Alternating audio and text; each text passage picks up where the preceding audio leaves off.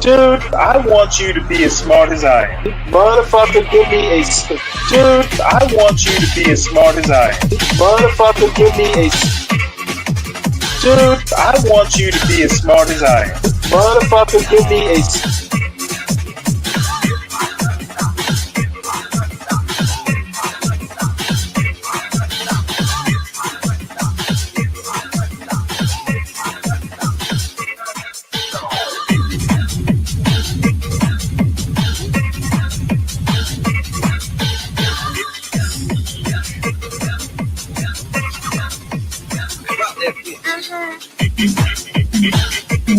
Dude, I want you to be as smart as I am.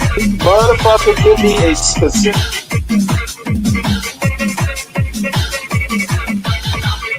Dude, I want you to be as smart as I am. Motherfucker.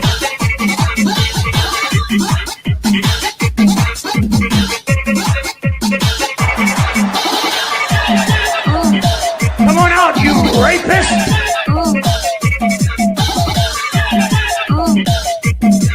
Dude, I want you to be as smart as I am. Each other or not. And now the age-old question comes back to us. Why did Black Americans fall for integration? When we see the deterioration of our neighborhoods, our families, how our families that used to thrive, we used to live in communities where we didn't even lock our doors. Everybody knew each other. People shared. It was nothing for people to borrow a cup of sugar or flour. Yes, I came up in that generation to where we are now. And we wonder what happened. And then it's just the family structure. In the 1970s, before all this integration business came about, Black people were more married and our families were more intact than white families. But now they brag about their families when really what you have is people getting married, getting divorced, and married again. You have a lot of serial marriages. But Black people would be married and would stay married. When I went to the first grade in our small town, we had one class of each grade. Sometimes those classes would get crowded, and then they would combine the classes. They would take part of the kids out of third grade and part out of the fourth grade and make another section of third and fourth graders. But for the most part, we had one class of each grade. But most of us, I would say 90% of us lived in the house with our mamas and daddies. And you know what else? It was very unusual for somebody to go to prison. Very unusual. I can only remember one family where the daddy was in prison. We lived in the house with our mamas and daddies. We went to church together. We played together in the streets in the evening. We were a family community, and that happened all over. Even when they moved from the South to the North, they still carried the same feeling of community with them. This whole thing about Black children being brought up in single homes is new. It is new.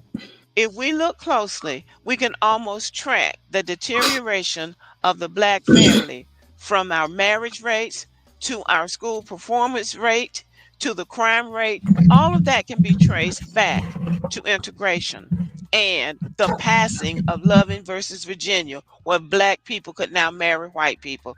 Combined, those two things have been very destructive to the Black American community. The delusion of inclusion has prevented so many Black people from living in reality and accepting this country for what it is and for what it has always been. Our marriage rate has gone down about as far as it can fall. And then we have the school to prison pipeline. And we wonder what happened. Well, what happened, in my opinion, is that we lost control over our communities and our homes. The only thing that seems to be still trying to stand is the church, and it's on a banana peel. So, why did we fall for integration? And this is what Google says: Black Americans fell for integration because it promised opportunities and equality that were sorely lacking in their lives. While legal victories like the Emancipation Proclamation and the 13th, 14th, and 15th Amendments granted citizenship and voting rights, Jim Crow laws undermined these gains by forcing segregation in schools, public spaces, and transportation across the South. It was all over this country. They need to stop lying on the South. It was all over the country. Integration, therefore, appeared as a way to address the systemic inequalities faced by Black people.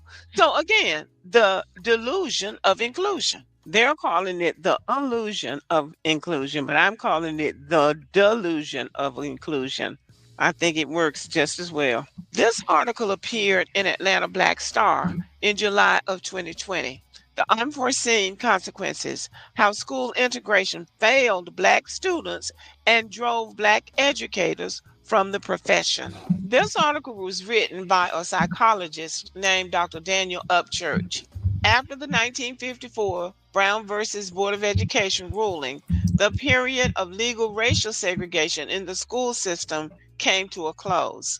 At first glance, this decision may look like a step in the right direction. The racist separate but equal doctrine that had physically divided Americans for decades was finally overturned, and children, Black and white, would sit side by side in classrooms across the country. In reality, while school integration did end an era of state sanctioned segregation, it also paved the way for other harmful forms of discrimination to take root and produce unforeseen consequences and disparities. School integration came at a high price, often at the expense of Black students and teachers. And Black America is still paying for it today. That is absolutely true. Dr. Upchurch's research focuses on testing and educator related disparities facing the Black community. And while he's not an advocate for returning to a segregated world, he believes it's important to acknowledge the high costs that have been associated with integration. Well, that is something that we have to come to terms with. Integration was never designed to give Black people an equal education. I remember our parents being so hopeful when the schools integrated, thinking that their children would now have a chance at an equal education, and it has not been that. And the Black parents were looking at the resources. Prior to school integration, Black schools lacked access to the resources available at the white schools. For instance, in the Black school, instead of giving us new desks, when the state allocated money for us to get new desks, the school system would then send us the old desks from the white school, and the white kids would get new desks. We got old books from the white schools. The books were defaced, they were written up and scratched up with all kinds of racial slurs. It was just horrendous. So our parents had to end up buying our books in order for us to have new books.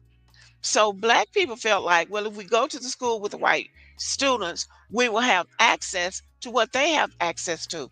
So we did get new books and new desks at the white school. But also, we didn't have a gym. Now, many Black schools in the South did have gyms, but our school was very small, and the school system was very racist. So when the state allocated money for us to get a gym, the white school tore their gym down and built a new gym for them, and we didn't get a gym. So these were the kinds of things that they were doing in segregation, and it was legal. It was legal. And then the teachers pay. The Black teachers had to work the same hours as the white teachers, but the white teachers were paid more. So at least when the schools integrated, the Black teachers were on the same pay scale as the white teachers. But it was just a mess. It just turned out to be disastrous for Black people because at no point were things going to be equal. And we have had to learn that the hard way. And one of the big weapons, and I'm going to say one of the biggest weapons that has been used against Black people in education, both teachers and students, is testing. Testing has become the center of everything, and it still is. They use tests to discriminate against Black people in every aspect of American life. Before Brown versus Board of Education, where the government mandated integration of schools, you didn't have to take all these tests to go to college. Teachers didn't have to be tested, but they test and test and test till they decide that black teachers are not qualified to teach because they didn't pass the test, whatever test that was. And then they test the children to death. And the test, well, now the black children tested low on this test, so he needs to go in special ed. And black boys have been targeted with a bullet to go into special education. That's to keep you away from those white girls, of course. When we had our segregated schools, our principals were black, our teachers were black, everybody was black. We looked up to our black principals and our black teachers. But when the schools integrated, they pulled the black principals out of the principalship roles. He was the assistant principal over disciplining black children. And a lot of black men said, you can take this job and shove it. And they left. But if it's not that, it's testing it. Oh, they didn't pass that test. The white teachers don't do well on tests either. So you know what they do? They give them the answers. They don't give black people the answers. So the white teachers come out looking smart. I passed the test. I passed the test. Yeah, because they gave you the test. That's why. So these are some things that have been very detrimental to us. Now, the next thing is more delicate, and that's interracial marriage. I believe that interracial marriage has played a big part in distracting Black American men and women from building relationships with each other. So when you take into account the poor education system and then the illusion of inclusion, the fantasy of finding happiness with a white person, I believe that that is very attractive to a lot of Black Americans. So, to sum this up, I believe the main reason, and I believe it's one main reason that Black people fail for integration, and it was the illusion of inclusion in American society in all aspects, not only in the school system, but in employment, in marriage, in our social lives.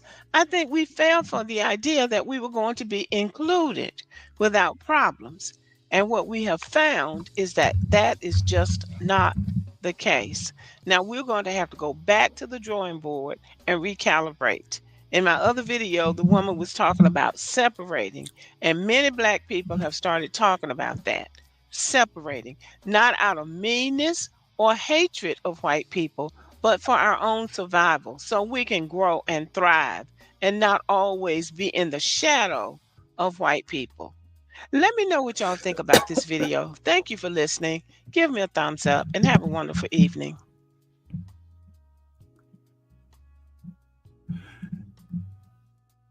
Well, good morning, everybody. On that pleasant note, everybody, make sure you hit the like button, please. And if you're new to the channel, subscribe to the John Gall Urban Landlord channel.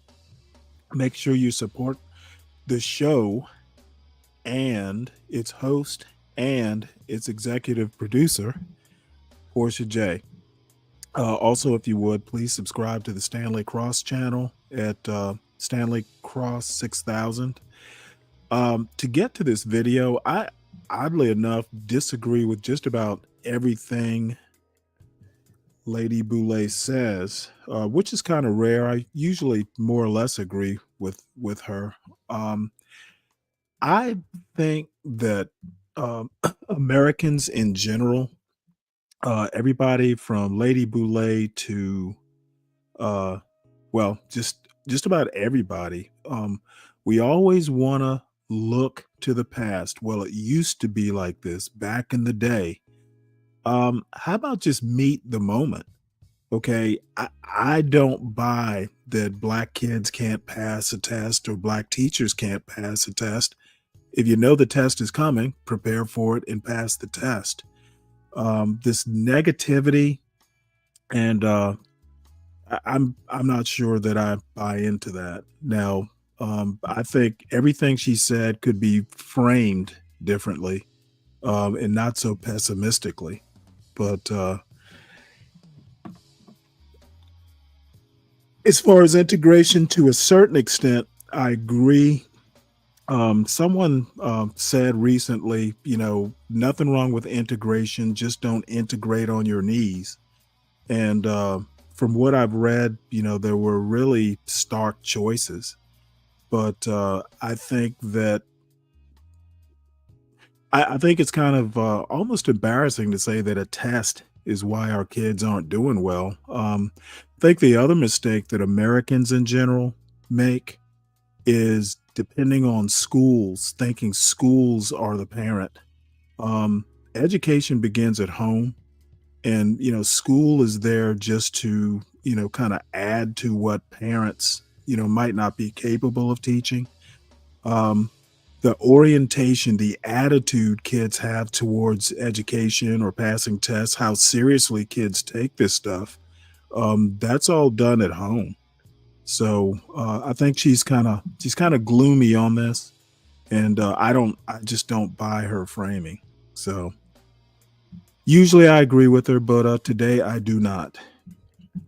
So what we've got for the show is basically just going to be the usual news and stuff.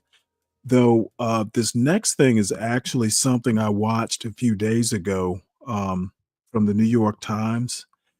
Um, it's called The New Culture of the Right: Vital, Masculine, and Intentionally Offensive.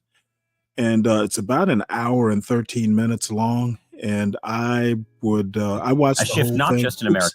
I watched the whole thing, and I actually think it's worth watching in this particular space, because everybody here tends to be at least MAGA or some form of right of center, kind of politically and point of view wise. So talk about integration. This kind of touches on that, and some of it was shocking. Some of it wasn't. So this is Ross Douthat interviewing. I forget the guy's name he's interviewing, but it's almost it's kind of, I don't know. It shocked me, but it didn't. But it's essentially pointing out that with Trump being in office, this is basically a backlash moment. America, this pendulum of America swings, back and forth between extremes, and we're always going to one extreme or the other, and never kind of quite getting it right, at least not in short periods of time. So let's listen to this interview. To me, it was enlightening. American politics, but in American culture, where right-wing ideas and influences are suddenly driving or shaping the conversation, and a progressive cultural consensus is cracking up. And one way I've been thinking about this is in terms of a phrase that is traditionally applied to the left, and that phrase is counterculture. I think America has, for the first time in modern memory, a right-wing counterculture, a kind of edgy, reactionary alternative to the status quo. And so I thought one way to talk about that counterculture was to invite someone who I see, we'll see if he disagrees, as one of its representatives. And that's you, Jonathan. So Jonathan Keeperman, welcome to Interesting Times. Ross, it is great to be here.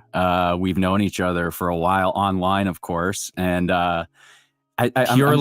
Purely as digital entities. Well, yes. I'm seeing your face across from me on the screen, and I'm reminded of watching Blogging Heads, like from 10, maybe even 15 years ago. So we've come a long way. Oh, that is Blogging Heads. That's a deep cut. So that shows just how far back your online experience really goes. Yeah, that's right. And just to kind of set the context, which is what I should have done. I said Washington Post. This is New York Times. It's a New York Times podcast. Ross Douthat is a conservative columnist. Basically, he pretty much calls himself a Catholic conservative, religious conservative. So he will will put a moral spin on some of the concepts that they discuss. the guy he's interviewing is actually an English teacher, English professor or something at a college in California. He puts a very secular spin on it. And basically, well, I'll interject as need be.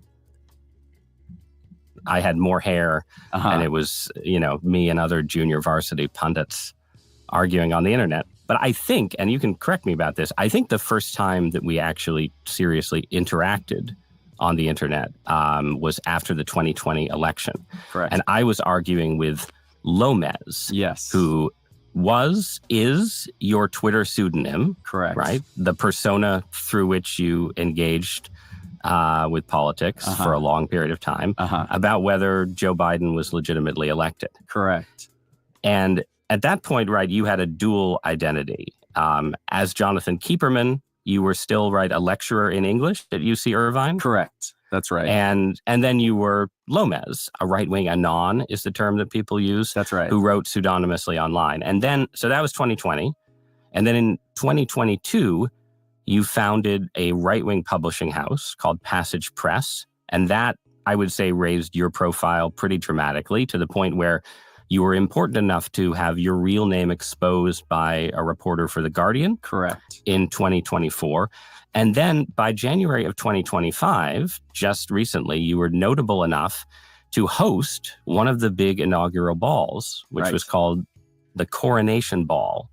So did I miss anything? How is that for an account of your trajectory? Those are the highlights. That all tracks and covers ground well enough for us to get started on this conversation. But, I do want to point out that in 2020, when we first were having this dialogue and debate over the election, you also had something of a pseudonym. And, I was arguing as much with Ross Douthat as I was Italics Ross. And Italics Ross, you had written at least one column, maybe two, in which you sort of made the case for why Trump might be a superior choice to lead the country, despite the amount of chaos that we'd have to endure under his leadership. And really, I was trying, if I remember the whole episode correctly, to sort of get Italics Ross closer to the surface of, the real Ross, the underlying Ross. So we all are trafficking in certain kinds of multi-identities, I guess. Yeah, I mean, I think, so those were columns that I wrote where I essentially deliberately cultivated a kind of split personality and drew up out of my Jungian subconscious a version of myself that would be pro-Trump. Yeah, I'm going to skip right? ahead So here. Don't really care about any of that. And that was the year of Michael Brown and.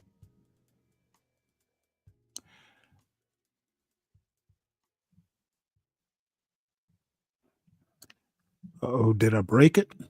Just in the last few years, where it seemed like, you were going to exist as yourself, as a public figure, instead of as an anonymous arguer online? Yeah, it's a good question when that might have happened. There certainly was a shift. But what's probably happening here is just the same old cycle of leftist excess that we've seen periodically over the course of American history, at least going back, to Second World War and probably even before that. There's a kind of decade of sort of leftism that takes hold, creates a kind of counterculture. There's a period of pushback, and we saw this, like, for example, with the original neocons in the 70s. We see this cycle then play out again in the 90s with political correctness, another basically 10-year cycle. And then all we're just seeing is this same pattern emerge in the mid 2010s. I identify 2014 as this inflection point. That was the year of Michael Brown and Ferguson and the kind of rise of BLM. It's also this interesting period where the academy, at least, and I think probably this is happening within newspapers and media, is coming out of this interesting transition into the digital age and out of the recession. And there's like new incentives kind of driving the content And what happens there is that a bunch of conservatives, and especially sort of younger conservatives who are frozen out of the conservative movement, are frozen out of mainstream politics, are frozen out of, the kinds of professions where they might have a platform to express new ideas that might regenerate conservatism, go online and go underground and start developing a unique and sort of native style of discourse, all our own. And as that cycle of progressivism just naturally exhausts itself, which it always does, and it takes new form each time, but it kind of always follows the same plot. What we're seeing now is the emergence of this conservative, some people counter elite or countercultural force simply emerging in place of where the progressives have vacated. We could come up with all sorts of but that's a boringly respectable story, Jonathan. Okay. And I don't believe it. I mean, I do believe it, but I think what you're describing there is a description of the trajectory that you see, for instance, with my former colleague Barry Weiss, right, and her publication, The Free Press, which has been tremendously successful and has represented sort of a meeting place for former liberals disillusioned by progressivism, various eccentric people who wouldn't have called themselves conservative but have ended up on the right. Passage Press, you're not publishing, a sort of respectable libertarian critique of the welfare state. Sure. You're publishing, fiction, weird stories, and radical philosophy. You published the Hardy Boys, the original Hardy Boys before some sort of multicultural PC cleanups. Correct. You publish a war memoir by a Russian general who fought against the Bolsheviks. Yeah. You publish writing by Robert E. Howard, the creator of Conan the Barbarian, H.P. Lovecraft. But someone like Curtis Yarvin, who is an example of an author you've published, right? Curtis Yarvin thinks that the United States should become a kind of based monarchy run by some kind of, Silicon Valley-esque chief executive with... Let me stop right here, since we want to talk about where, well, you know what? Let me backtrack a little bit. John says that I am doing whataboutism when I say basically that blacks are not the only group that have problems in America. I'm going to be blunt and say, well, blacks don't run America. America is not where it is now because blacks are running foreign policy or even domestic policy. I don't view blacks as separate from America. I don't view blacks as a Bantustan or an internal colony. As a matter of fact, I'm not sure that blacks have ever been that separate, especially after, say, especially in the 20th century and forward. So when someone like a B. Brave says black culture is separate from American culture, I think that's idiotic. Blacks are a part of American culture. So if there is a black problem, it is an American problem. Okay. And if you're not looking at it like that, that's like segregation. That's like segregation of reality.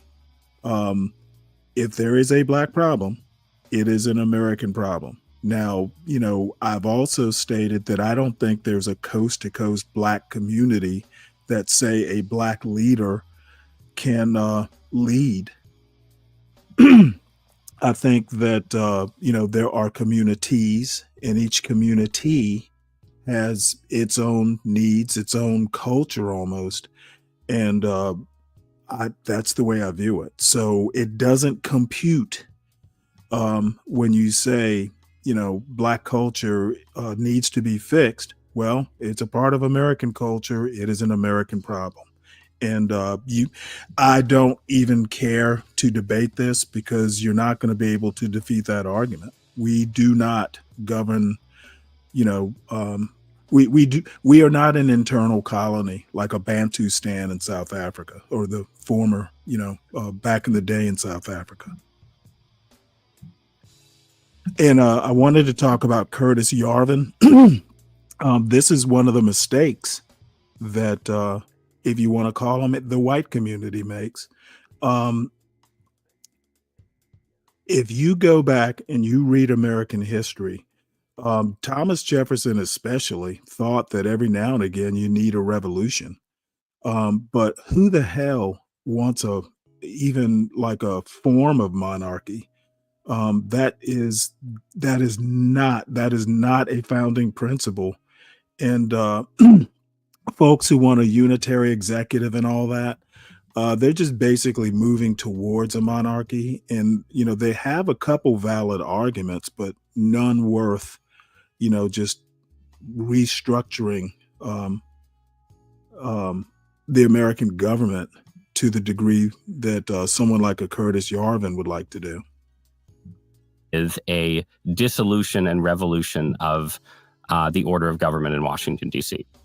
Nick Land is another example of sort of subterranean far-right intellectuals who would not have fellowships at the American Enterprise Institute, right? Correct. Who would not operate in mainstream conservative or sort of centrist or center-right circles, right? So tell me about that stuff. Okay, so yes, so what are we trying to do? So we're trying to revive what is a genuine right-wing cultural and ideological. I hate the word movement because it's not quite that, but a right wing that can form an enduring and meaningful counterweight to a dominant left and a dominant sort of progressive march that we've seen taking place over the course of, let's just say, the post-war period, certainly from, the 90s and the end of the Cold War up until now. And the premise there is that the conservatism that came before, I was recently looking at a picture online of a book called Young Guns featuring Paul Ryan, Eric Cantor. I am familiar with this cover. Okay. Yes. Eric Cantor, Paul Ryan, and Kevin McCarthy. Yeah, Kevin McCarthy. Okay, so that's the image of the sort of failed conservative movement that what this new set of figures and cultural texts are trying to replace.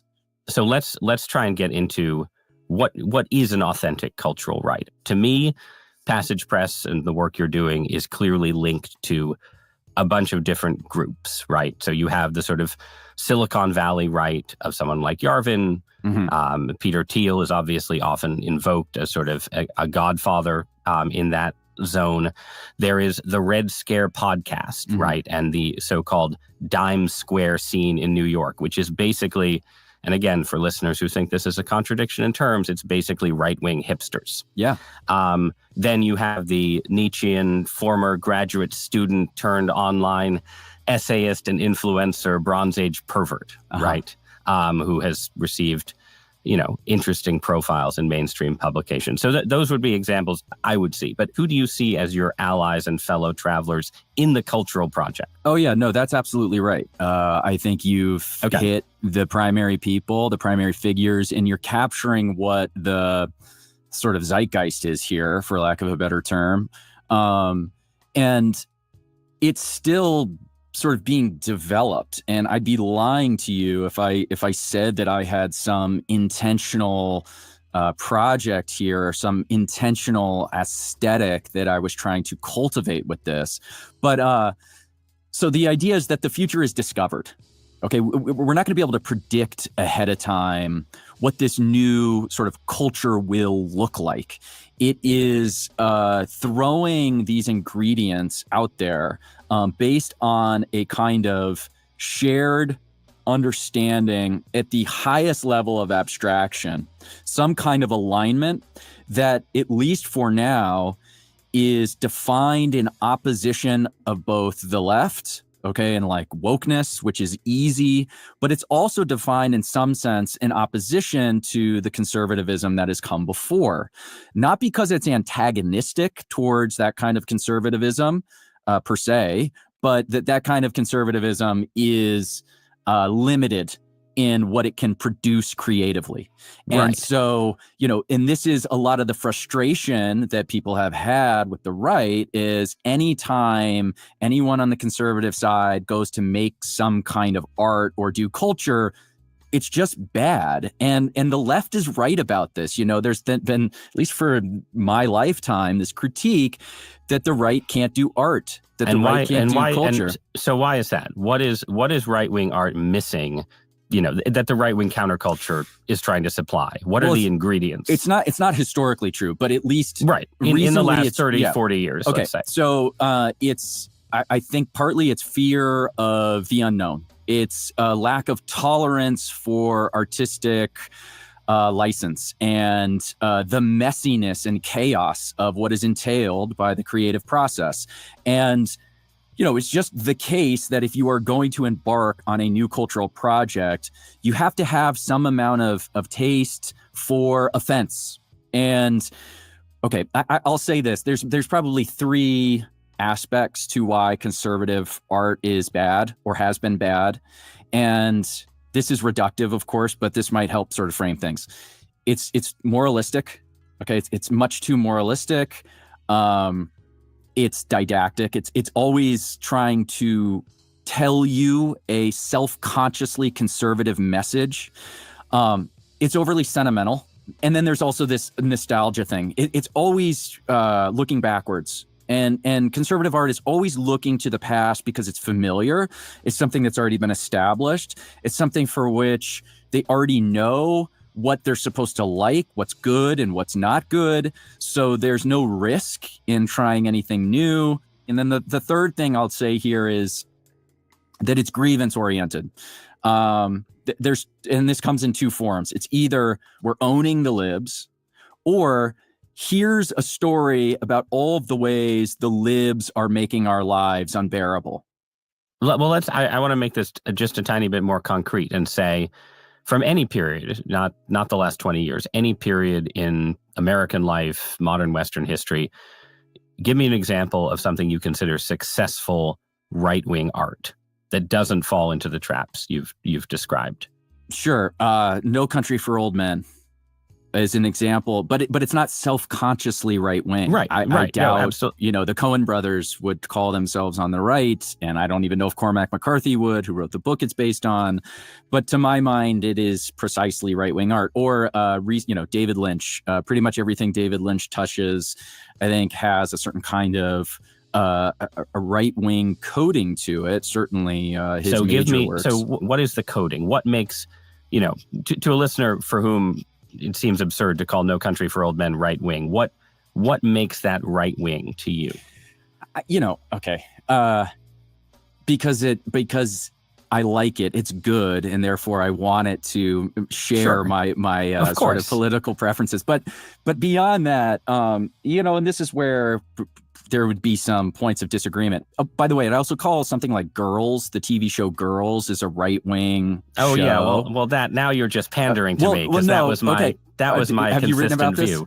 Yes, okay. This is a hobby horse of mine. Yes. All right. So then we might share the premise here that what constitutes quote unquote right-wing art, which is, by the way, some labeling we're grafting onto this thing after the fact, and so it's actually like a very flimsy kind of labeling. But what these pieces of work are doing is telling the truth about the world in a way that is not compromised by artistic or ideological preferences about how these events and these characters and these people, what like society wishes were true about these people. So my thing is that if you are telling the truth about the world, then you are going to make right-wing art. But isn't that then a little circular? Then you're saying all great art is somehow right-wing. Like, to me, for instance, I feel like, a TV show. As a matter of fact, that premise, and I was thinking the same thing, that premise that, great art or truthful art or the truth is right-wing is ridiculous. That's kind of like what Mike from Boston is saying is blackaboutism. We tend to want to categorize as humans everything, and that's fine, but you can't overdo it. I would think great art is apolitical. Show that I've enjoyed Or is amoral. Andor. It's one of the few Star Wars shows that I've enjoyed. I see that as kind of left-wing art. It's a show that uses the background of the Empire and the Star Wars universe to tell a story about sort of punishing militaristic tyranny and resistance to it in ways that are sort of left-coded, but also it's a really good show. Whereas I would look at Girls and say, look, in the end, it's a scabrous satire of a particular kind of upper middle class, lifestyle in a liberal city, and so it is coming from a right wing perspective. I feel can there be? So, do you think can there be great left wing art from your perspective? I suppose, yeah, but I'll say this: like, I think it depends. I understand your point that it's highly reductive to just simply say if I like it, therefore it's right wing art, or if it tells the truth, it tells the truth right-wing is art. what you're saying. But okay. So what I mean by that, though, as a point of clarification, is there are certain, at least modern left wing premises that support their worldview and their political agenda that I think are belied by someone telling the truth about the world. And here's an example of this. The left sort of takes as a foundational principle of its politics the idea of equality, that there's a kind of flattening of people, and that through carefully managed social engineering, we can produce a society that either levels out any kind of natural hierarchy or produce a system that somehow can wrangle these natural, almost supernatural sort of entropic forces that, are constantly creating chaos and constantly requiring our maintenance and management and authority to deal with. Okay, good. That's what I was looking for. Yes. So this takes us into one of the phrases that I think gets used to describe what the counterculture is up to. And I know you're ambivalent about this phrase, but it's the idea that gets called vitalism, right? Mm-hmm. Which is this term that means, let's say, a celebration of individuality, strength, excellence, and an anxiety about equality and democracy as, and just the way you described, as leveling forces, enemies of human greatness. And it gets connected to Friedrich Nietzsche. Sure. I think there's a Ayn Rand, who's, a very popular novelist on the American right, whatever you. I want to congratulate him for noticing that. Ayn Rand is problematic. These guys who want to all be Howard Rourkes, it's like people who go into politics are not the best and brightest, or generally they're not. The best and brightest don't like touching, politics with a 10-foot pole, or at least, being a politician. So this argument to me is just like really, I don't know what to think of it other than it is literally metaphysical. America has never been a meritocracy. We've had the ideal, but it's always been about money. You can make a very valid argument that the reason America is because economic elites in the United States got tired of being treated as, what they felt as second-class British citizens. So the American Revolution was really an elite revolt. Make of her actual books is in some sense in this school.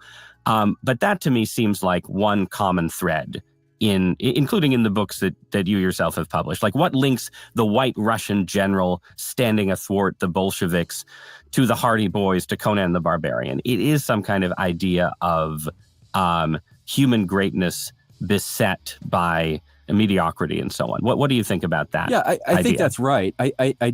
I wouldn't contest that basic summary.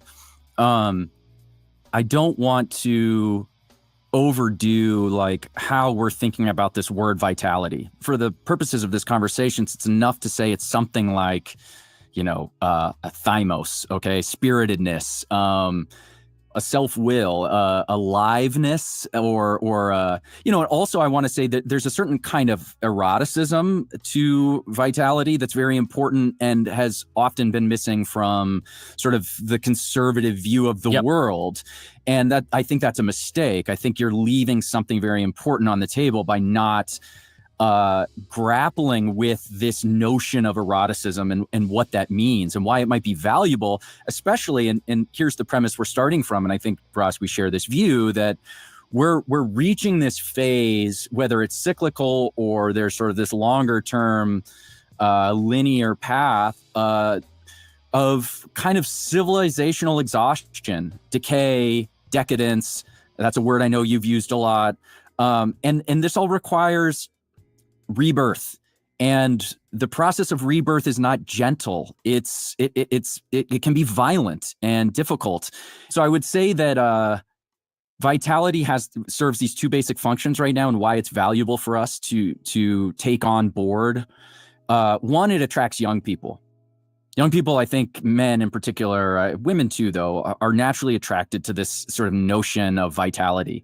They see it, they know it, and they want to be around it. The right has failed for a long time to attract young people. This is finally changing over the last few years. It's also a way of overcoming a kind of defeatism of Let me pause it right up here. John Straves, no. Adams was a Federalist. Madison was a Jeffersonian Republican. Jefferson was a Jeffersonian Republican. Republican meant something totally different back then. You could basically say Republicans Jefferson's view of America was a bunch of yeoman farmers and landowners. Jefferson did not want a strong central government. He wanted a government that was much more of a direct democracy, basically. Mentioned earlier that Jefferson, literally, that quote that he says about the tree of liberty needing to be watered, something like it needs to be fed by the blood of by the blood of patriots every now and again. Basically, Jefferson believed that, hey, when a government became either too tyrannical or just outlived its usefulness, it was the right of the people to revolt and form a new government. He was much more direct democracy oriented. Adams and Madison was Jefferson's kind of like mentee. Adams, if Adams had had his choice, he would have had a king. He was a Federalist who believed in a strong central government. So no, they weren't Republicans as we know them today. Of this sort of idea that things are past the point of saving, that we can't do anything, that all there is left for us in, the 21st century is to, on the one hand, merely manage playing out this end of history period. This sense of vitality, I think, offers something else. It offers the human subject the opportunity to advance positively and affirmatively into the future.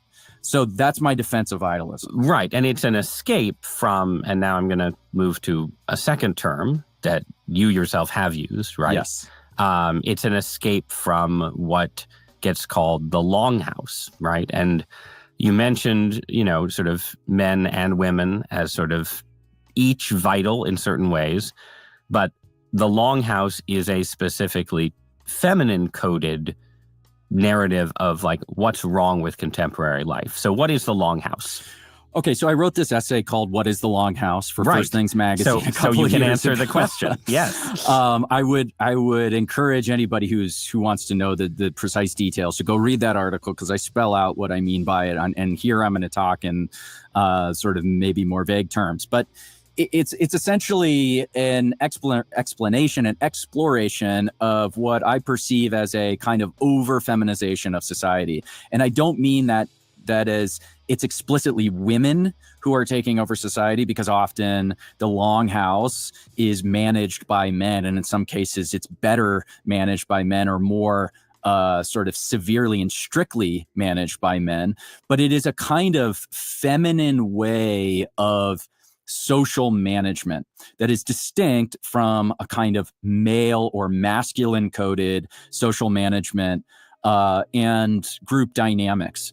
There's a certain, it's maybe a phrase is like a regime of maternal surveillance is a phrase I've used before, that preferences, for example, inclusion, conflict avoidance, consensus, safety, and these kinds of priorities supersede things like truth finding and competition and the kinds of violent, often, and I don't mean necessarily physically violent, but it can be that.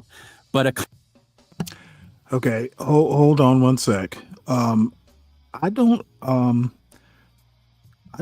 Was Adams a Quaker? I'll have to look that up. I don't think he was very religious at all. Jefferson didn't rewrite the Bible; he edited the Bible. The Jefferson Bible basically, he cut out all the miracles, and he cut out.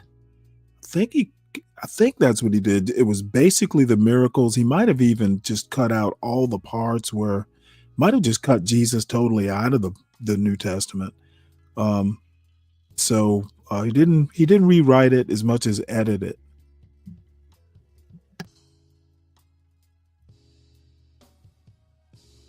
The kind of combativeness that better characterizes a kind of masculine way of thinking about ideas. And again, why this gets back to certain other things we've talked about is the Longhouse is essentially flattening. It's horizontal, whereas a masculine way of doing things in this model is hierarchical. It's vertical. And what a more combative style of discourse, for example, does is help establish those hierarchies and where the value of ideas are relative to one another. The Longhouse doesn't allow for that, because it's more interested in making sure everybody's feelings are maintained and nobody's offended.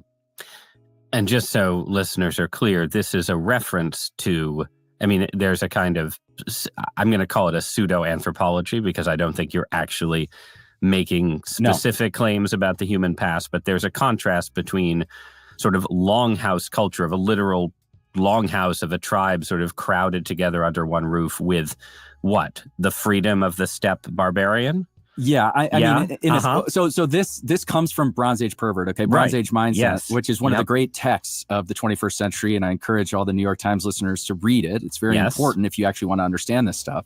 I agree. So he talks about the Longhouse, and he's got his own take on it. I borrowed the term, and actually why I think the term is so valuable is because it is a kind of empty signifier. I don't mean to tie it to this sort of historical context.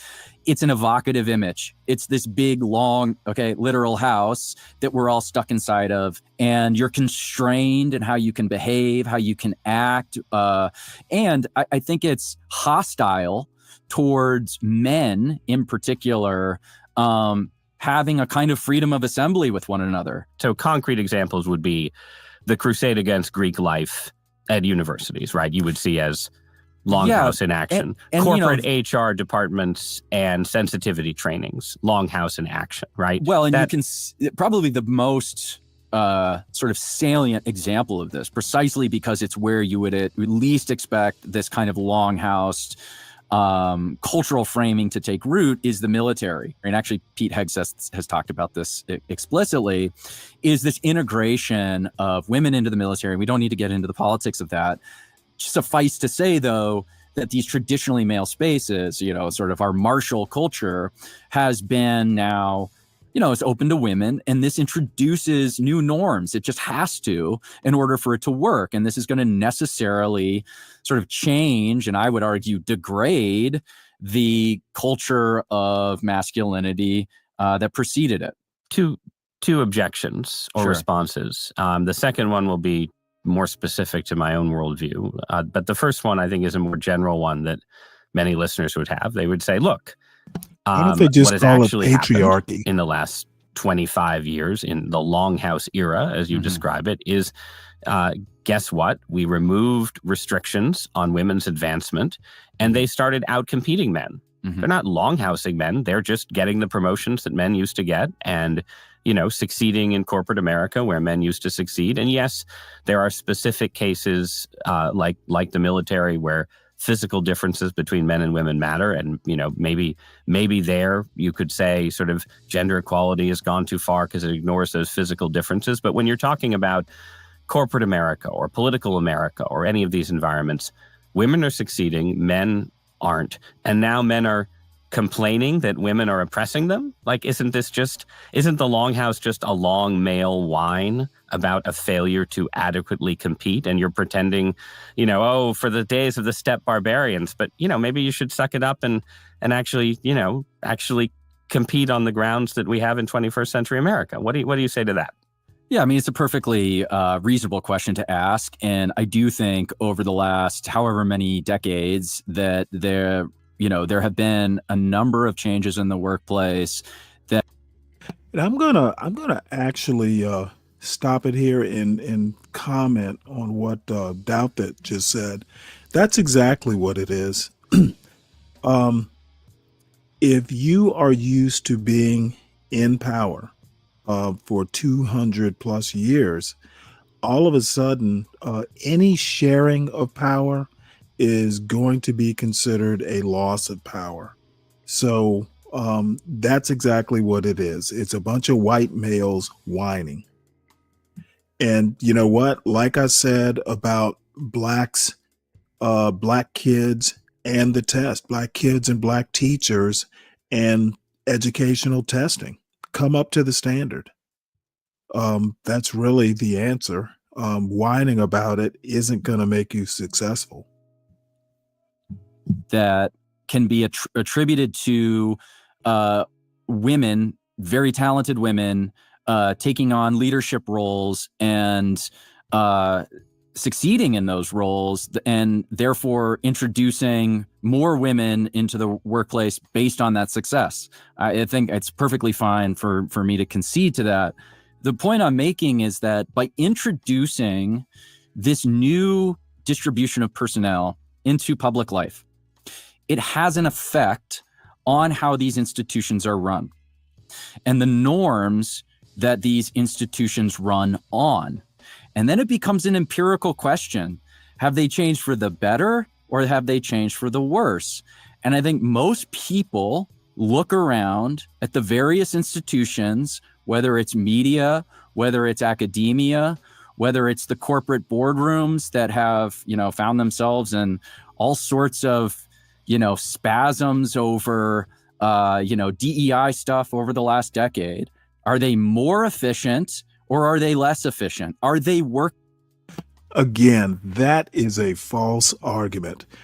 Currently, most CEOs, the overwhelming majority of CEOs, are white and male. You go look at Congress, overwhelmingly white, male, and old. So this is just an argument that just doesn't make sense. Again, there aren't many corporations that are female-led. Working properly. My argument would be that very self-evidently, the institutions in which all of these changes have occurred are now performing worse than they used to. And that is at least in part attributable to this change in norms. And this change in norms, in turn, is attributable to this change in personnel. All right, now a more personal objection rooted in my own religious commitments, which is that, as you say, I have a lot of sympathy for the broad view that late modern life has become decadent, and some kind of sense of possibility, some kind of sense of action, some kind of sense of human capacity is really important to getting us either out of this trench or through whatever weird bottleneck digital life and AI are going to create. I agree with all of that. However, I'm also a Christian, right? And all of the authors that I've mentioned who are part of the vitalist tradition, Nietzsche, Rand, Bronze Age pervert, see themselves operating in opposition to Christianity. They see Christianity as fundamentally, it's either, it's a religion of the weak, it's a religion of women, perhaps, it's, it's against the erotic, right? And so when I look at the right-wing counterculture right now, I see a force that has sort of there are people who are, really into traditionalist Catholicism and whatnot there. But there's also a lot of people who I think in their own story about what went wrong with the right, the normie right, the boring right of Kevin McCarthy, sort of think at some level, it was a bunch of weak, thin milk drinking Christians who didn't understand that, what is actually best in life is to crush your enemies, to see them driven before you, and to hear the lamentations of their women, right? Sure. So I'm curious, what is your attitude towards those debates? What's your attitude towards Christianity and religion? Yeah, I mean, my belief is that there's actual tremendous amount of synchronicity between these two sort of modes of operating in the world. And it's not just my belief, my favorite author, and actually Passage Press comes from the book Forest Passage by Ernst Jünger. And there's a great book of letters between Jünger and Martin Heidegger. And Junger's view, actually, is that none of this kind of vitalism, none of this is sustainable without religion, and actually Christianity specifically. And that our idea of poetics and sort of the inscrutable forces of the universe against which our, individual will is being tested at all times, and which a kind of vitalist view of the world is insisting we're constantly pushing against, all has to be sort of live inside of this framework of Christianity. So I don't think these things are incompatible. But Jünger, right? Yeah. If I'm remembering his trajectory correctly, right? Yeah. He's part of the German Reich. Correct. He's not a Nazi, but he serves in the Third Reich. He's not someone who listeners. John, you're incorrect.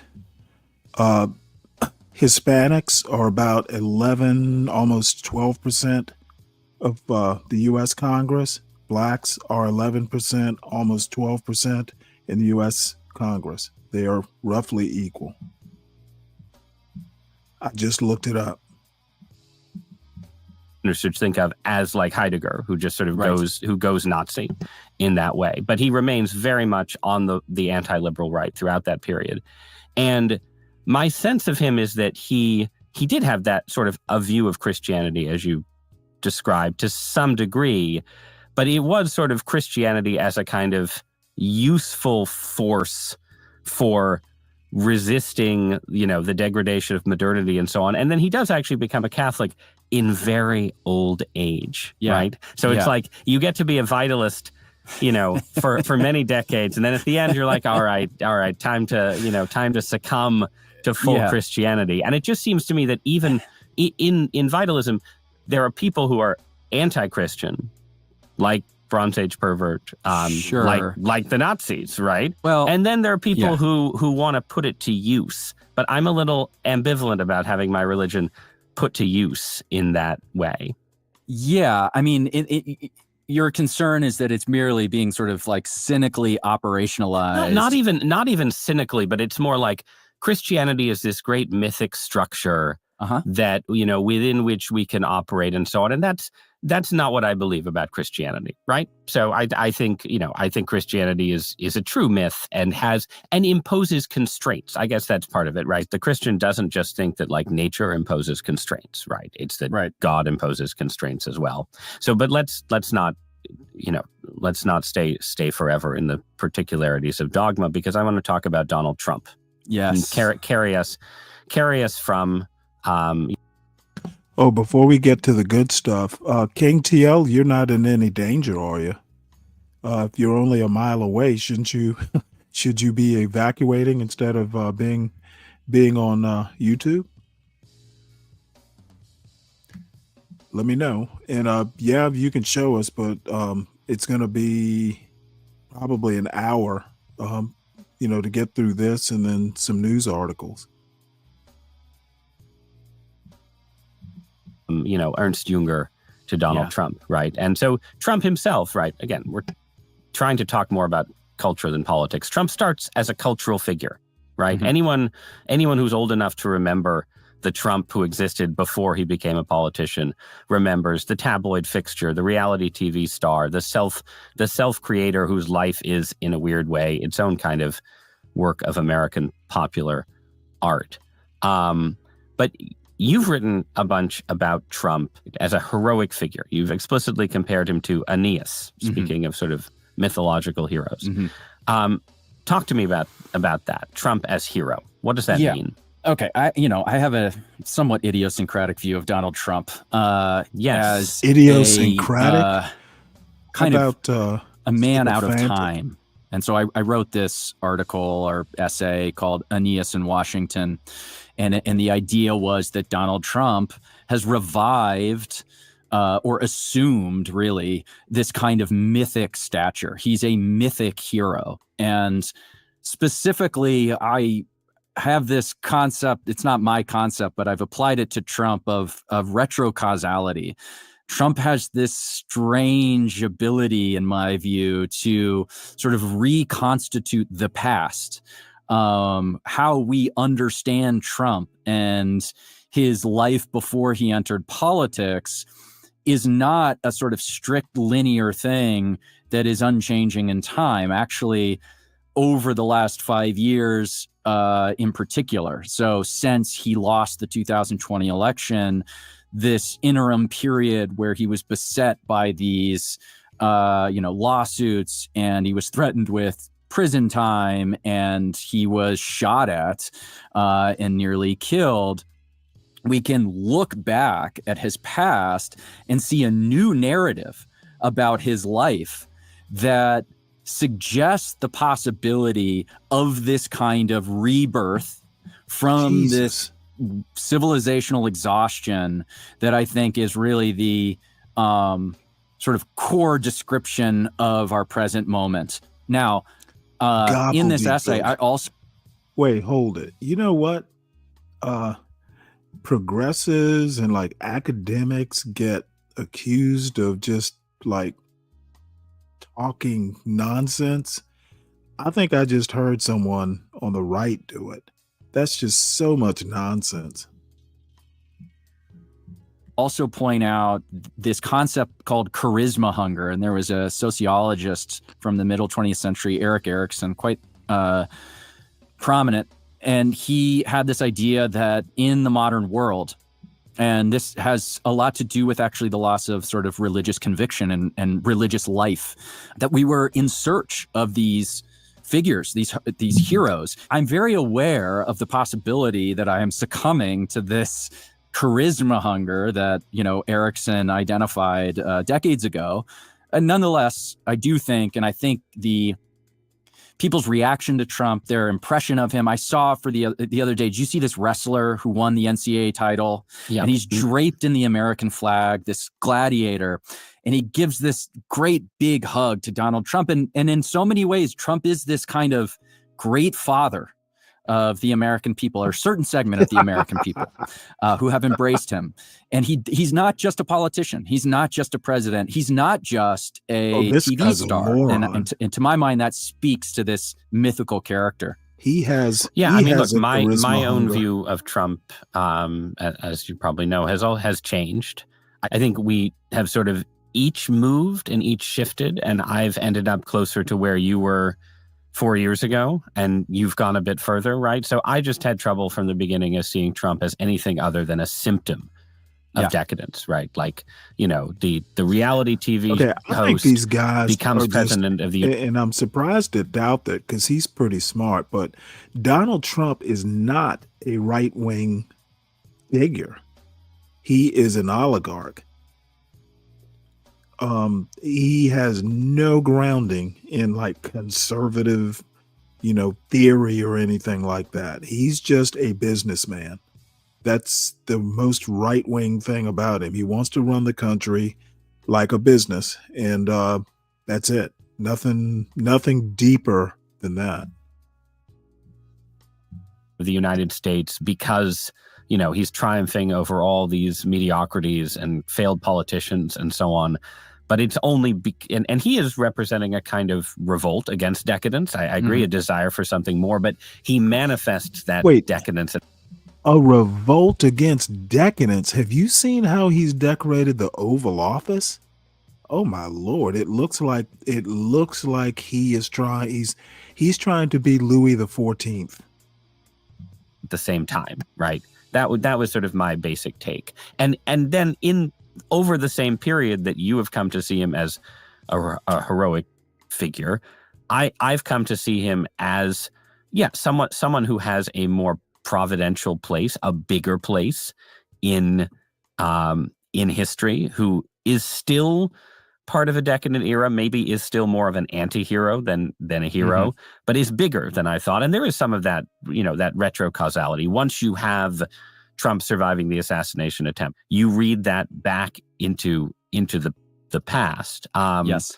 But I wouldn't go as far as you do, I guess, for reasons. I think part of the reason maybe connects back to what we were just going back and forth about, like about my Christian doubts about vitalism. To me, I look at Trump and I see someone who has more capacities than I credited with him at the start. But the capacities that he lacks are restraint, magnanimity, a sense of sort of moral limitation. And I think that lack is connected to the fact that I don't think he's fundamentally religious. I think maybe he believes in providence now that providence saved him, but not in any kind of conventionally Christian way. And I think it's the reason why it's both reasonable for liberals to worry about where that appetitive side of him takes us, but also just to worry about sort of, again, the chaos and mismanagement and all the things that also come in from an absence of restraint.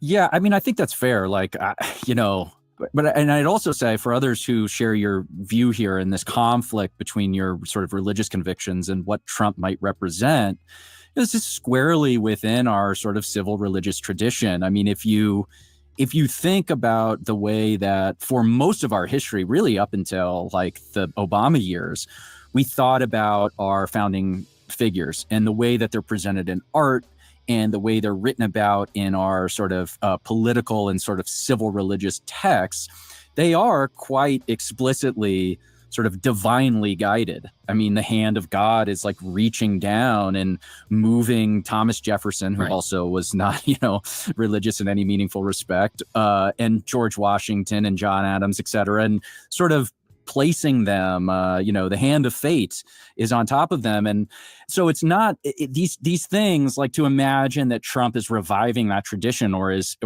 now occupying that same role is not in contradiction to this long tradition of civil religion that we've had previously. It might require more proof for you. You might need to see better evidence. I think the issue is more that if you see the hand of providence operating through George Washington and John Adams in the founding of America, you could see the hand of providence operating through Donald Trump in the chastisement of America, right? That like Trump is a great man of history whose role is to chastise the liberal intelligentsia and the never Trumpers and all these groups that failed to govern America.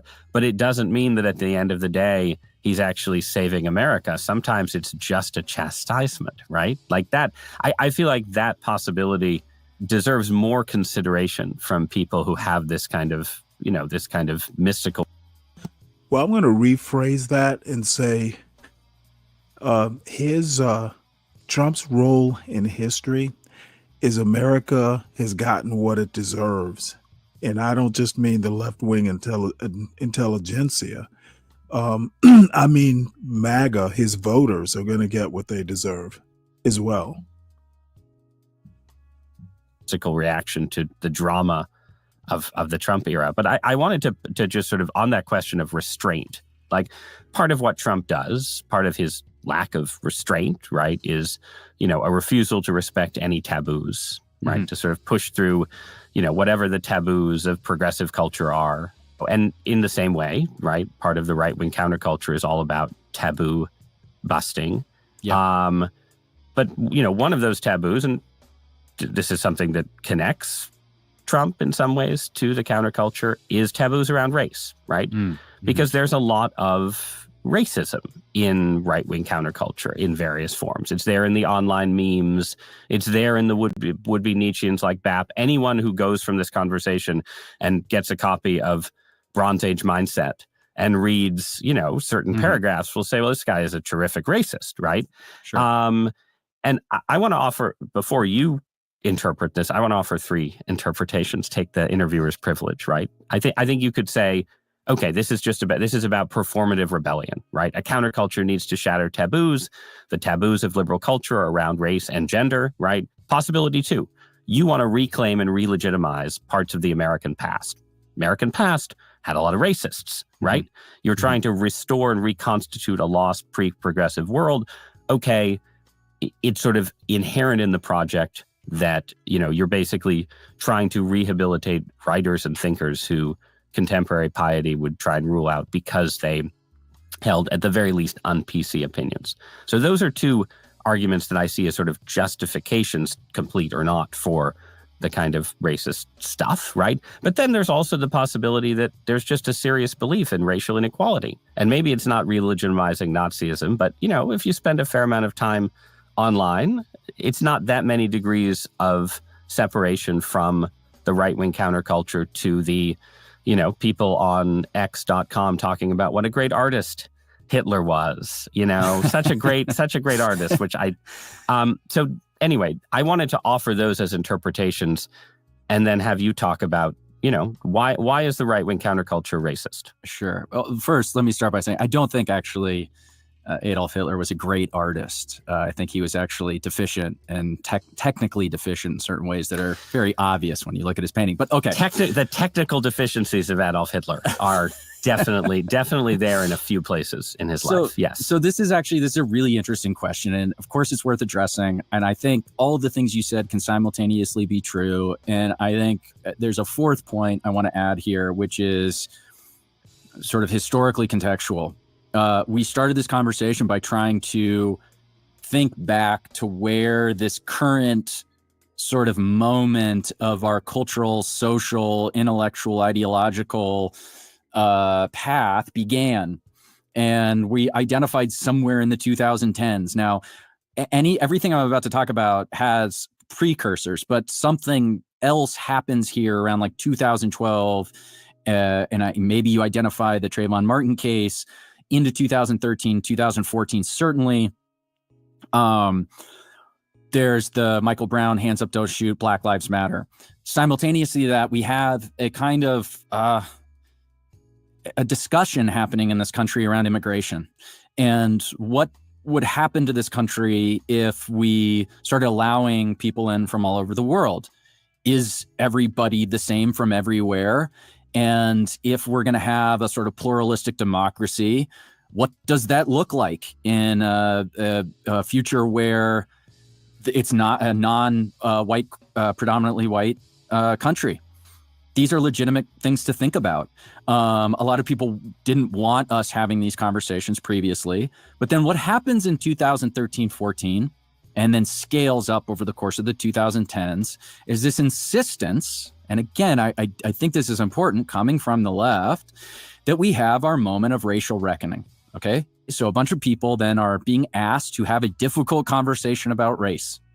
And the prevailing view, which is taken on by, the New York Times, by academia by and large, is that any differences in outcomes among people can be ascribed to this infinitely amorphous, non-falsifiable, infinitely pervasive thing called systemic racism.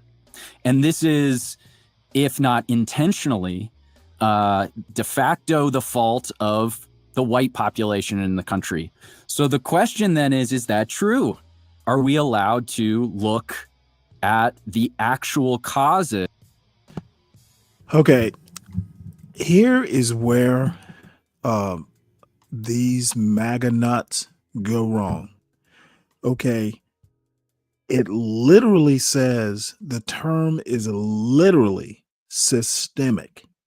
Okay, no one is talking about individual white people or any other people. And it's also a fallacy that white people are the only, like, it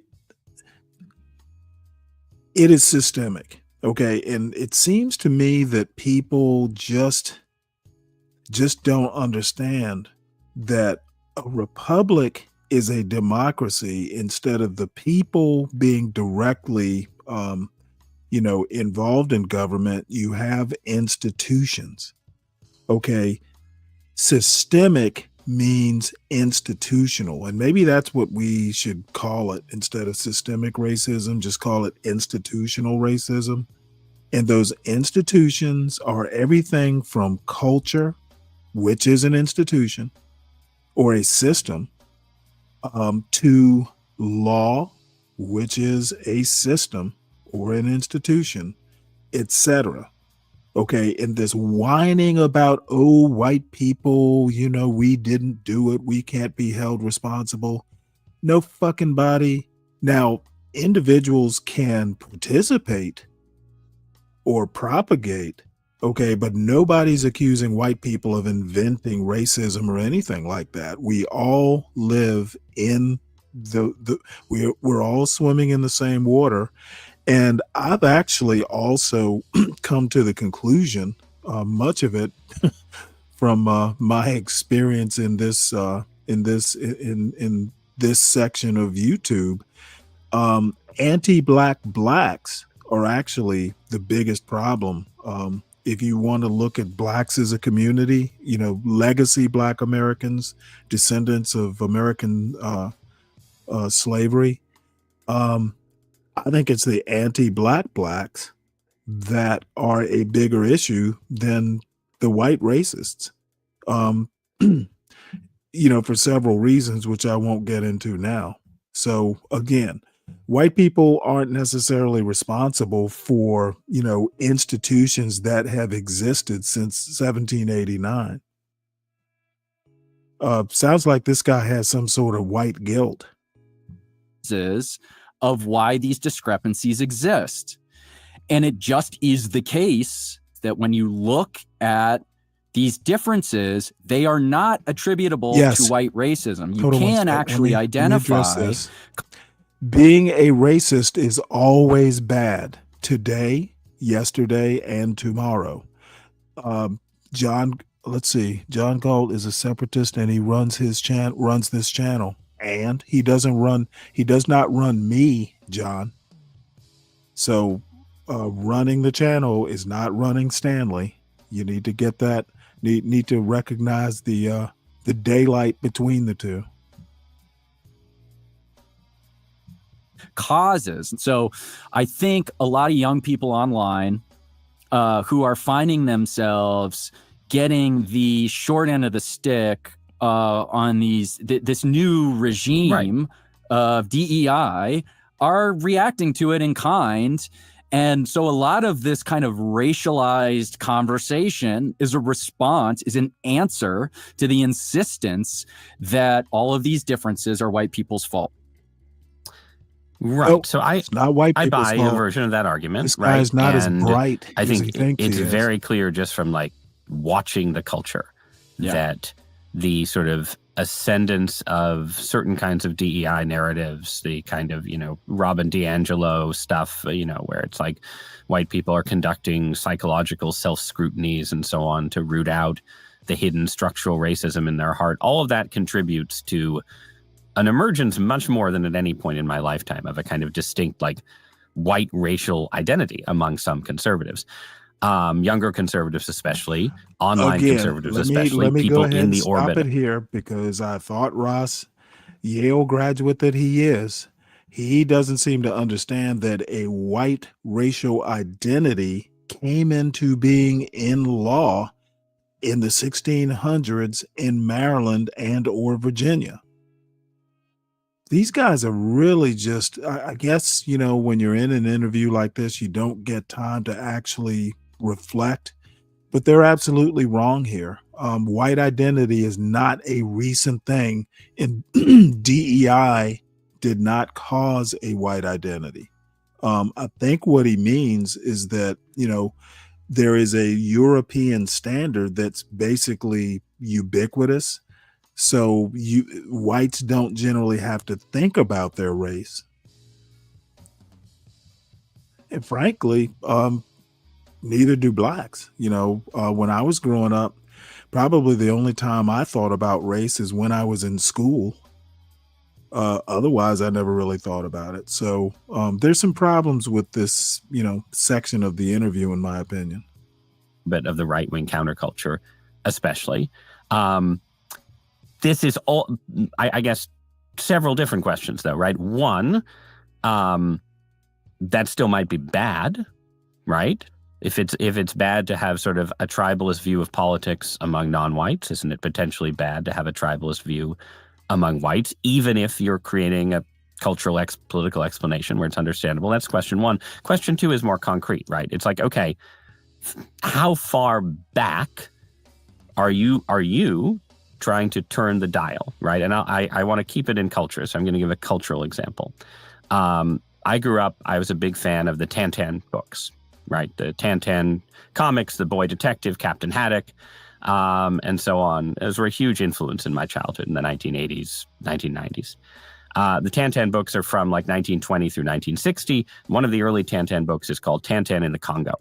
Mm-hmm. And it's super racist, right? Like it is a set of super racist caricatures of Africans that are not what's like coming up friendly is actually going to ethnic be stereotypes interesting. the way the appearance of like Arabs and Italians are elsewhere in the book. They're more racist than that. Well, I'll just be really explicit. Would you publish Tintin? Like Tintin in the Congo sort of disappeared, right? Was it good that it sort of disappeared? I'm not familiar with this exact book. Okay, well, but that's, in theory, imagine yes. you can pick another, but like, is it okay that certain things from the past that were very racist disappear? No. So this is a very easy question for me to answer, and the answer is yes. I would publish it on the.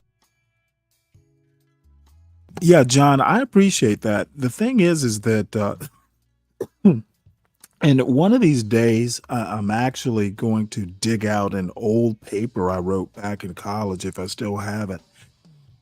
This idea, and I'm listening to Shahrazad Ali, which we will be listening to her. I found another one, another interview from about a year ago that we'll listen to towards the end of the show.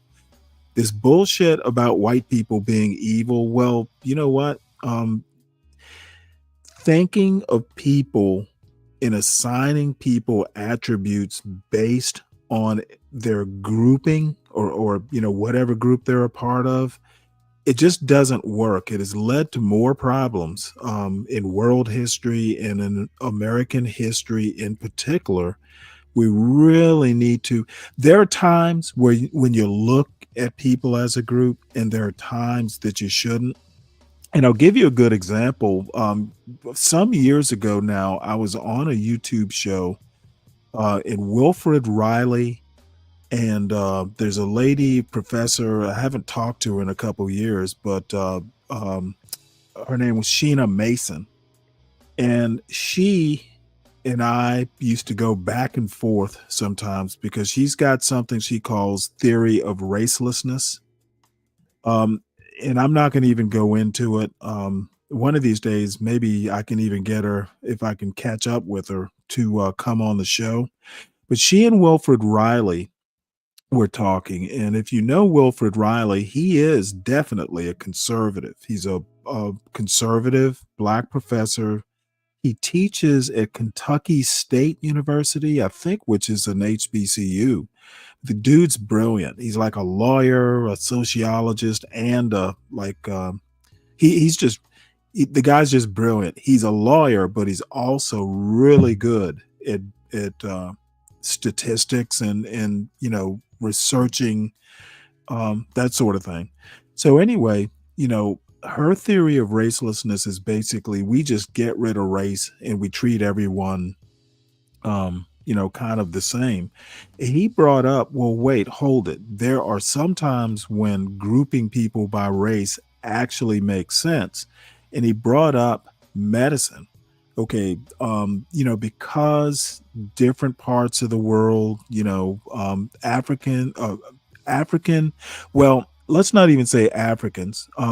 In America, African descended people tend to be candidates or highly, most cases of sickle cell anemia occur in African descended people in the United States. However, it is useful grouping people by race to screen, say, for sickle cell anemia. You're more likely to be tested for it, or if you get sick, they may run a sickle cell test on you before, say, another patient. But there are also people who say, well, sickle cell anemia is a black disease. Well, that's actually not true.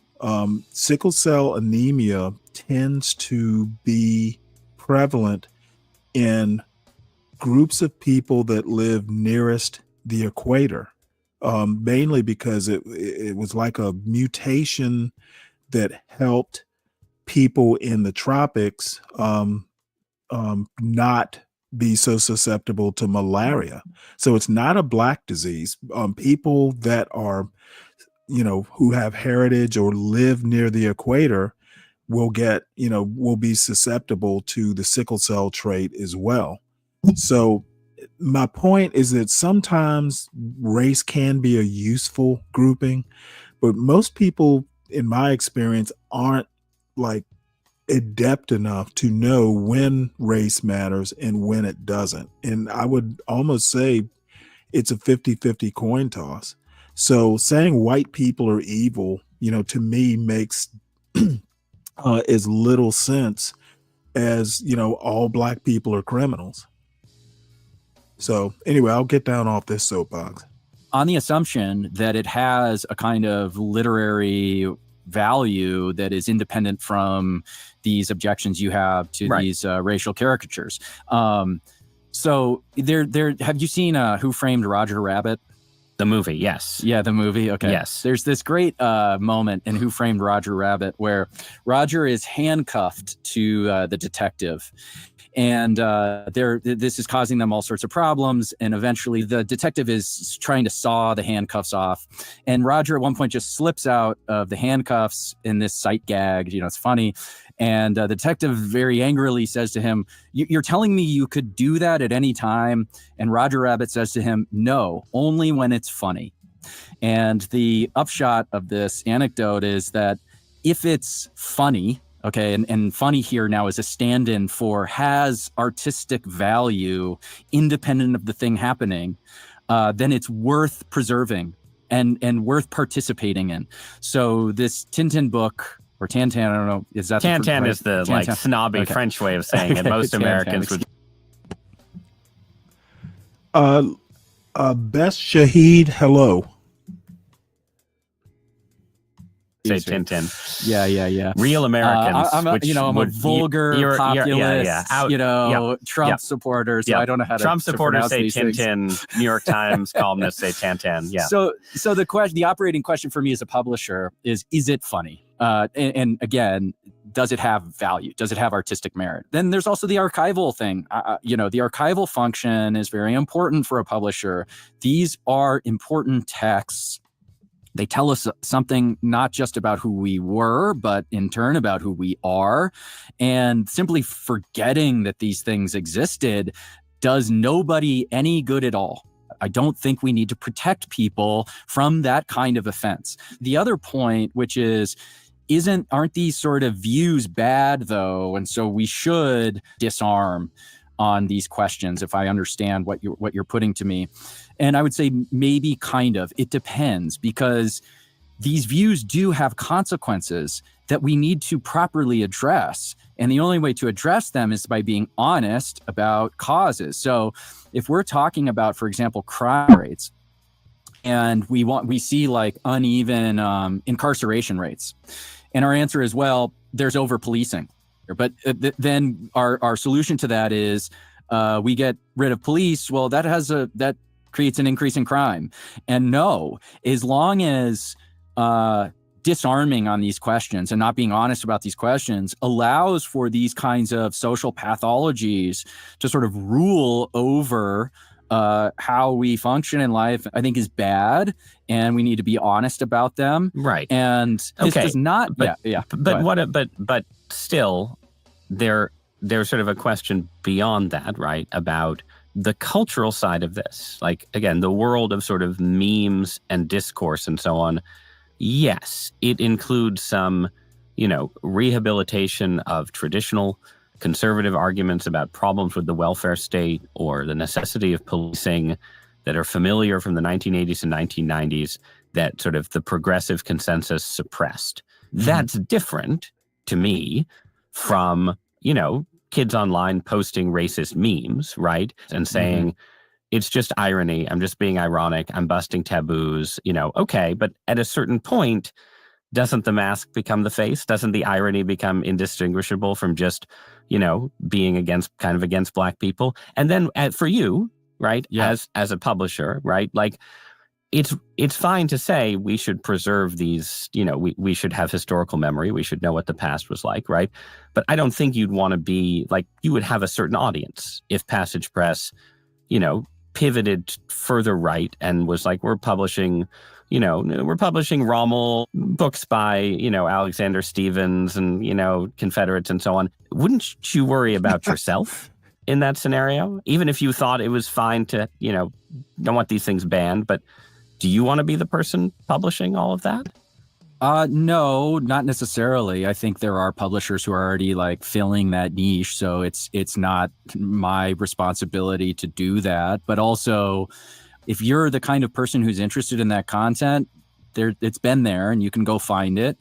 And I'm glad you can. I think actually these things are important for us to be able to discuss. And I would say this, to your concern about these racial taboos in particular, I actually don't treat them any different than any other kind of political or social taboo. There's some added maybe vitriol or sharpness to some of these memes we're seeing now, but that's mostly because this is a topic of conversation, a category of conversation that has been entirely verboten for a while now. Okay, let's call it at least several decades. And the problem with this particular topic, in my view, is it starts with the supposition that it's firstly a moral question, and any decent person morally. Let me do a come visit the South ad here.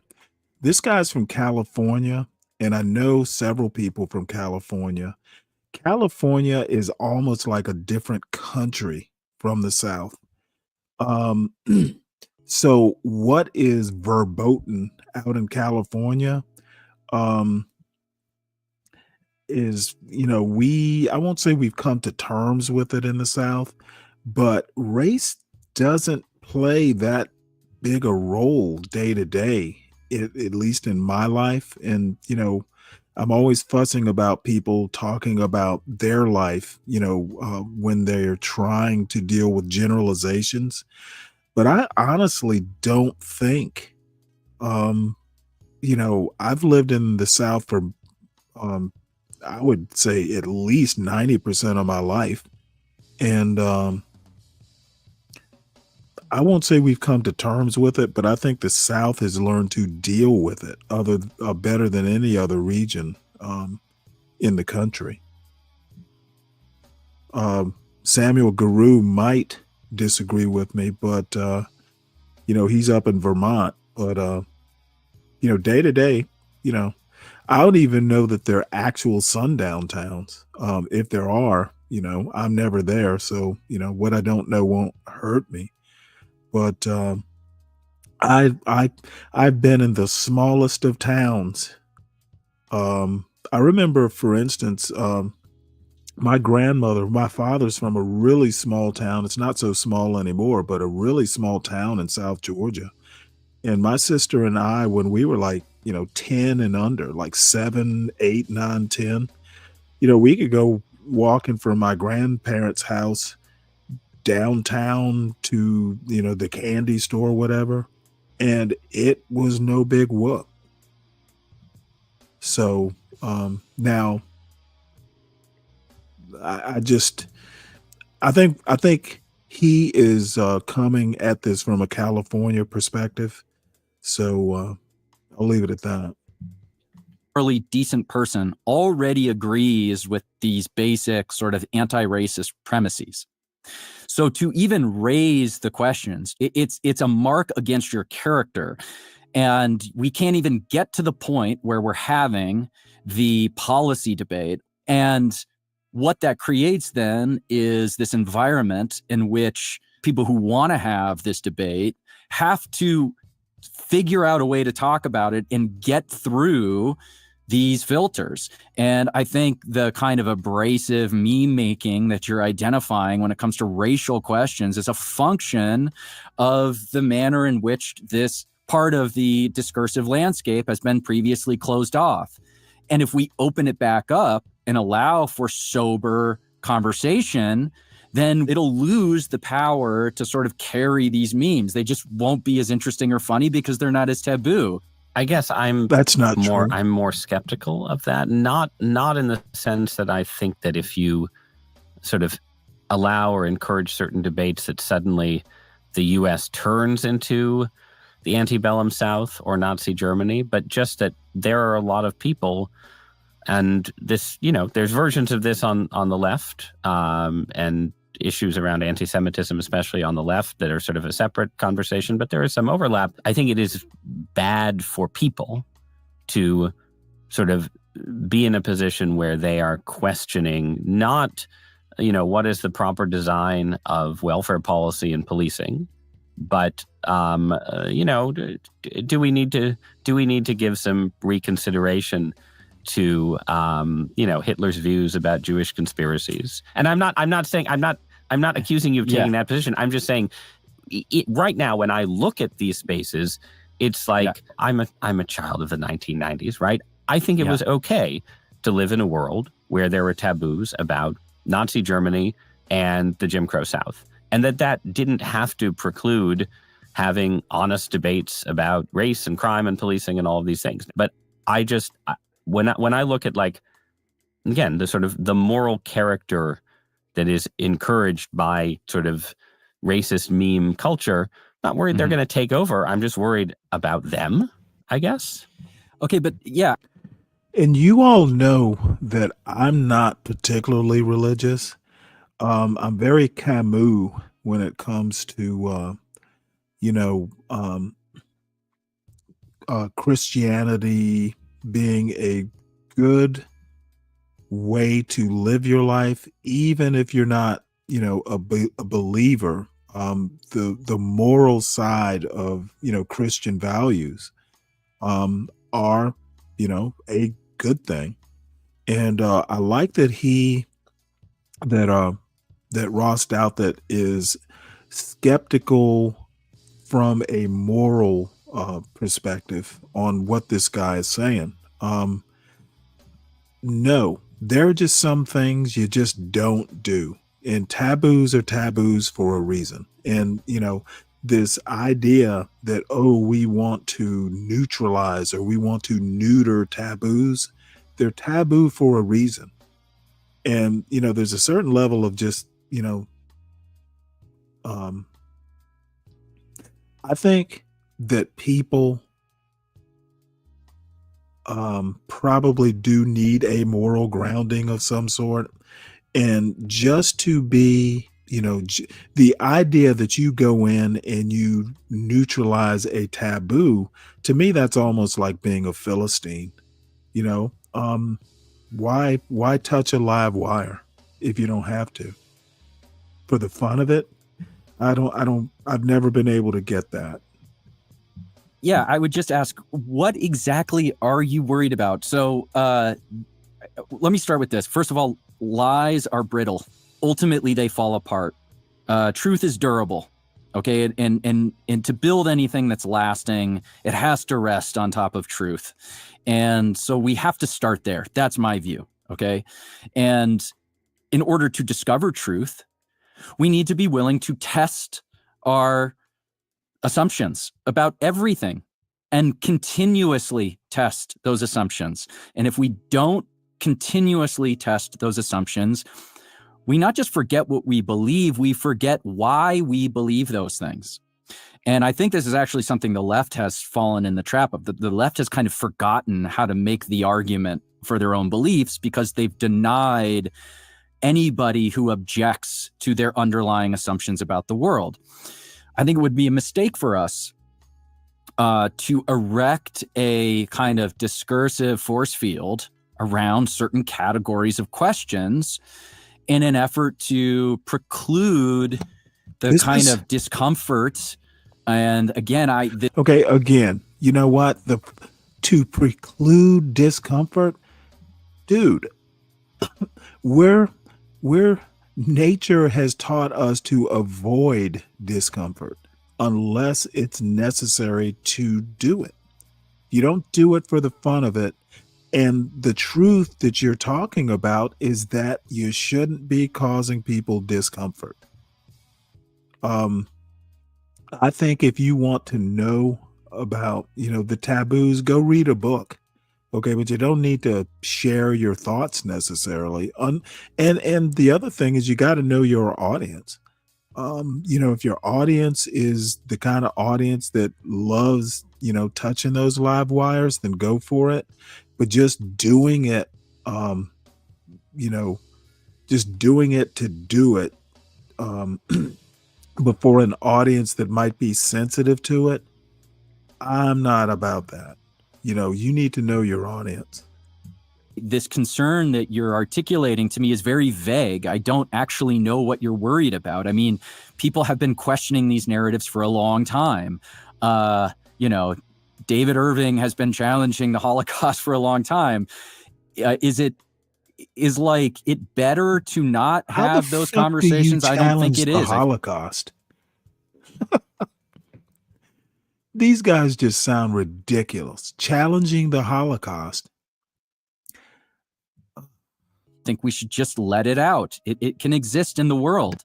Yeah, and again, this is the last thing I'll say. But I think it's partially like you started out talking about how your sense, I think you would put it this way, right? That there was anti-white racism at work in progressive politics and culture in the last 5 or 10 years, right? That correct. That there was sort of a critique of whiteness as this miasmic force that was, functionally applied a kind of suspicion and hostility towards anyone who was white, certainly anyone who was white and male, right? Correct. And I wouldn't go as far as you with that, but I don't think that's wrong. I think it was bad. It would also be bad for there to be more and more anti-Black racism or sort of anti-Semitic curiosity on the right, just because it affects our shared life. And I think, in ways that have cultural effects, have political effects. I think they have effects on the Trump administration. I think one of the ways that the Trump administration may fail, as I said before, is that this is not a racial issue per se, but it regards some of its fellow citizens with a certain kind of contempt. That's a problem for a would-be great leader. I think contempt is bad. I think racism encourages a kind of contempt. And so, yeah, I don't have a single, like, America is going to become Nazi fear, but I do have a fear about the impact of taboo busting around race on the kind of institutions that right-wing people might build and so on. So, I mean, I understand where the concerns are coming from, I guess. I think it's unfounded. I don't think it actually will materialize into something real and something we'll have to worry about. And I think actually the alternative This guy's a presents moron. much worse possibility. And I think we saw some of that with the Great Awakening. This guy is literally like ignoring American history. Or, you know, this sort of post George Floyd 2020 sort of impulse to not just blame white people for this kind of subordinate position of people of color per se, but then make actual policy choices or institutional choices to try to, you know, level that by harming white people. And so what I'd say here is the reason that was bad was not because it pointed to racial discrepancies, but because it was wrong. It didn't pass the test of evidence. So, but the question is not just, is the discrepancy exist? The question is why. And if we don't allow ourselves to have an honest conversation about that, what fills the vacuum is the most incendiary and most harmful explanations. So it's actually, in my view, incumbent on people in positions of prominence who can look at these questions soberly, who can evaluate the evidence and make frank statements about the explanations for these disparities. all right, let's just talk briefly about the future. How lasting do you think that the vibe shift or whatever else will turn out to be? So you're, you know, at the start, I introduced you, right, as the host of an inaugural ball. You're appearing on a New York Times podcast, very prominent position, right? But Passage Press is a boutique publisher. And there is, we didn't really get into this, but there is a sort of obviously a more mass market side of the vibe shift. I think, you know, the Joe Rogans and Theo Vaughns, the sort of, and, you know, all the way to Andrew Tate, Vitalist, right? All of that is there and part of the culture. But even that still, to me, exists in a pretty separate universe from the people who make pop music or TV or who publish mass market fiction. So I'm curious, do you see that part of the culture moving rightward? Books, movies, TV? What would that look like? Yeah, I do. I actually think it's going to be a full-scale vibe shift. And I full think scale, like Reagan era level or bigger. Yeah, I do think it very well could be Reagan era level. Now, I wasn't alive. I was alive, but you know, I was too young to sort of remember what the Reagan era was like. You were absorbing his charisma. But you know, I've watched enough John Hughes movies, to sort of understand how that expresses itself in popular culture. And I think we're going to have precisely the same kind of vibe shift that infiltrates these mainstream sort of media forms. Okay, here's an example. You know, I sit around with my family every once in a while and we watch American Idol. And Carrie Underwood, who sang at the inauguration, is now one of the judges on American Idol. Just the mere fact that this massive pop star who has one of the biggest platforms in pop music is simultaneously affiliating herself with the Trump. Okay. See, this is does anyone in the audience, please, or the chats, does anyone still watch American Idol? And is Carrie Underwood a massive pop star? I know who Carrie Underwood is. I know American Idol. To be honest, I didn't even know American Idol was still, a thing. So someone tell me, is American Idol still like popular? Trump administration is enough to suggest that there is something meaningful and enduring and sort of broad about this vibe shift. You also have, I believe it's Larry Ellison's son who just bought Paramount Pictures. He is a kind of conservative. They're going to be doing these sort of Top Gun-esque films that sort of really embrace a kind of patriotic zeal, I guess you could say. Now, I warned at the beginning that it would be a mistake for conservatives to simply adopt a kind of nostalgia and sort of sentimental patriotism. So I don't hope that that is all there is, but that's a perfect place for that kind of ethos and aesthetic to exist in these like big blockbuster. They will. People are certainly exhausted by wokeness. So it's not just that the right and this sort of right-coded art is ascendant. It's as much to do with the fact that like Snow White, this new, Snow White release, is very unpopular. People don't want this stuff anymore. And so there's going to be a natural opening for once again, newer, more, let's just say, vitalist. The reason something like a Snow White isn't a blockbuster is because we've been hearing and reading Snow White since we were like 2 years old. So this dude is weird. Kind of art. All right. So last question. Donald Trump calls you up. Yeah. And he says, you're in charge of the National Endowment for the Arts. And you're setting up a program to celebrate America's 250th.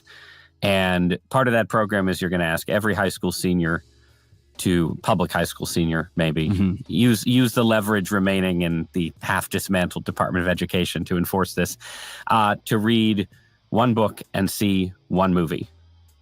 Yeah. What do you recommend? Okay. This is good. You put this question. I'm not going to hide the ball from the audience. You put this question to me earlier this morning. Well, I wanted a good answer, right? When you ask it, suddenly you're like, "Oh, are you going to say The Godfather?" Because if good. See, there you go. That's always. I'm not going to say The Godfather. Although I did have difficulty sort of spontaneously coming up with a good answer. What one book sort of encapsulates what I'm trying to accomplish with this? So, the thing I've thought long and hard about, and what I saw when I was a lecturer at UCI.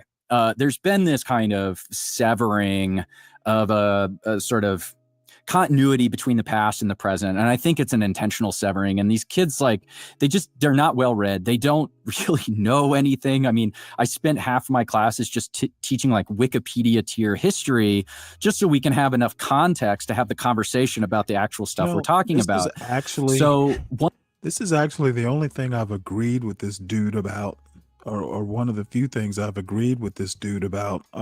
Kids are literally getting into elite universities and cannot have the stick-to-itiveness to even finish a whole novel.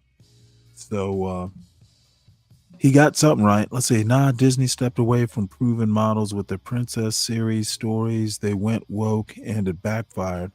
Well, SKC, you'll have to teach me what woke is. Do you mean inclusive? And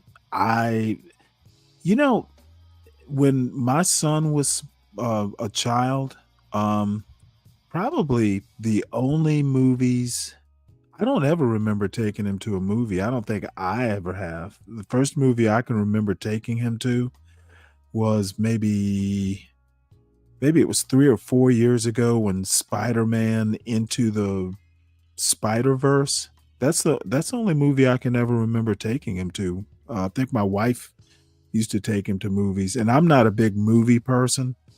I prefer to watch them, when they come out on Netflix or something.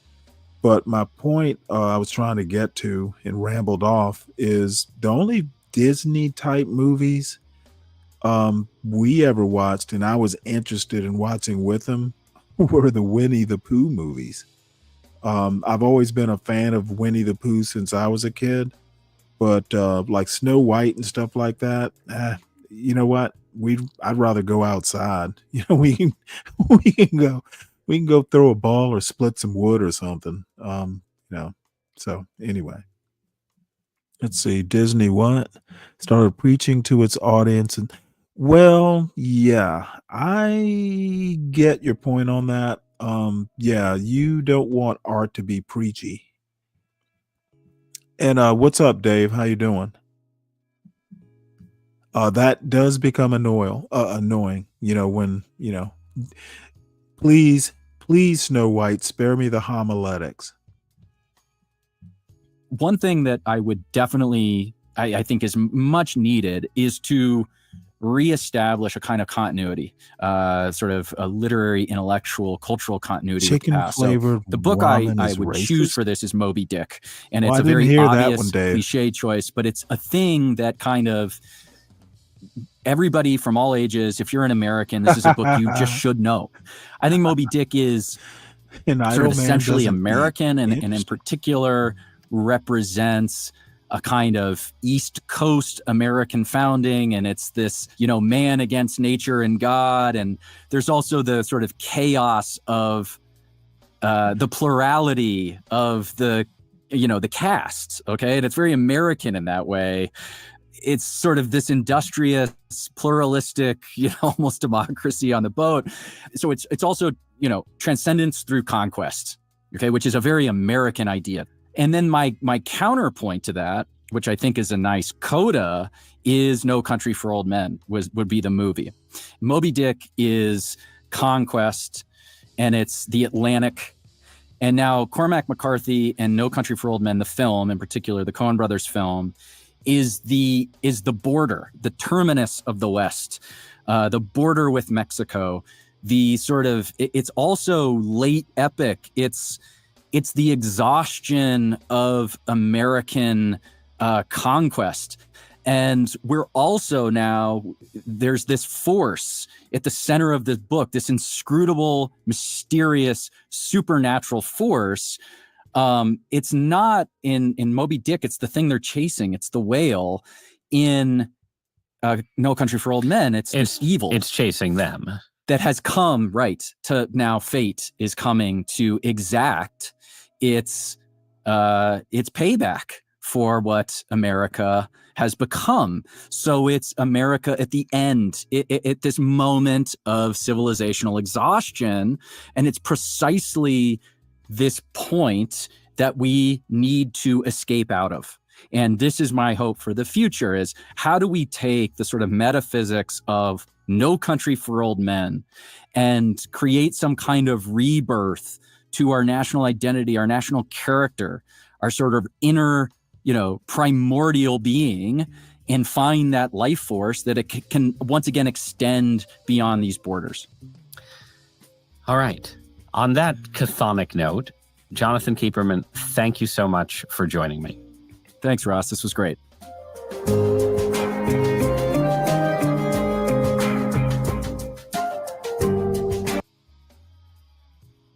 Well, all right. That was a long one.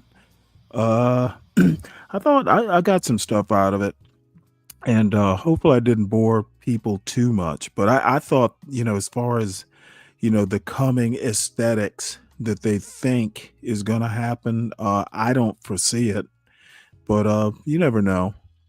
I think if there's going to be a right-wing counterculture, a dude wearing a pink shirt and kind of like some sort of baby blue sweater is not going to be, he's not going to be the poster boy for masculinity or a masculine culture or masculine culture rebirth. So, but that's just me. So next we'll get into a few news articles. DiCapriono, that you are just a show title. You're a show title engine. So I'm going to use that idle man. Doesn't eat, but I'm going to spell it IDOL. So thank you for that. So this kind of dovetails onto that last long podcast. Ex-Harvard president Lawrence Summers says Trump's endgame is getting universities to bend the knee. And I do agree that there's a full court press to basically get these universities to be more of a genuflecting congregation to more conservative values. Two things, though. Number one, MAGA is not a conservative movement. It is MAGA is basically oligarchs dressed in populist clothing. Okay, they rode the backs of the people into office, and now, there's a whole cabinet full of billionaires. We had a billionaire, we were kind of wondering whether Elon Musk was president, etc. So this is by no means a populist movement. So, and I don't consider MAGA, there's some intersections with conservative values, but it is not a conservative movement. So that said, I don't think universities are going to bend to MAGA. And you know what? There are, you had Columbia go first. I think Princeton went. Yale just kind of, gave in before it was asked to give in. I think Harvard's going to stand its ground. I also think that Harvard's going to win this. And, if Donald Trump is truly not going to run in 2028, some of this is just going to be Harvard waiting it out. People aren't going to stop going to Harvard because Donald Trump, wants it, doesn't like what Harvard's doing. So anyway, I'll read a little bit of this. I would play this Sunday morning interview, but I suspect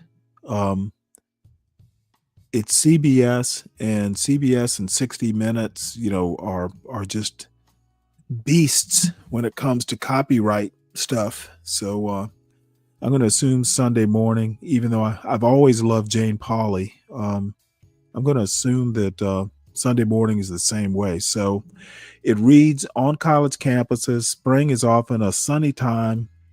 Finals are finished and commencement festivities begin. But at some schools, there's now a crisis. President Trump is ramping up an extraordinary pressure campaign on higher education, especially on universities he has vilified, including Harvard University. A lot is on the line. Billions in research funds, the status of foreign students, the future of admissions, and academic freedom. On Thursday, White House Deputy Chief of Staff Stephen Miller announced universities are on notice. The clearest example that we're all familiar with, of course, being Harvard, which is engaged in repeated systemic and sustained violations. And Harvard, which has had more than $2 billion in grants frozen, is fighting back. Basically, Harvard is suing the Trump administration, roughly on academic freedom and I think freedom of speech grounds. I think it's more or less a First Amendment case.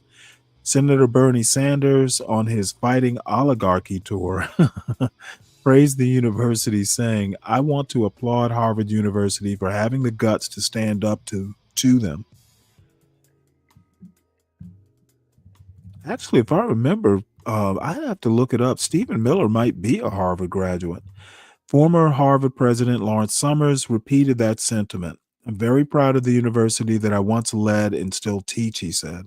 Summers sees a confrontation playing out over American values, and I agree with that. If Harvard, America's richest university, America's university that had produced the most presidents, if Harvard couldn't stand up, nobody else could. I asked, what's President Trump's end game with Harvard? I think his end game is to try and get the university to bend the knee, Summers said. That's extortion. To correct what it sees as a progressive takeover, the Trump administration has issued a flurry of demands on diversity policies and on how anti-Semitism is handled, a concern sparked by the protests following the Hamas attack on Israel. It says here, hundreds of colleges and universities issue letter condemning Trump's political interference. That's a little that's a little bullet point there. Summer says it's fair to criticize the university. Harvard has had a big problem with anti-Semitism. It's got a big problem with too many progressives relative to the number of conservatives. It's had a big problem of paying too much attention to identity politics. But Summer says President Trump is not trying to reform Harvard in good faith. He says the president wants to break it. The laws say you have to have hearings, he said. The laws say you have to give notice. The laws don't say you can engage in extortion. And when you simply cut off all funding based on a set of conditions, that's extortion. So I'll stop there. I think we all get the gist. But this podcast that we just looked at, talking about the coming right-wing counterculture.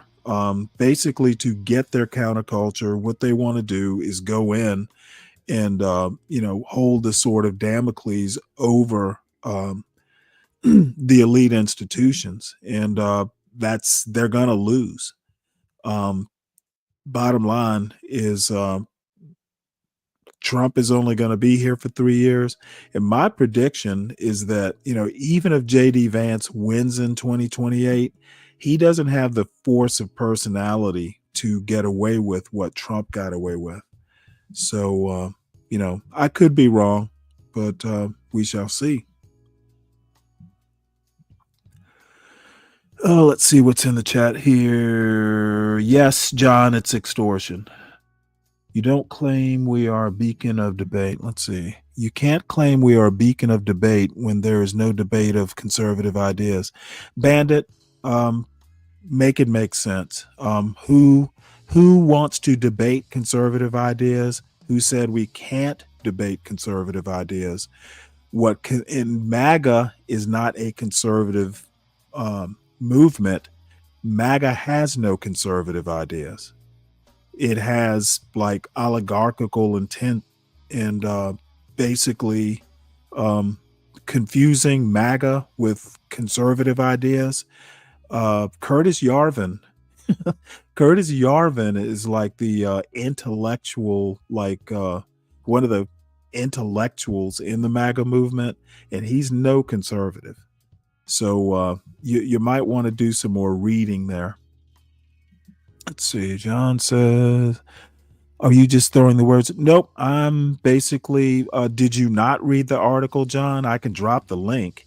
If you are withholding funds, and Trump said it yesterday or the day before, basically Harvard won't get its funding until it accedes to Trump's demands. That is literally the definition of extortion. So no, I'm not just throwing out words.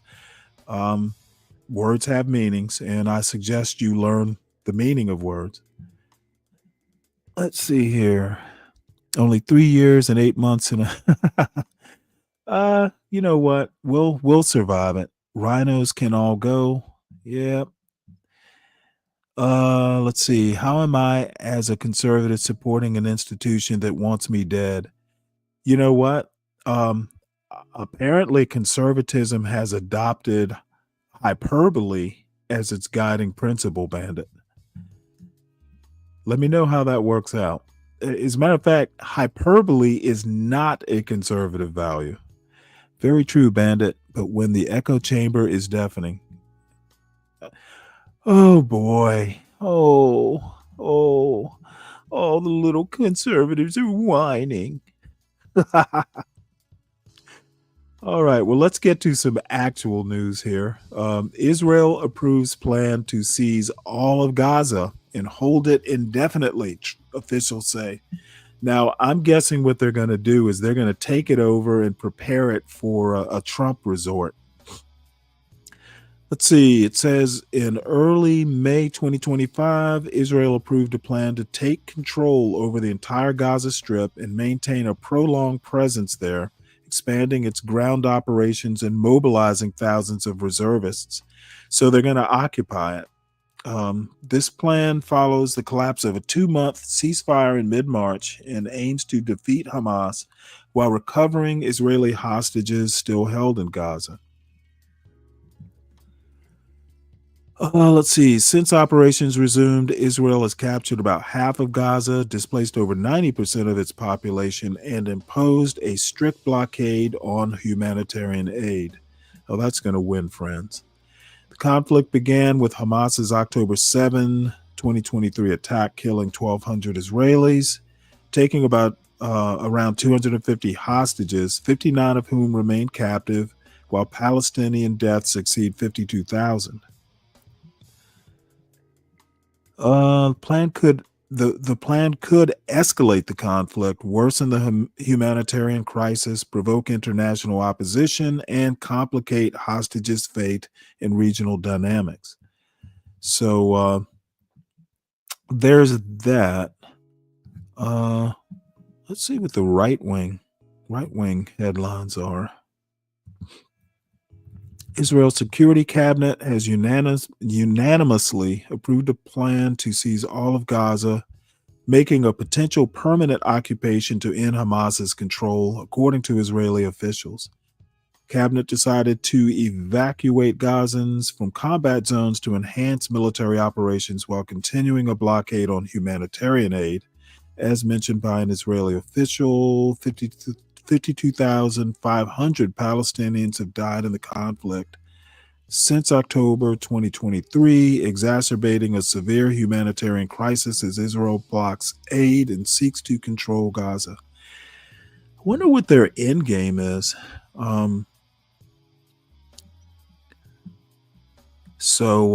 Any thoughts on that?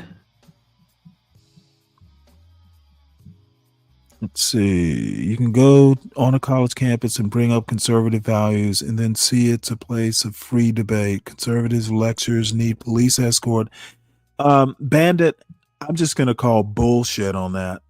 It's not so much what you say, it's how you say it. Okay. Conservatives, if you want to go in a cabinet and just be an asshole with your conservative values, you're not going to be received well. So stop your whining. New Boss, Same Old Boss by The Who. I've never heard that song, actually. Liquidation sale, like I think Tesla's gonna do their liquidation sale by getting a new CEO. Concerning her babble about welfare in Moynihan. Are you talking about Lady Boulay, Freddie? Let's see. John says, can you guys believe Israel has only been around since 1947? What is their end game indeed? Well, if you hear them tell it, their end game is to survive. NPR should be rated leans Maoist. Yeah, okay. And as a side note, Bandit, the liberal left has proven by means of the immigration issue that they in fact love slavery. Talk about hyperbole. We don't get fooled again. Yep. Oh, okay. I get it, Slick Rick. I get it. Ryan, the GCM go-to guy. Yeah, don't bring that global corporate machine bullshit over here, Ryan. So anyway, we'll move on from Israel. This actually interested me. This was kind of a surprise to people, and I guess once I thought about it, me too. So the Trump administration asks court to dismiss abortion pill case. Now, it doesn't mean the case will go away. It's basically that the states who are suing don't have standing. And I don't know. Is it worth? I'll play a couple paragraphs because I think the beginning of it, I read sort of the beginning of it. It is kind of interesting. So I won't play the whole thing. Trump administration asks court to dismiss abortion pill case. This article is by Pam Bellick and read by an automated voice. The Trump administration asked a federal judge on Monday to dismiss a lawsuit that seeks to sharply restrict access to the abortion pill mifepristone, taking the same position as the Biden administration in a closely watched case that has major implications for abortion access. The court filing by the Justice Department is striking, given that President Trump and a number of officials in his administration have forcefully opposed abortion rights. Mr. Trump often boasts that he appointed 3 of the Supreme Court justices who voted in 2022 to overturn Roe v. Wade, which had guaranteed the national right to abortion. And so far, in his second term, his administration has taken steps to curtail programs that support reproductive health. The filing is the first time the Trump administration has weighed in on the lawsuit, which seeks to reverse numerous regulatory changes that the Food and Drug Administration made over the past decade that greatly expanded access to mifepristone. The Trump administration's request makes no mention of the merits of the case, which have not yet been considered by the courts. Rather, echoing the argument that the Biden administration made shortly before Mr. Trump took office, the court filing asserts that the case does not meet the legal standard to be heard in the federal district court in which it was filed. The case was filed by the conservative attorneys general of 3 states, Missouri, Idaho, and Kansas, before Judge Matthew J. Kaczmarek of the U.S. District Court for the Northern District of Texas, a Trump appointee who strongly opposes abortion. The states do not dispute that their claims have no connection to the Northern District of Texas, the Justice Department lawyers wrote in the filing. Regardless of the merits of the states' claims, the states cannot proceed in this court, they concluded, adding that the complaint, quote, should be dismissed or transferred for lack of venue. Mary Ziegler, a law professor and abortion law expert at the University of California, Davis, said that the Trump administration's support of the Biden administration's earlier request to dismiss the case is surprising, but I think the best way to read it is that they're just buying time to figure out what to do about mifepristone. She said the filing avoids saying... Yeah, I'll stop it there.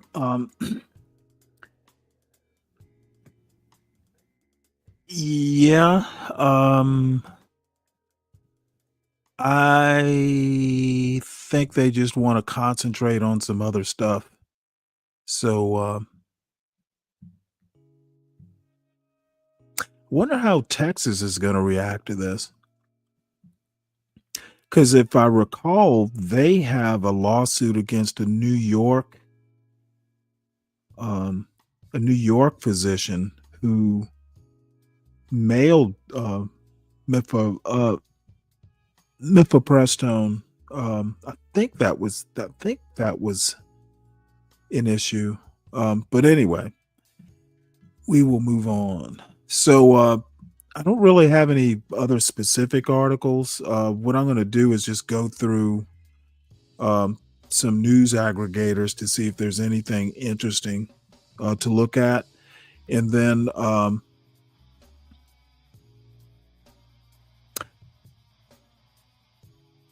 I will. I've got some words on whataboutism. John, you brought up whataboutism. I actually planned on doing a short video essay about it. So if I can get to it here, I'll just clip it, so I won't have to do anything special. But this says, ooh, this is interesting. Barbie could cost more. That I'm interested in. So Mattel, let's see, let me get this out of the way. Mattel plans to raise prices on some toys to offset tariff costs.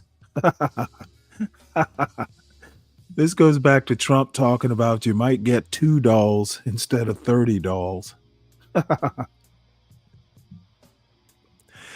It all depends. Let's see. It all depends on if you view abortion as murder or not.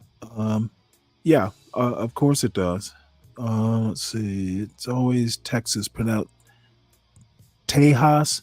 No, I'm not a Texan. As a matter of fact, I've only heard Texans call it Texas. So I'm going to go with the native pronunciation. Calling him Mr. Trump kind of shows the bias. Well, actually, what it does, Bandit, is show your lack of historical knowledge. Presidents have been called Mr. Reagan or Mr. Nixon or forever. Would you prefer me call him shithead? I don't even how calling a president Mr. President or Mr. Trump. What the hell are you talking about, son? All my exes live in Texas. You know what? I actually own that George Strait album, believe it or not. All my exes live in Texas. That's why I live in Tennessee. All right, so Mattel plans to raise prices on some toys to offset tariff costs. Mattel reported first quarter 2025 revenue of $827 million, beating estimates, but paused its full-year guidance amid tariff-driven cost pressures. This pause follows the U.S. government's maintenance of a 145% tariff on Chinese imports, which disrupted supply chains and raised input costs for toys. Oh boy, he's going to be the Trump that stole Christmas. Mattel, it's going to have to be a show title. Mattel plans to offset tariffs by accelerating supply chain diversification, optimizing sourcing, increasing cost savings, laying off people, and adjusting pricing where necessary. Mattel CEO Ynon Kreiz, I assume that's how you pronounce it, Kreiz, expressed agreement with the Toy Association's efforts to eliminate tariffs on toy imports, emphasizing the company's ability to remain resilient amid economic challenges. The tariff environment suggests continued cost challenges for the toy industry, possibly resulting in higher consumer prices and uncertainty through the holiday season. You're a mean one, Mr. Trump.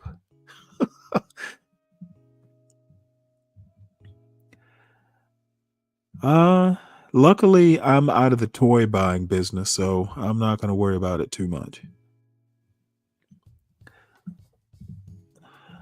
Let's see. When was Biden called Mr. Biden? It was President Biden. You're just going to continue on this track, aren't you? I thought he was called Brandon. Was it Brandon? Let's go, Brandon. He wasn't. They didn't say let's go, Mr. Biden. They didn't say let's go, President Biden. They said let's go, Brandon. So note for the enlightened, there is a big difference between whataboutism and testing a line of reasoning for consistency. Just a reminder. Thank you, SKC. Finally, somebody fucking gets it. Price of cotton went from 10 cents a pound to $1.29 a pound during the Civil War. We fixed it through higher production of Spanish and Egyptian cotton. We'll get past the tariffs. Man, your spelling is just very interesting today, John. I don't know that comparing the Civil War to Trump's tariffs is actually doing what you think it's doing.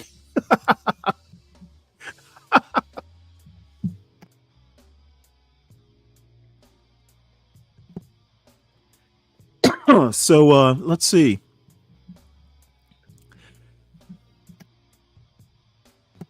Speaking of Trump's tariffs, let's see here. From prosperity to austerity, Trump's tone shifts ahead of tariff impacts. I definitely want to hear this just to rub it in. This news story was written by Naftali Ben-David. From prosperity to austerity, Trump's tone shifts ahead of tariff impacts. Trump has long promised to unleash a golden age. Now he is warning that Americans may have to cut back. During his campaign and the early part of his current presidency, President Donald Trump promised an economic boom that would take off upon his return to the White House, reviving the American dream and producing 4 years of unparalleled prosperity. Your paychecks will be higher, your streets will be safer and cleaner, your communities will be richer, and your future as an American will be much better than it ever has been when I get in, Trump said in his final campaign rally in Grand Rapids, Michigan. Because this will be the golden age of America. But Trump's tone, and that of his aides, has shifted notably in recent weeks, as they warn of sacrifice and transition, until, by their telling, his heavy tariffs paved the way for a boom. Trump has spoken of the need to take economic medicine, warned Americans they may need to cut back on items like dolls and pencils, and suggested a short-term recession might be an acceptable cost for the prosperity he predicts will come. This is a transition period, Trump said Sunday on NBC's Meet the Press. I think we're going to do fantastically. Regarding consumers, he added, I'm just saying they don't need to have 30 dolls, they can have 3. They don't need to have 250 pencils, they can have 5. This departs not only from Trump's longtime rhetoric, but also from the historically upbeat language of American politics. Herbert Hoover's campaign promised a chicken in every pot and a car in every garage. Ronald Reagan welcomed Morning in America, and politicians from Theodore Roosevelt to Richard M. Nixon vowed to bring prosperity. It is not clear how Americans will respond to such a message, including voters who ousted Democrats from the White House because of high prices and Trump's promise to make their lives better. I don't think it will resonate very well, said Mark Short, a longtime top advisor to former Vice President Mike Pence. I think it's particularly optically difficult when the president is earning $1 billion in crypto while asking Americans to cut back on toys and products for kids. That seems like a disconnect to me. White House officials said Americans have already experienced economic relief under Trump's presidency, as prices have fallen or remained flat, and the private sector has added jobs. They also said Trump signaled the possibility of an economic transition even before taking office. Appearing on NBC's Meet the Press in December, Trump declined to promise that prices would not go up as a result of the tariffs, saying, I can't guarantee anything. I can't guarantee tomorrow. But the ramping up of that message appears to reflect the recent rocky stretch for the economy, which shrank in the first quarter while the stock market fluctuated wildly amid predictions that the tariffs could create further problems. On April 6th, Trump told reporters aboard Air Force One that, eventually, America will be the most dominant country economically in the world. But sometimes you have to take medicine to fix something. In the latest Meet the Press interview, he suggested that buying cheap goods from China played into Beijing's hands. I don't think that a beautiful baby girl that's 11 years old, needs to have 30 dolls, the president said. I think they can have 3 dolls or 4 dolls because what we were doing with China was just unbelievable. We had a trade deficit of hundreds of billions of dollars with China. Douglas Holtz-Eakin, who chaired President George W. Bush's Council of Economic Advisors, said the rhetoric recognizes economic reality but goes surprisingly far. I think they are trying to insulate themselves from the fallout of the tariffs, both the inflation, which is inevitable, and the unemployment, which is likely, Holtz-Eakin said. But it's a little tone-deaf to tell people they are spoiled to begin with. I don't understand that at all. Trump's top officials have joined in the messaging shift. Agriculture Secretary Brooke Rollins told Fox News that America... Well, let me tell you what's the actual tone deafness. The tone deafness is a billionaire telling a putative populist movement that they need to, tighten their belt and only buy a couple dolls for your daughter. I think that is the height of hypocrisy, and I can't believe nobody's called him on that. A billionaire head of a populist movement telling the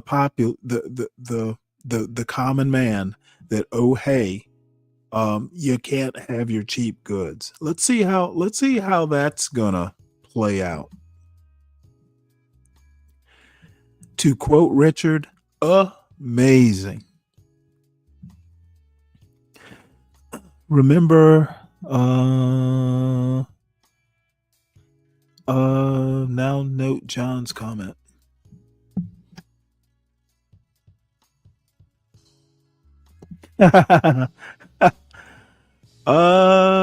You talking wage slaves? Yeah, I see the comment. John admits he's tippling a little bit. So I will take some of what he's saying with a grain of salt, even though I don't have a shot of tequila to go with it, or a margarita to go with it. Let's see. We need our slave goods. That's that's pretty funny. All right, so I think we've got enough of that. It was almost over anyway, I imagine. Oh, it wasn't that far over, but I think we get the gist. So let's just go back and see what else is in the headlines here. Hegseth orders cuts to Pentagon stable of generals and admirals. Defense Secretary purge. I don't. How long do y'all think Pete Hegseth is gonna last?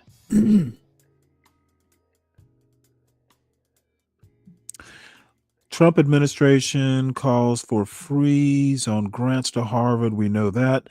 Gavin Newsom is asking Trump to work together on a $7.5 billion Hollywood tax credit. What is that all about? Massive came after Donald Trump called for massive tariffs on films made overseas. So basically what he's saying is, hey, if you make your movie here, we'll give you tax credits. Proposal came after. Let's see, if the proposal comes together, it would be the largest government tax initiative for the film industry in U.S. history and the first such program at the federal level. Yeah, it's usually localities that give tax cuts. America continues to be a film powerhouse, and California is all in to bring more production here, Newsom said in a statement. This is what's called interest convergence, folks. A CRT concept. At least it's the old. I think it was actually Derek Bell who coined the term. Do you remember, Fred? I think it was Derek Bell. He added that California is eager to partner with the Trump administration to further strengthen domestic production and make America film again. Oh, God. Yeah, that's enough of that. All right. Let's see. I'm not gonna over Catholicize this this broadcast. Let's see. As RFK Jr. pledges food victories. Huh. You know what? I don't even want to read about RFK. He's too much of a crackpot. 11 best looks from the Met Gala. Oh, wow. Oh, this woman has all kinds of tattoos on her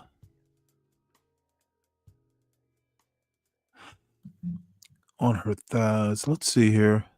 Is anybody interested in seeing these pictures from the Met Gala? I can't imagine you would be. He pulled a Kamala no tax on tips.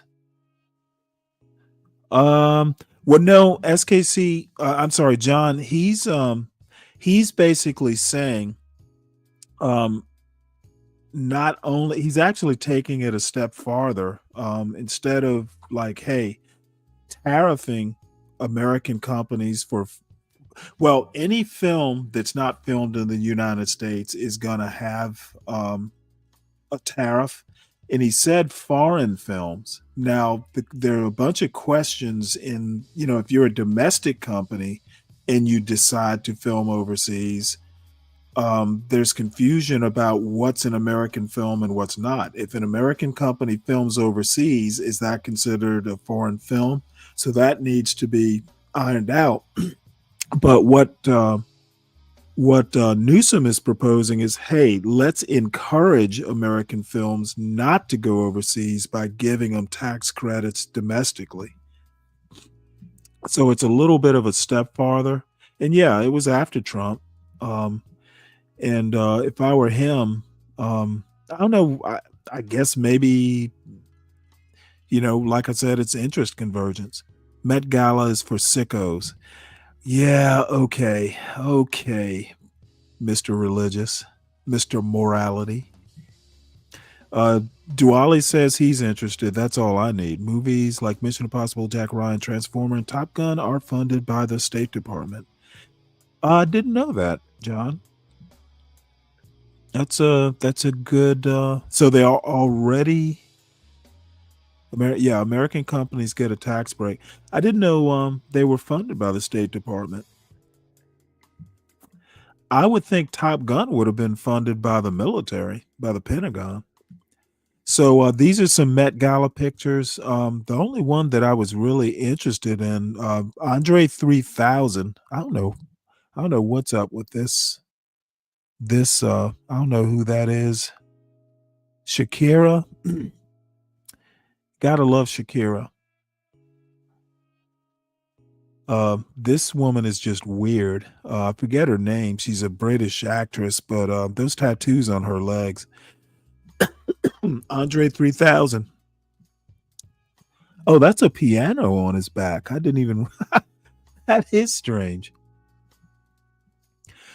I was going to say, and I've said this before, dark-skinned women should not get tattoos. They just do not look good, in my opinion. All right, so let's move on from this. Yeah, those. Oh shoot, I didn't mean to do that. What happened there?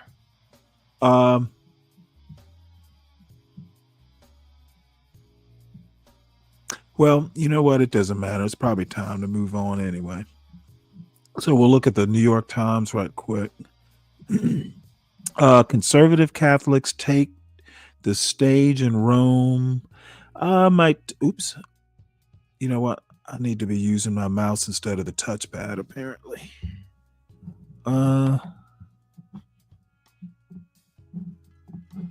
Let's see. GOP targets Medicaid loophole used by 49 states to grab money.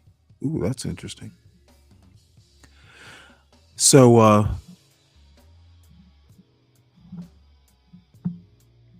wait, you know what? Let's go back to,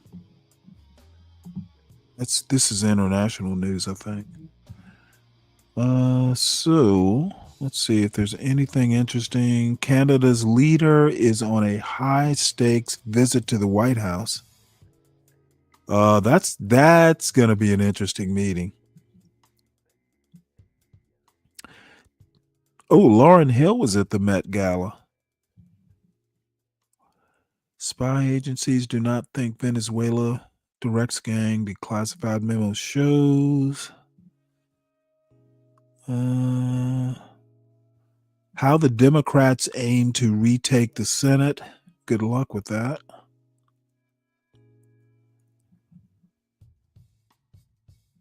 Only female minister in Syria's new government wants to get things done.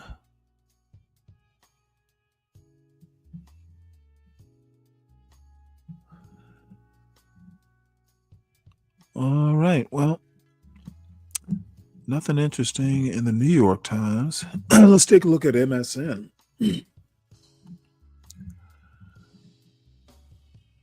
By the way, if anybody ever has any local news stories or anything like that that they want me to cover, feel free to hop up and drop them in the back or just alert me to them. I can always try and Google them.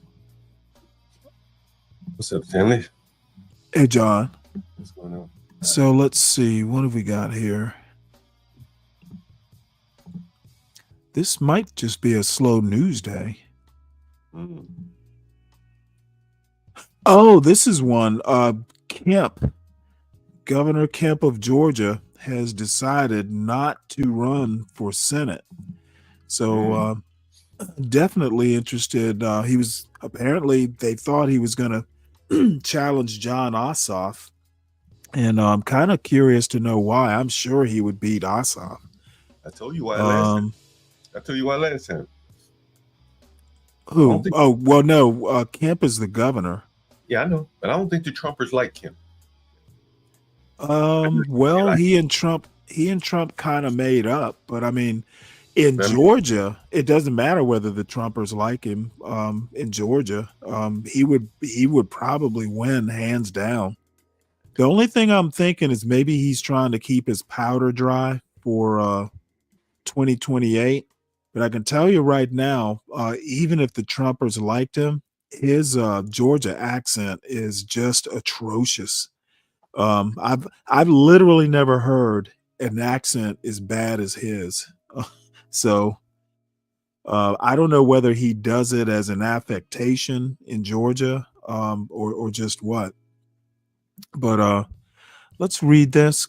Let's read this because have the auto reader read it because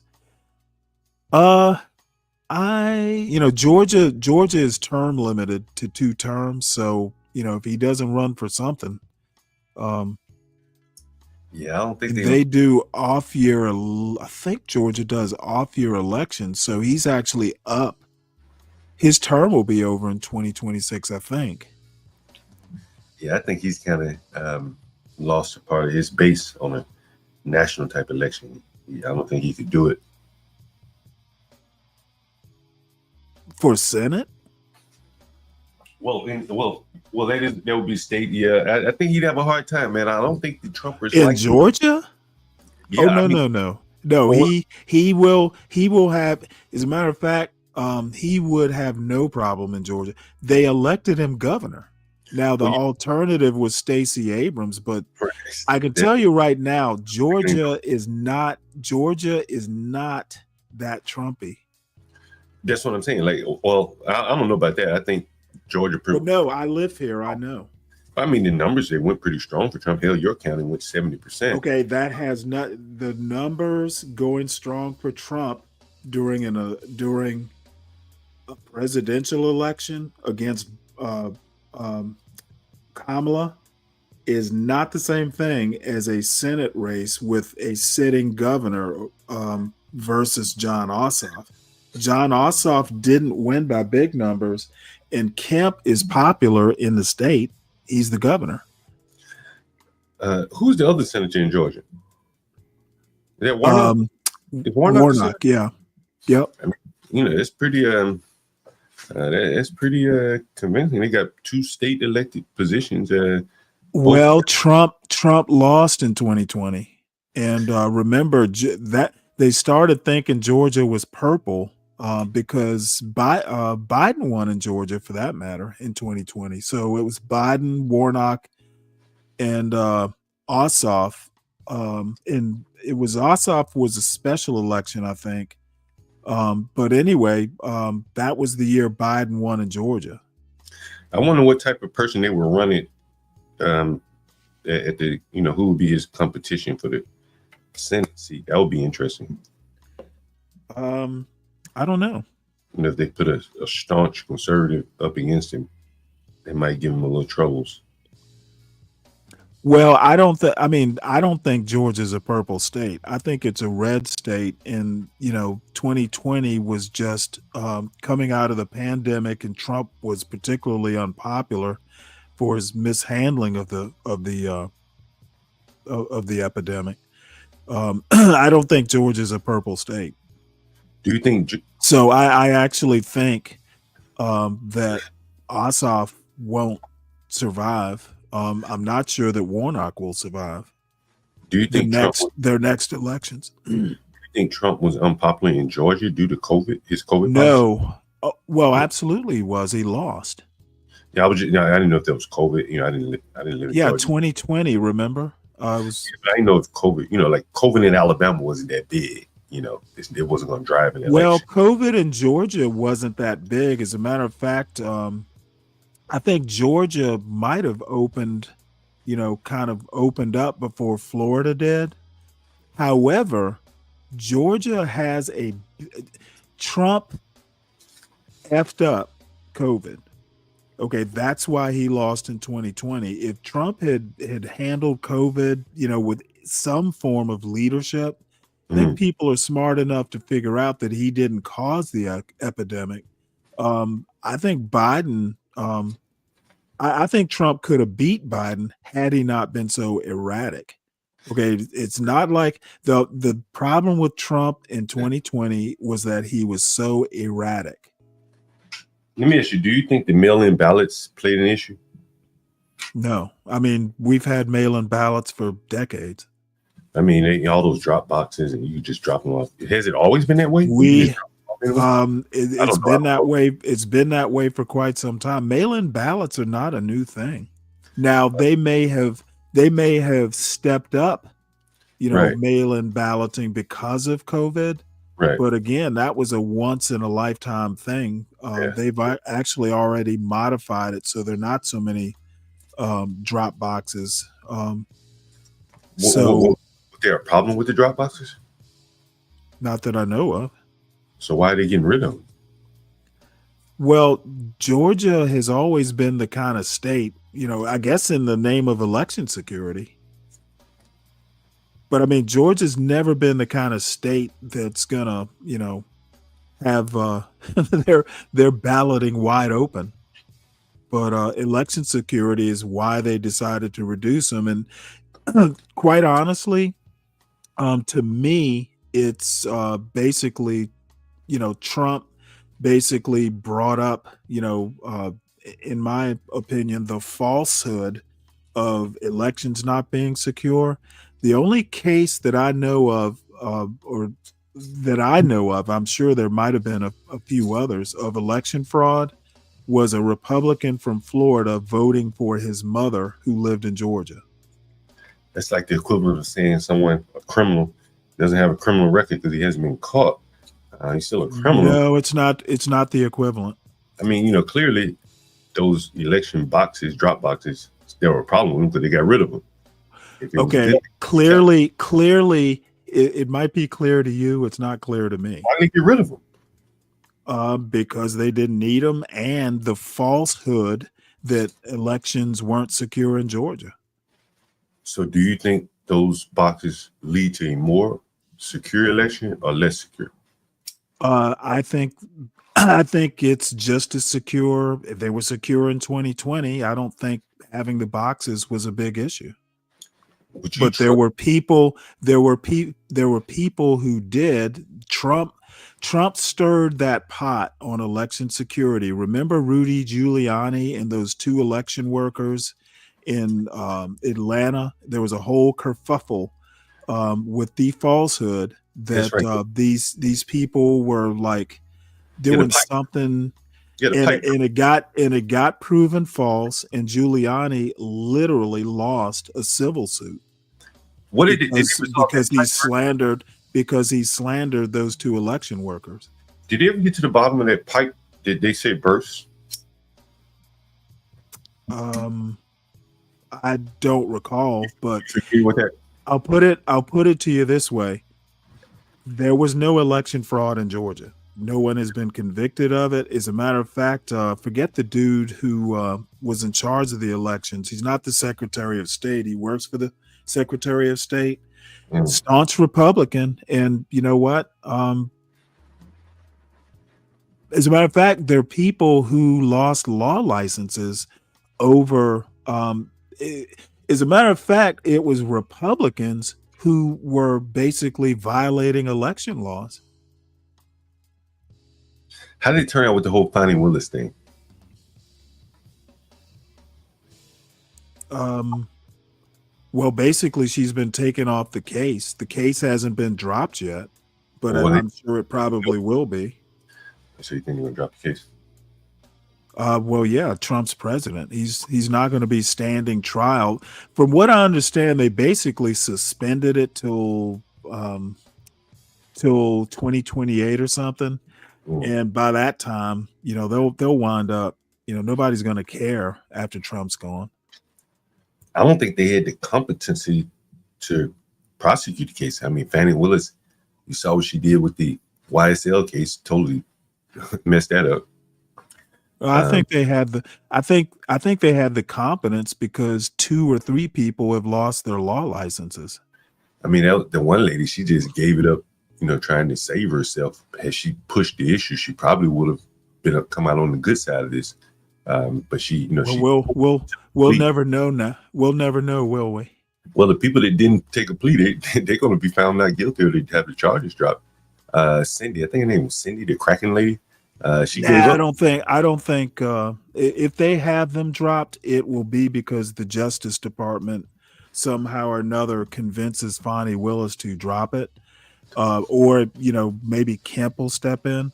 But they had a case. There was election tampering in Georgia by Republicans, and the 2, Cheeseborough and I forget the other lady's name, they had their law licenses suspended. Fonnie Willis was able to get that far. Now, her bad judgment doesn't necessarily mean she was incompetent. I guess you could make that argument, but think she's incompetent? No, I don't actually. Okay. I think she was out of her depth, but I don't think she was necessarily incompetent. For this case, if she was out of her depth, wouldn't it make her kind of incompetent, at least for this case? Well, it's a complicated case. I think her big problem was going RICO, where you have like 20 people, that you're trying. I think there was another way she could have gone, and I'm not a lawyer. I don't know the ins and outs, but that RICO case was a big bite, of an apple. Probably would have been better just to kind of, chop it up into biteable pieces. I was listening to a lawyer, Drew Finley. I think he defended a lot of people. And he was talking about Fannie Willis. He's like, it's just lazy prosecuting. Instead of going out. I don't trust any of those YouTube lawyers, to be honest. No, he's a big time lawyer. It might be his opinion. He's probably like the top lawyer in the country. He's probably one of the top lawyers in the country. And that does not make a difference. Okay. I think she was perfectly capable of it. I think the interference that Ashley, what's her name, ran was very effective in derailing the case. Yeah, but all's fair in love and war. You don't think the behavior of the black attorneys derailed the case? No, I don't. I think she made a bad call in getting Nathan Wade. I don't know what she was thinking. Do you remember what happened in Nathan Wade's firm? Do you know what happened in Nathan Wade's firm? Why the black guy was in there? I'm vaguely familiar. I didn't. You should probably. I watched it during the trial. Now here's the deal. It's over. Trump is president. I'm not going to relitigate all that because I'm not particularly interested. I think Fonnie made a bad decision in getting Nathan Wade. Sometimes when you do those kind of cases, you got to make sure that you are just totally above board. She probably thought no one would catch it. But, when people go in and do opposition research, she got caught. Whether she did anything right or wrong, I mean, she's done nothing criminal, but it was a bad look. Has Nathan Wade ever tried a RICO case before? No idea. No, he has not. No idea. Oh, you know? Yeah, I'm telling you, he has not. Yeah. Okay. Well, let's get back to what my agenda was. If it'll play. Georgia Governor Brian Kemp has decided not to run for the U.S. Senate in 2026. Kemp, a well-known and popular Republican figure in Georgia politics, was widely seen as the strongest potential challenger to Democratic Senator Jon Ossoff, who is seeking a second term. He put out a lengthy statement on X, formerly Twitter, on Monday afternoon. Over the last few weeks, I have had many conversations with friends, supporters, and leaders across the country who encouraged me to run for the U.S. Senate in 2026. I greatly appreciate their support and prayers for our family. After those discussions, I have decided that being on the ballot next year is not the right decision for me and my family. I spoke with President Trump and Senate leadership earlier today and expressed my commitment to work alongside them to ensure we have a strong Republican nominee who can win next November, and ultimately be a conservative voice in the U.S. Senate who will put hardworking Georgians first. I am confident we will be united in that important effort, and I look forward to electing the next generation of leaders up and down the ballot here in the Peach State who will keep our state and nation headed in the right direction in 2026 and beyond. Kemp, Taylor Greene have large polling divide versus Ossoff. With Kemp out, polarizing Firebrand Representative Marjorie Taylor Greene could further complicate the GOP's path to unseating Ossoff in a vulnerable Senate seat.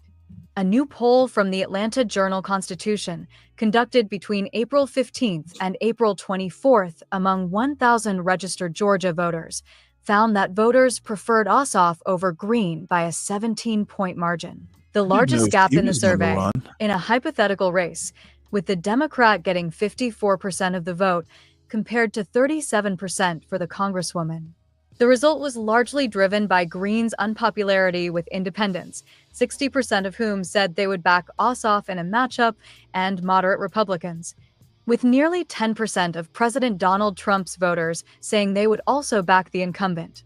The same survey found that Kemp was tops among possible GOP contenders, leading within the margin of error at 49% to Ossoff's 46%.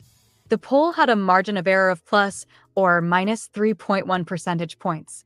Newsweek has reached out to the Georgia Republican Party via email on Monday afternoon for comment. Georgia among key 2026 Senate battleground races.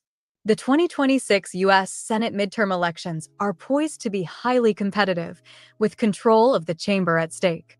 Republicans currently hold a 53 to 47 majority, including 2 independents who caucus with Democrats. Democrats aim to flip at least 4 seats to regain control, a challenging task given that 23 of the 35 seats up for election are held by Republicans. 270tawin.com. In Michigan, Senator Gary Peters' retirement has created an open seat in a state that also favored Trump in the last presidential election, making it a prime target for Republicans. New Hampshire's open seat, following Senator Jeanne Shaheen's retirement, adds to the competitive landscape. In North Carolina, Senator Tom... All right, well, I don't care that much about other states. Let's see, what else do we have here? I want to go ahead and get into whataboutism. I just went ahead and looked it up, and I decided to go with the Encyclopedia Britannica, just because it sounds more authoritative than Wikipedia. So it defines whataboutism, I think, very well. It's the rhetorical practice of responding to an accusation or difficult question by making a counter-accusation, by asking a different but related question, or by raising a different issue altogether. Whataboutism serves to reduce the perceived plausibility or seriousness of the original accusation or question by suggesting that the person advancing it is hypocritical, or that the responder's misbehavior is not unique or unprecedented.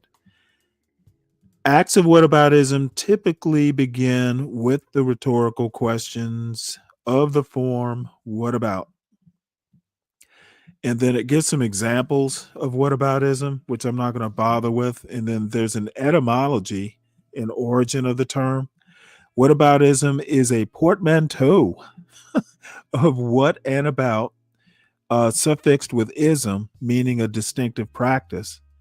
First known use of the term in a print publication occurred in May 1978 when The Guardian published a reader's letter accusing the British newspaper of falsely equating the despotism of the Soviet Union with that of the military dictatorships allied with the West.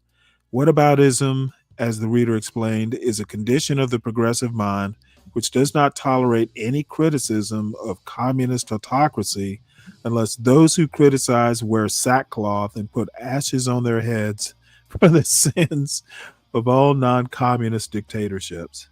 That's pretty funny, actually. Whataboutism as a logical fallacy. Whataboutism responses of the counter-accusation variety are considered logical fallacies as a form of tu quoque, Latin for you also, argument. They divert attention from the original criticism of a person, country, organization, or idea by returning the same criticism in response, but they have no bearing on the truth value of the original accusation. Tu quoque arguments directed specifically at individuals constitute a species of ad hominem fallacy. And then it'll get into the origin. It mentions sophists of pre-Socratic Greece, et cetera, and won't get into that. Talks about politics and whataboutism, which I won't get into because I think that's obvious. And then apparently there can be positive uses of whataboutism. Whataboutism is generally considered a negative practice because of its tendency to erode mutual trust, to polarize discussions, and to trivialize serious issues. Nevertheless, it can have tangible benefits in some circumstances. For example, whataboutism can help people to recognize inconsistencies in their own arguments or positions when the whataboutist response effectively raises a legitimate counterexample to a critical generalization. I think SKC was talking about that.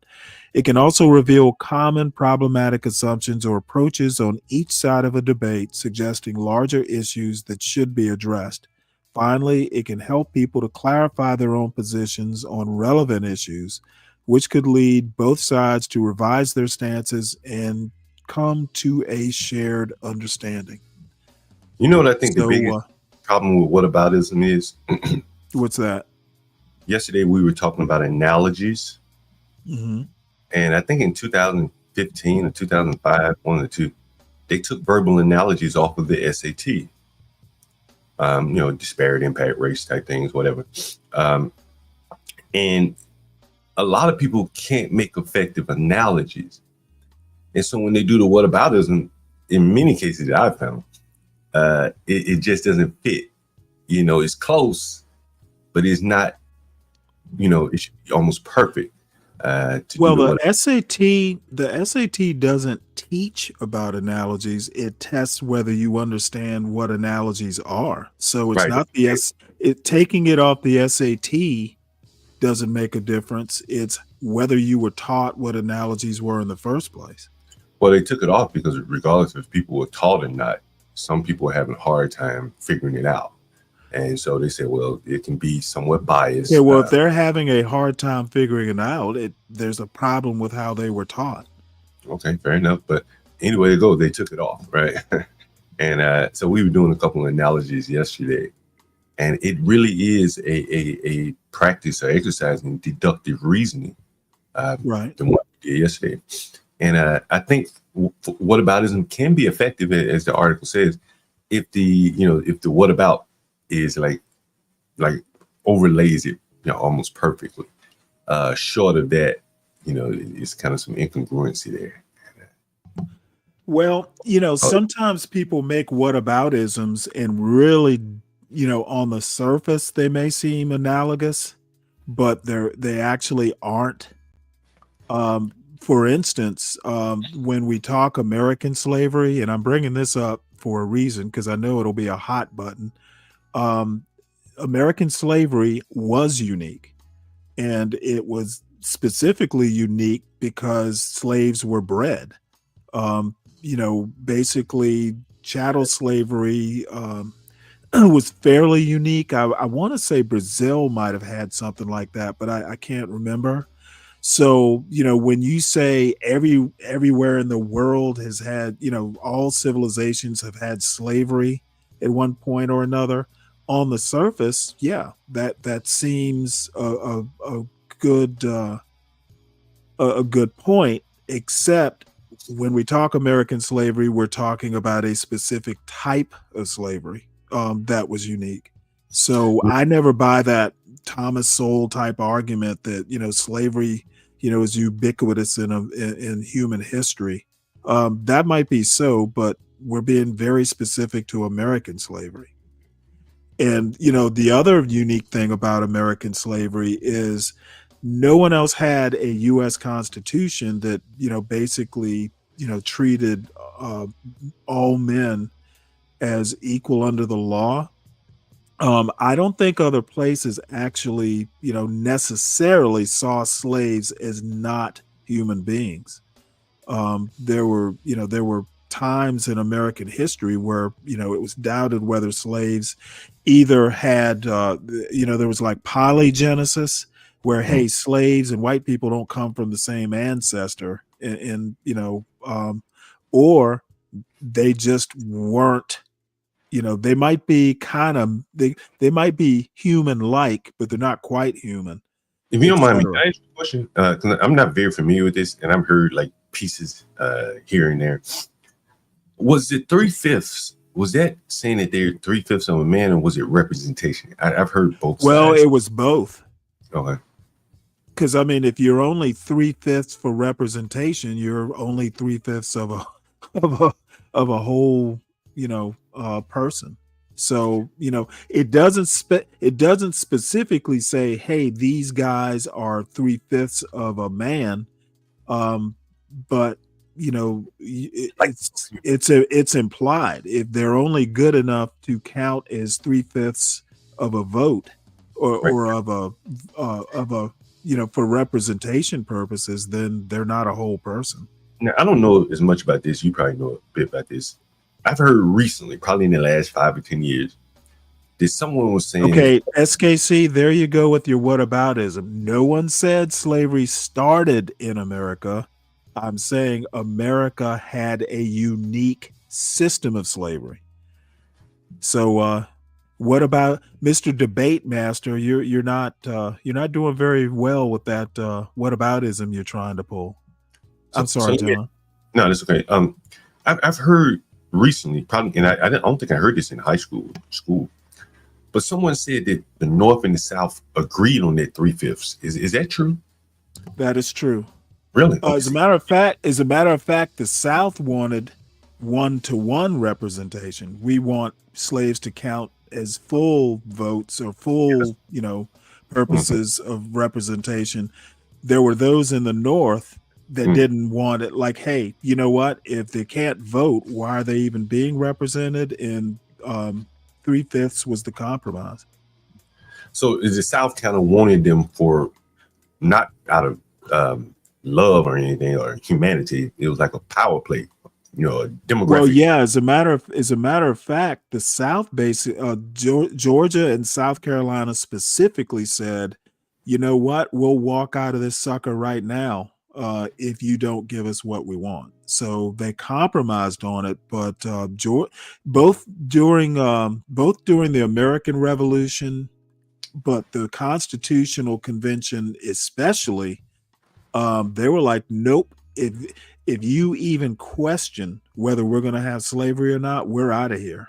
So they put it in no uncertain terms, you know, how they were going to negotiate. Dolomite said the South was going to use slaves like the Democrats used the illegals. Yeah, you know, from what I've heard, and again, I haven't read this anywhere, just people talking, you're confirming. You know, it wasn't out of the kindness of their heart. It was a political play, you know, like a, you know. It was a political play, but the other part of why they wanted that much representation is they wanted to make sure that they always had power in the government. So, you know, if you count your slaves, it also counts in your representation in the House of Representatives. It also plays a part in the Electoral College. Yeah. So, basically what they were afraid of, I think population came into it, and they were afraid that at some point the North would have more people than the South. I think that's how it went. That was going to make sense. You know, it's You're on very it. interesting. Go ahead. Sorry, Freedom.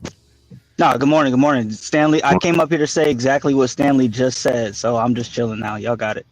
Yeah, no, I was gonna say, you know, like, you know, I'd never heard this up until like 5-10 years ago, maybe longer, but you know, it kind of paints the North in a negative light. Would you say that's fair?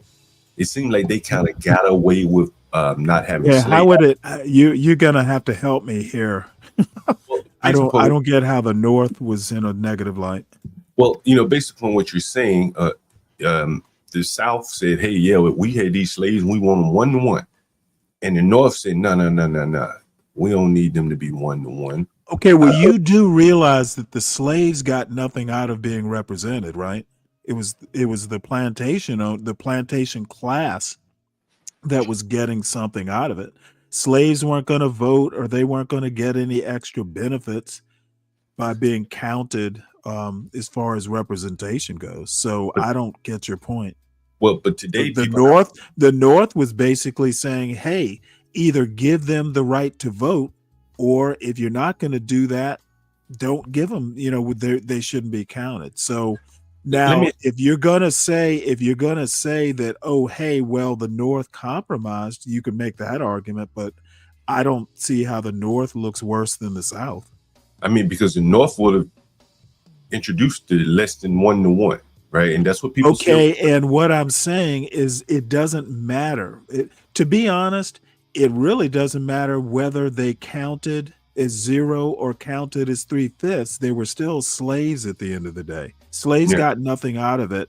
It was the plantation class that got something out of it. And to be honest, if you want to point at the North, you could say the shippers, basically the people who were shipping,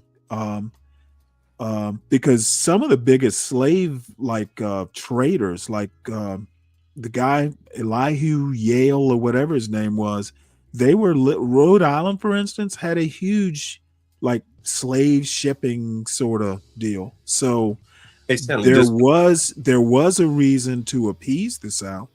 Hey Stanley, does Blue Jay have it backwards? Just comment. Does she get it back? Does she have it backwards? 3/5 compromise helped slaves because it took away voting representation from slave owners versus 1 full vote.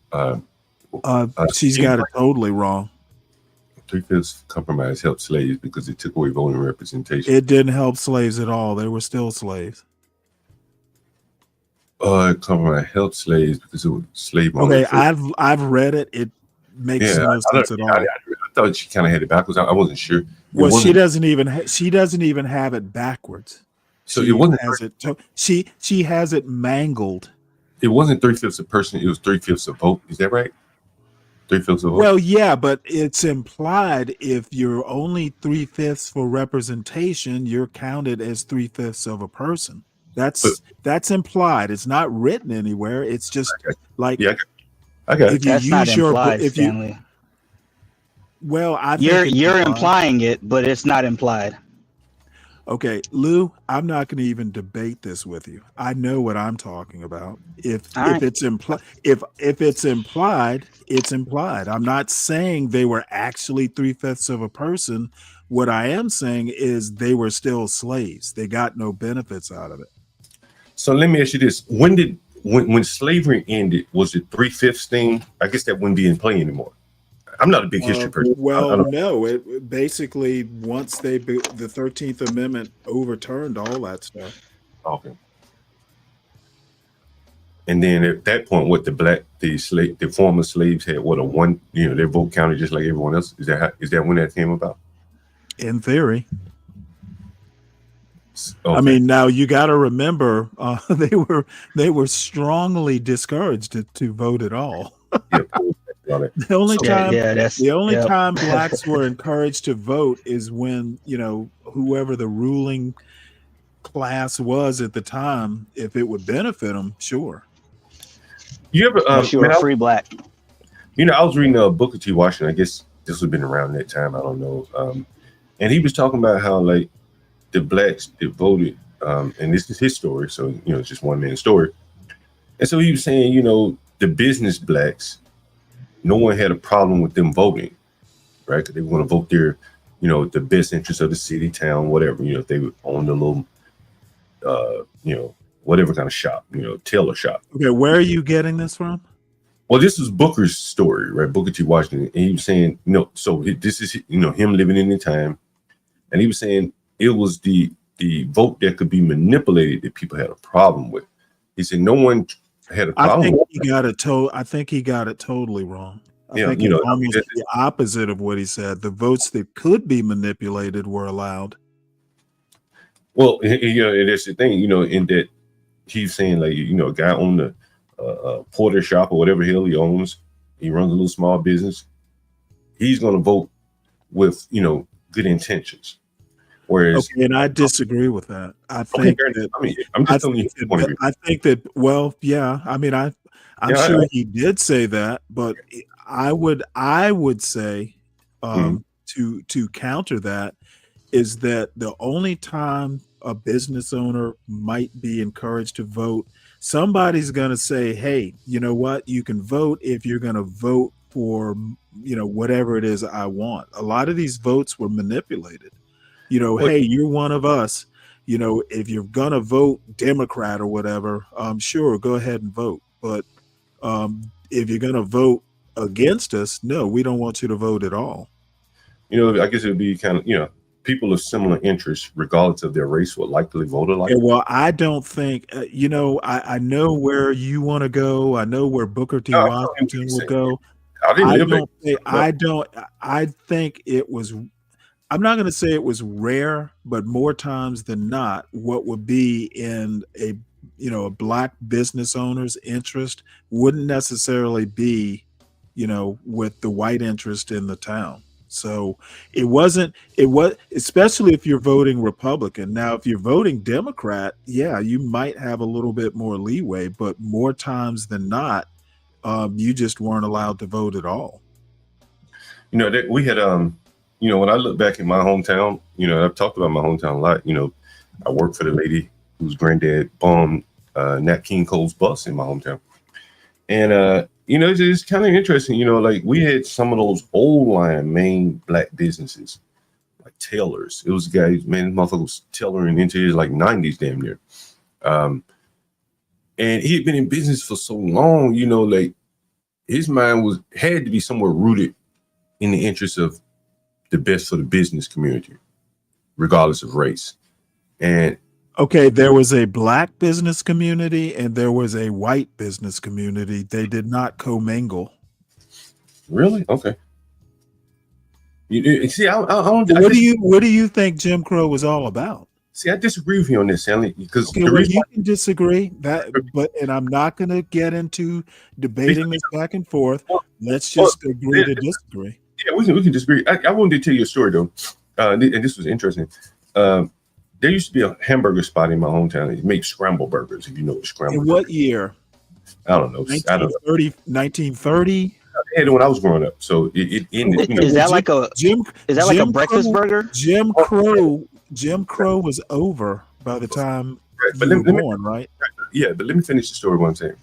So there was this guy's name was Jess, and he ran a burger place, and there was another guy, Brad. He ran the barbecue place during segregation.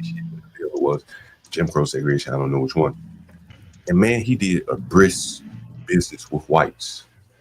My dad went to Nashville, and he ate that hot chicken, which is popular in Nashville. And he said, man, they used to have a black spot when I was in Nashville where they made the whites going through the back door. And we looked it up here on the string. Where there's a hot chicken place in Nashville where they made the whites go in the back and let the blacks go in the front. That's what I'm saying. Okay, and your point would be what? I'm saying that even with all this segregation, I think if you had some good dope to sell, you could cross racial lines and sell it. Okay, well, John, thank you for that obvious.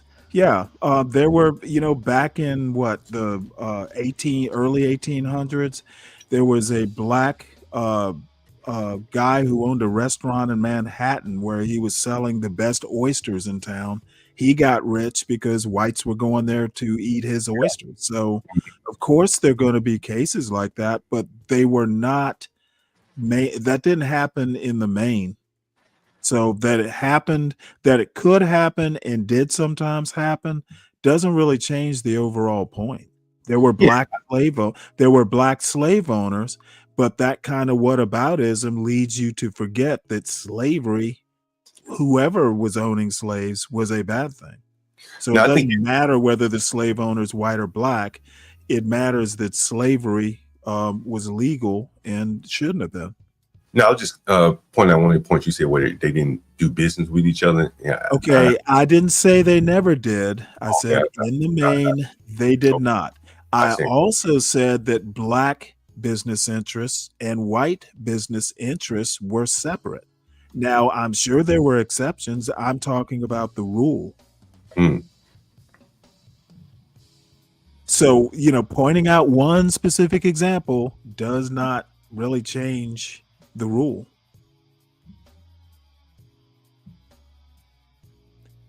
So, this is something, who was it yesterday that mentioned Dr. Pat Newton? Was it, damn it, who was it?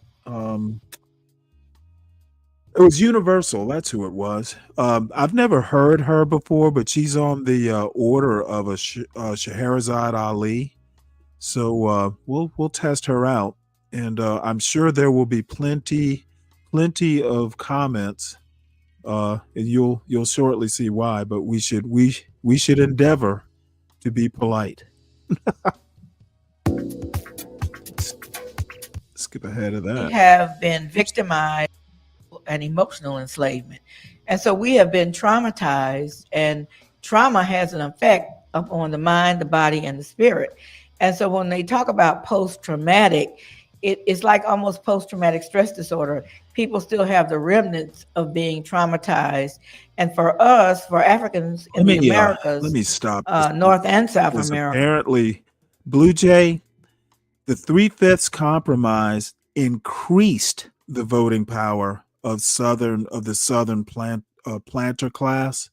I don't know where you're getting this from. 3/5 was what was implemented. It wasn't like it went from 1 to 3/5 or anything like that. 3/5 was what they compromised on. It increased the voting power of the planter class and just the South in general politically. There's really no tap dancing around that. So let's get back to this. America, and maybe throughout the entire diaspora, we have been victimized to the degree that many of us want to deny it and abandon it, which is a defense mechanism of post-traumatic slavery stress disorder, in that we oftentimes are unable to manage it. And so when we're unable to manage it, we by the take way, the position. I was hoping Universal would be here for this. She's a PhD. I think she's got an MD in psychiatry. So, well, she had an MD, and she might still be alive. And she was a psychiatrist. So we'll hear what she has to say. She had some good, I think. It was the family stuff that Universal recommended her for hearing, but this was like the first one I found, so we'll just hear what she has to say. Putting it somewhere else, denying that it even happened, and wanting to move on. But you can't move on because the remnants of the victimization have been passed on from generation to generation. We have intergenerational trauma, and so some of the ways that we have learned to cope has been passed on from that time to this time, and will go into some other time, because we've never been without trauma. Part of the problem is that it's not really post for us. It's still present for us. And we're experiencing complex compound trauma, where we're being traumatized up on top of the trauma, up on top of the trauma. Tell us about what examples of that trauma that impacts our daily lives. People want to know what do we see? Well, the language we use, some of us don't even like to be called African. I don't know how much trauma you can get when you're denying who you really are. And so some of us begin to look at each other as though we're the enemy rather than we're kith and kin. Many of us live in impoverished conditions, have inadequate nutrition, have schools that are not fit for humans to be involved in, and deal in situations that are that defy our humanity, and have a system that has been created from the time we got off that boat to the present time, where our humanity is consistently being denied and determined by others who don't have any respect for us as human beings, who still consider us as property. So let's look at it from the perspective of parenting. How does post-traumatic slave disorder or this disorder impact us? Examples in parents to child relationships. Well, I think there's a lot of ways that it impacts, but one of the ways that it impacts is that it creates fear. And it creates fear that passed on to your children, so that many children are not socialized into being assertive and into being aggressive in the context of not negativity, but in the context of going out and getting what you want, going out and being able to compete because they're being constantly bombarded with your less than, or when they do better than, denying the right to be able to express themselves, or denying the right to be able to show their excellence and their creativity. So that's one area. The other area is that the myths that we tell our children. What do I mean by that? Sometimes we tell our children that they don't have the right to exercise their human rights because in our society, we've created a situation where we kill Black children who act like children.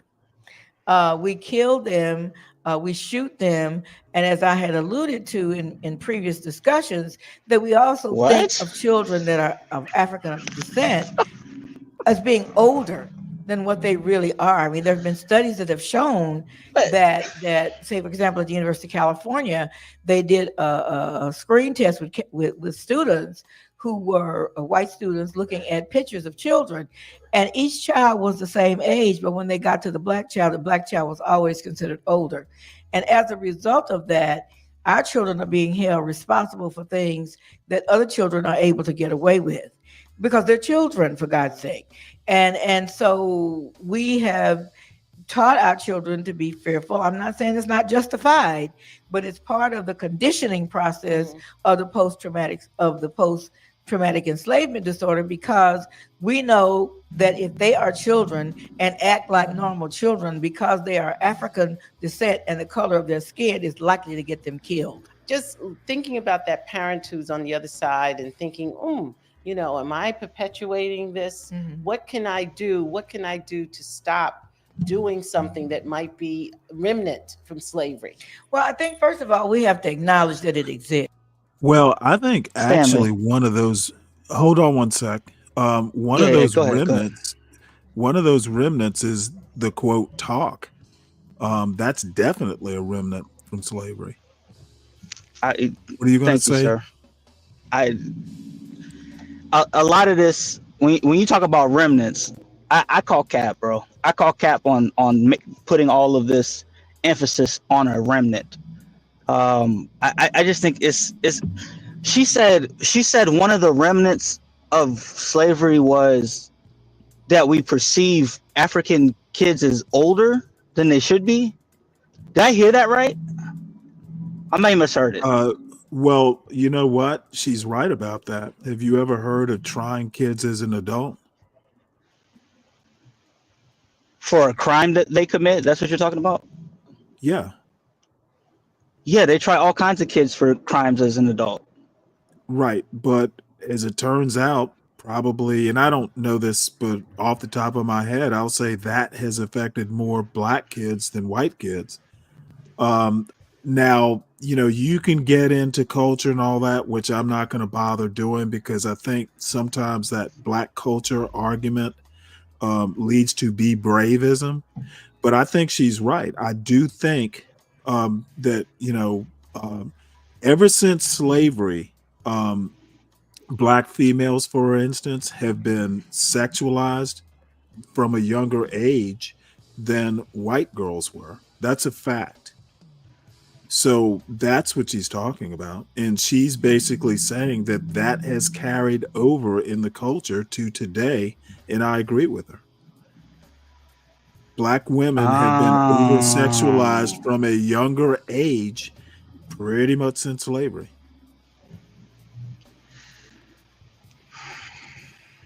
You're not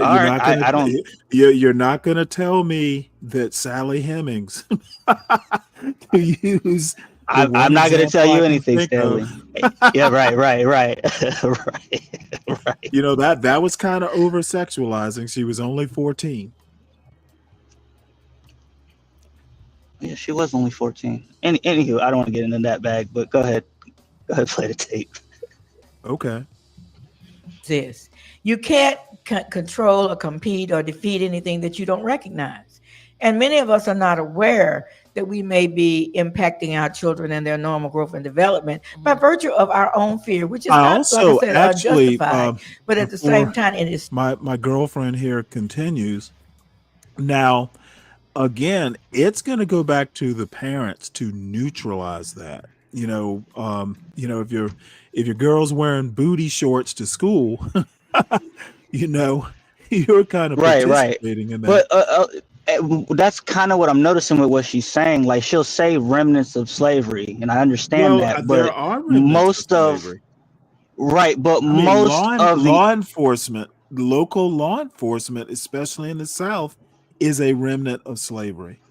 Let me give you another good example. Let me cut you off right here. The Ahmaud Arbery case, and this is one of the reasons that I actually would vote for Kemp if he ran for president. You know, depending on who he was running against, there was an 1856 law that that Ahmaud Arbery's murderers tried to use as a defense. And basically, Kemp spearheaded the effort to overturn, abolish the law is what they did. So what I'm saying is that when you're talking law and law enforcement, there are still remnants. You go to Alabama, Alabama up until like maybe the past 10 or 20 years, still it was against the law for interracial marriage. They literally just changed that law, if I recall, like in the past 20 years. So, you know, now the thing is there are laws that aren't enforced. You know, every state probably has code that they need to go and just clean up. So, you know, I'm not particularly, fussing at Alabama. They just didn't get around to it.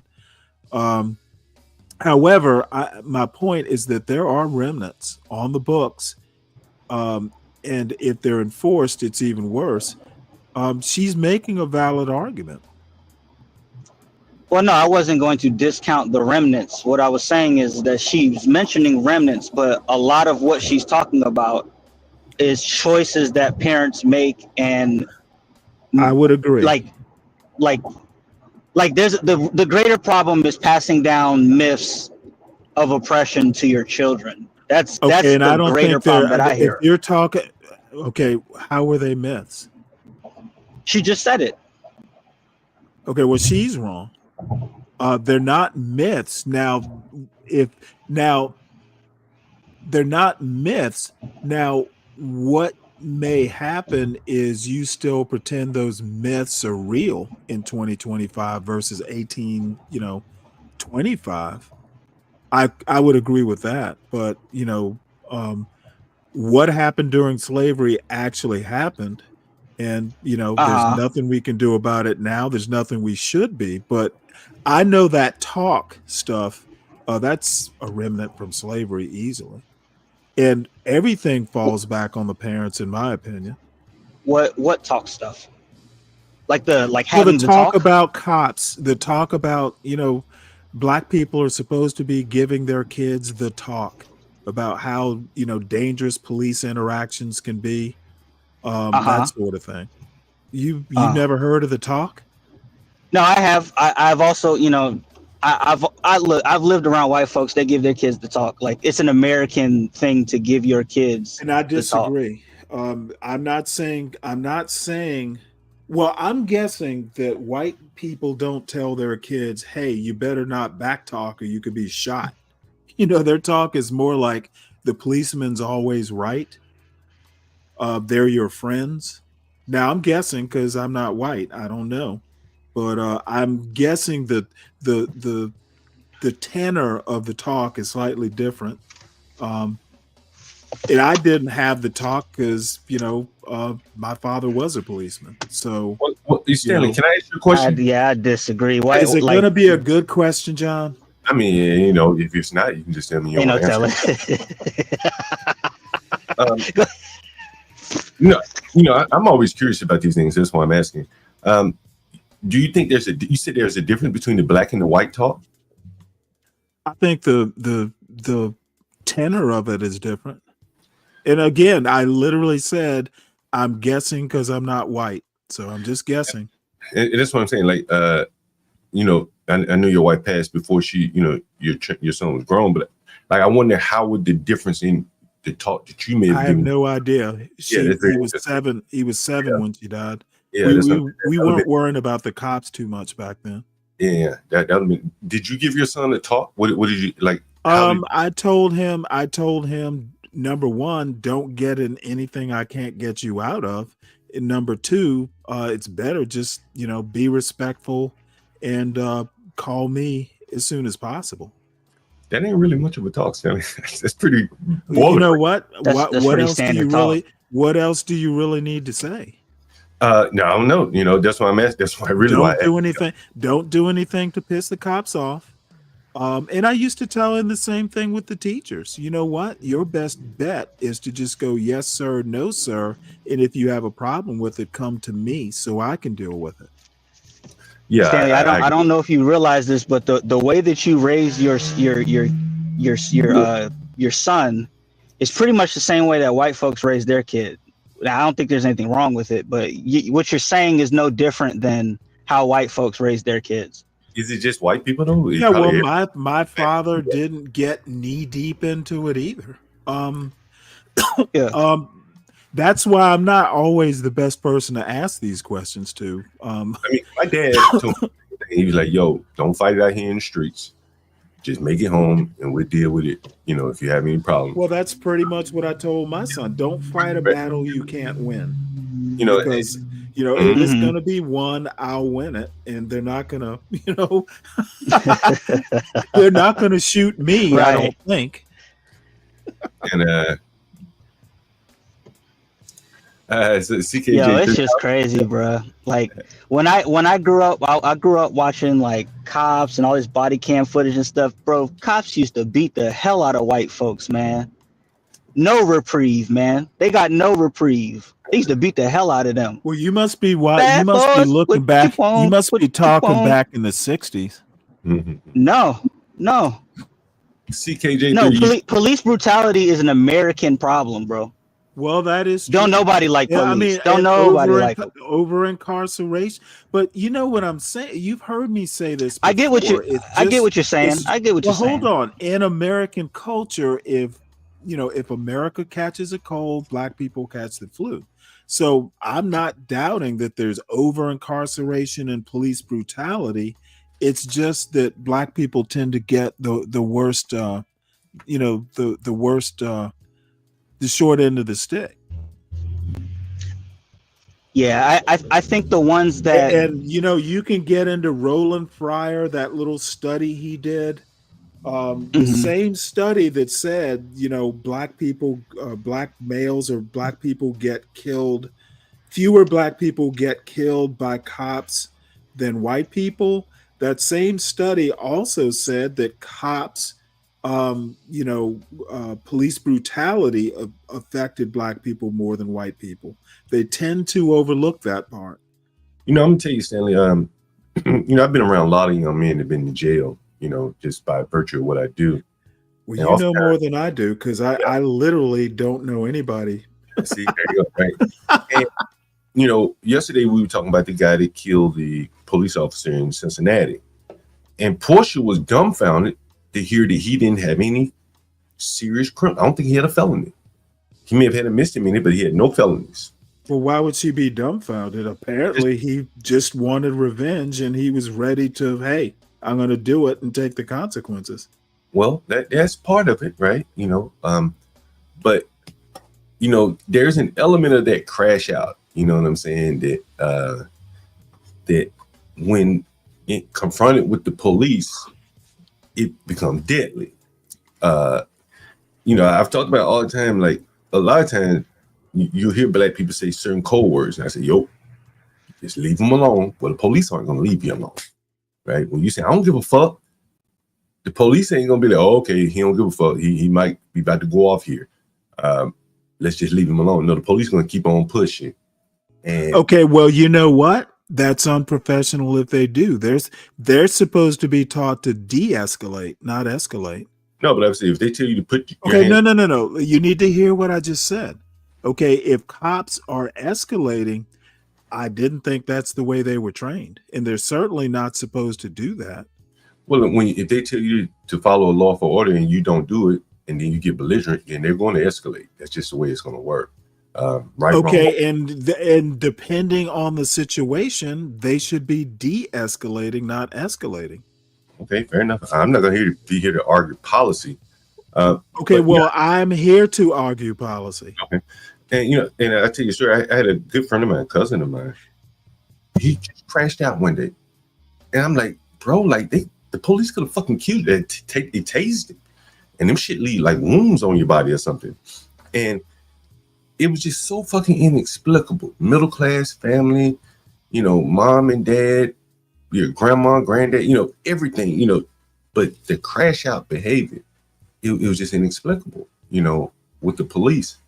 And so there's something more going on, you know what I'm saying, from my little vantage point here.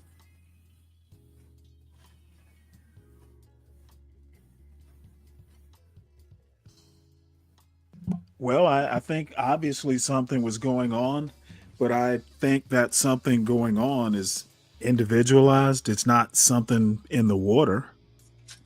Well, I think it's just the way people respond to like authority, maybe. I'm not sure. CKJ3, he's so dense, he doesn't understand a lot of things, and it's part of the problem.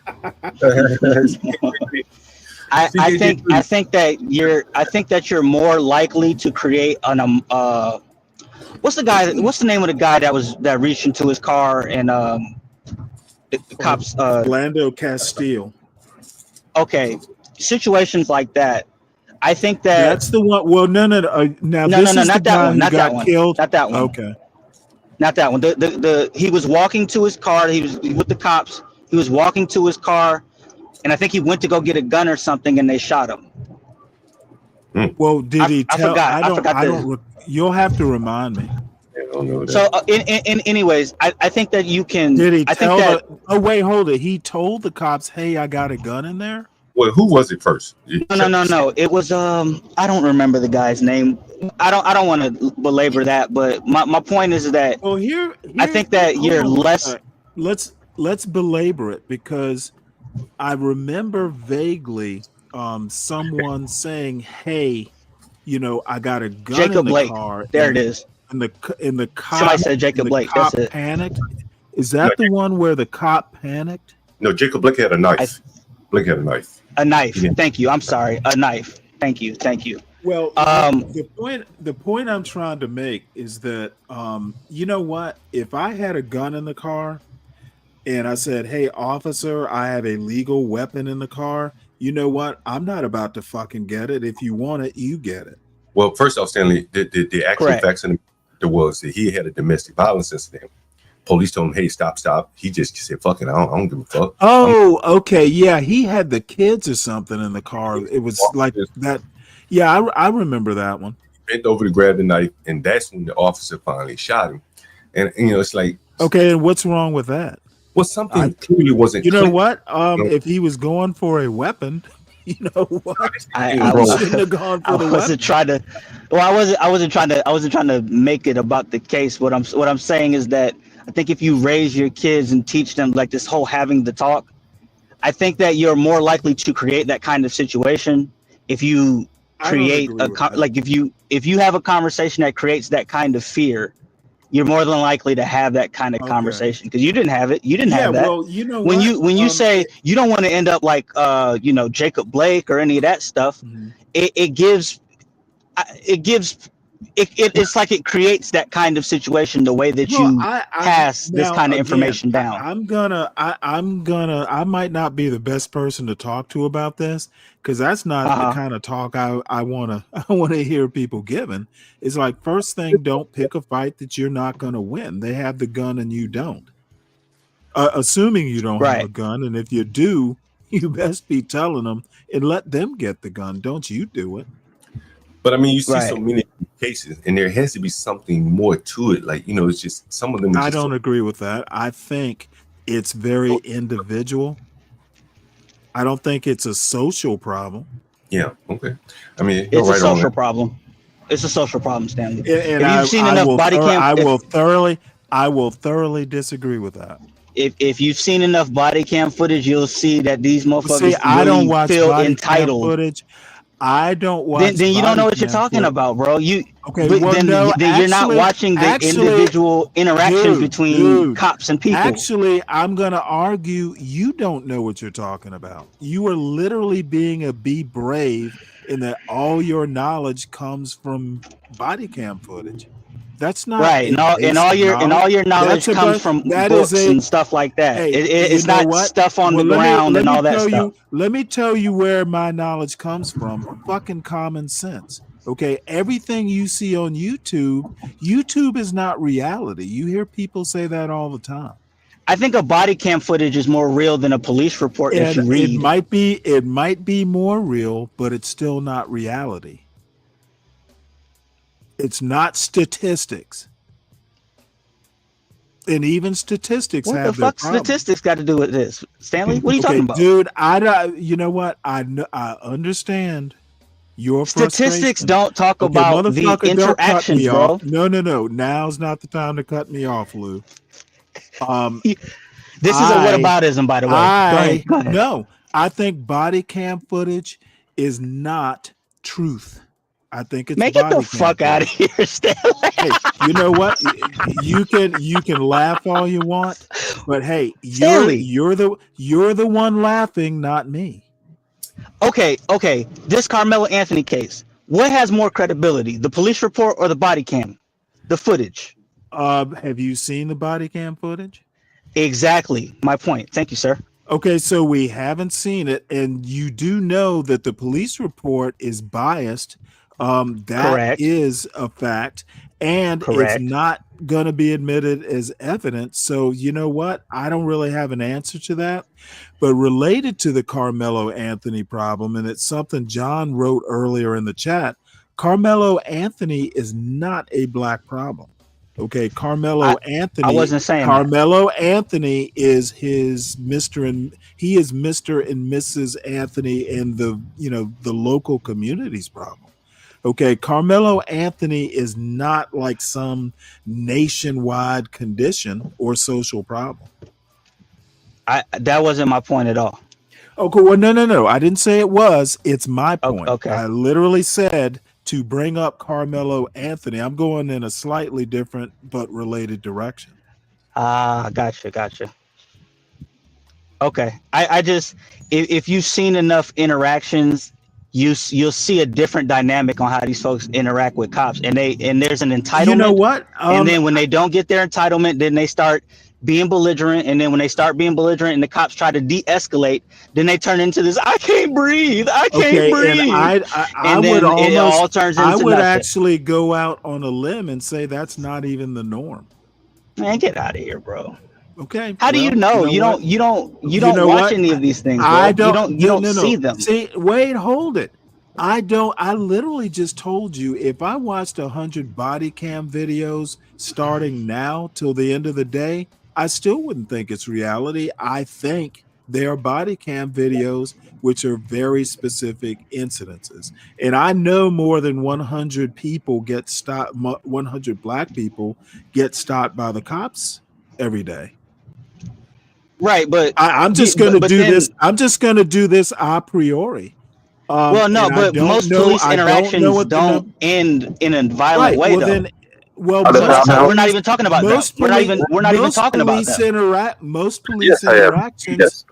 Most police interactions. Where's this computer at? Okay, hold on one sec, CK. Most police interactions with black people end just fine. Correct. Which so means I'm not talking about that. I'm not going to use body cam footage as any sort of yardstick. Yeah, you moving to go ahead, CK. You moving to No, I'm not moving. No. Don't tell CK to go until I'm done. Okay, you're done, moving, Stanley. You're all over the place, bro. We're talking about bad interactions. We're not talking about the good interactions, bro. I'm sorry. No, good. I'm talking interactions, not good, not bad, just plain old interactions. And my argument is the overwhelming majority of interactions end in the good category. That's my argument. The overwhelming majority of interactions between black people and police daily end in the good category. And body cam videos end in the bad category, but they are by no means the majority of interactions. And how you can argue that they mean something other than goddamn, this is a tragedy, that's on you. I'm not going to even argue that. But I think you would agree that blacks probably have been mistreated more by the police. You would agree with that, right? That's your I wouldn't even. I think if I go by statistics, that they are more prone to be manhandled by the police. Okay. The only reason I don't know enough to say black people are mistreated more. Define mistreatment. Is it getting beat upside the head with a billy club, or is it just being, hey, talk too rudely?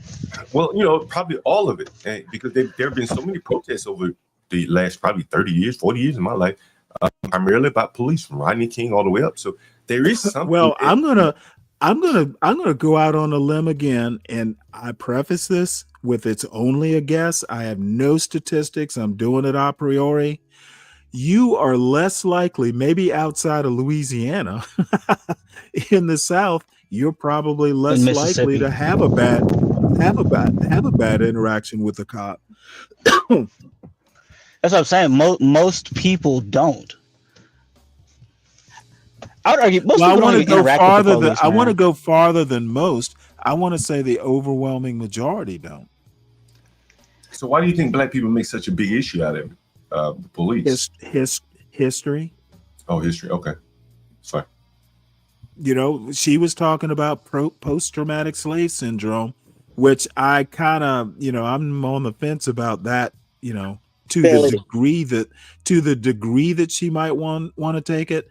I think there are remnants, but I don't know. I think you can reason your way or train your kids around that historical hurdle.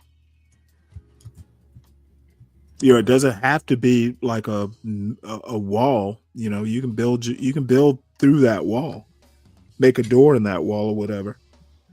CK, how you doing? I wasn't talking when you earlier. That wasn't me. Oh, okay. Why don't you ask John? Why don't you ask John?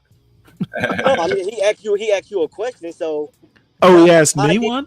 Why did you interact with that cop like that on stream? CKJ3, you can't be that dense. You want me to answer that question? Why am I that dense? I want you to answer the question. You asked Stanley a question, and we got proof of you acting a certain way on stream. Right. You want me? Whenever you're ready, I'll answer it. Go ahead. What did I say to the cop? Answer my Tell question. All right, we're gonna get that. I did. What did I say to the cop? You acted a certain way, John. Tell me the word exactly that I said to that cop. A certain way. I said that's right. Yo, I know you got the content.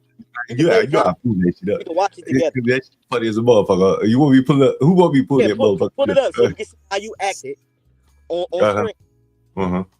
And what question, John? Because you what was that word I used? Tell everybody what that word I used. How did you act, John? Like a nigga. Okay, then. But I was not under arrest. I was not resisting. I can act however the fuck I want to act in my house till they tell me, hey, put your hands behind your back. John, the way you acted on stream was ridiculous. I would have never acted that way, John. Okay, let me ask you this question. I would have never acted the way you acted. Okay, it's cool. Okay, don't repeat yourself. I want to ask you. Okay, I got you. You're repeating yourself now. I want to ask you another question. How would you describe the behavior of all the other niggers in there that brought the police to their house? John, they not making content about it. You are. No, I asked you about John. No, I'm asking you about their behavior. I'm asking you about their behavior. John, I'm talking to you about your behavior. Talk about their behavior. Look, if you're not gonna answer the question, I'm talking about your behavior, John. If you don't want to talk about, if you don't want to answer the question, I'm done. Right? Okay, you be done. Because you don't want to. I don't like. Why don't you want to talk about their behavior? Those blacks that had the police in their house. We can be done. The police would kill one of them. We can be done. We can be done. You act a certain way. I'm going off of your behavior. I'm talking. I'm not talking to nobody else. I know. I understand. All right. I understand. You want to look past them 3 or 4 niggas that call the police. I'm talking to John. I can't talk to them, John. I'm talking to you. Well, and you talking to me, and I want to ask you, what did you think about the 3 or 4 niggers that had the I'm talking about your behavior. You don't want to talk about it. So you don't want to talk about that. I want to talk about you. I'm going to talk about your behavior. You don't want to talk about that. That's the problem. That's okay. I got you. You are the problem, John. You want to talk about it. Do you think they were a problem too? I think you were a problem, John. That's why I'm talking to you. All right. I got you. All right. You know, I'm not trying to change your mind. I just wanted to see if you could expand your point of view a little bit. Let me know what else you thought about the whole situation. John, you acted just like them, John.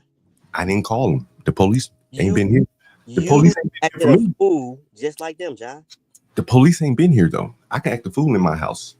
You right. I ain't calling police. Right. Can't you act a fool in your house? You can act a fool in your house. I would have never acted that way. The way but you can.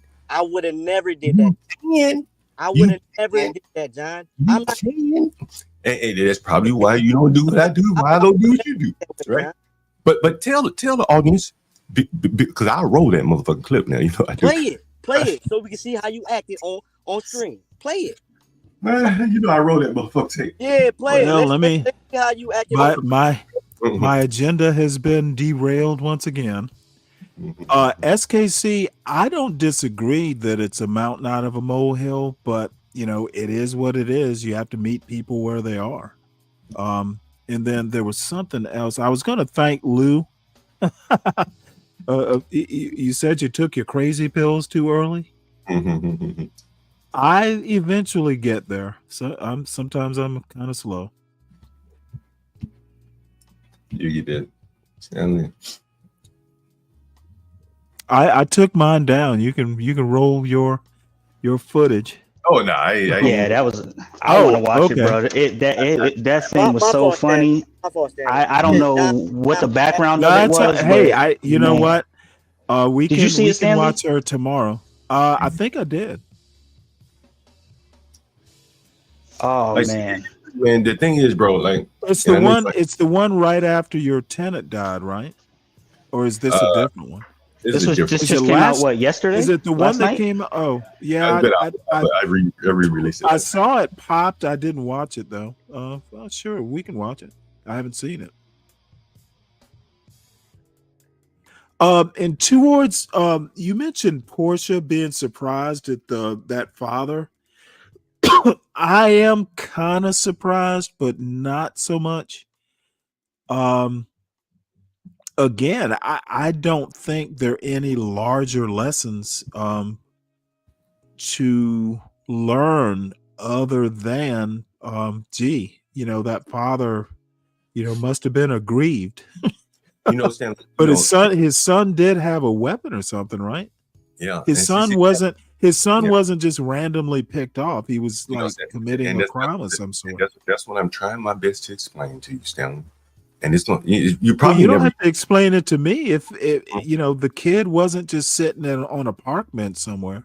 Right. And so the father saw this, couldn't accept the truth. A lot of blacks can't accept the truth. Okay, well, see, this is where we will part, you know, company. I don't think what that guy did was a lot of blacks. I think it was him. You don't hear of like, you know, seeking revenge like that on cops. Was it even the same cop? Nope. It's a totally different cop, right? And that's what I'm saying. Like Like, it makes perfect sense to me. When Portia was doesn't. When Portia's mouth was agape, like, oh my God, I can't believe that he doesn't have a criminal. Okay, so you were able to make sense of it. Yeah. Oh, well, you have to enlighten me. Right. So what happened was make it make sense, John. All right, so here's what happened. The police officer is a white woman, the chief. Mm-hmm.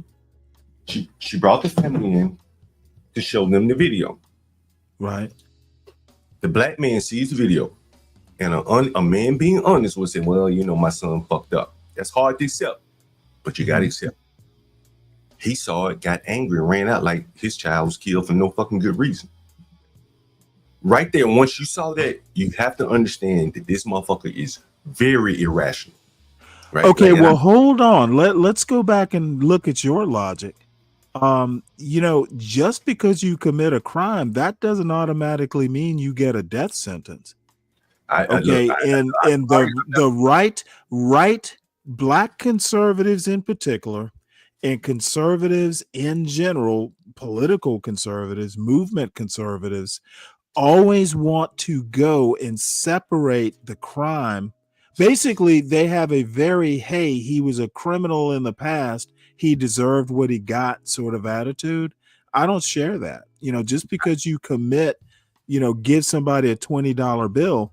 Now, I don't know the details. What did the kid do? I did hear he had a gun, but it hasn't been proven. No, it's been proven. Did an officer feel threatened or what? Yeah, he stole a car, ran from the police, he had a gun. I mean, all these things are true. Okay. But again, what I'm telling you, man, did he point? Now, having a gun isn't pointing a gun. Did a police officer feel threatened? There's a still image of him seemingly aiming, you know, or extending his arm out with the gun.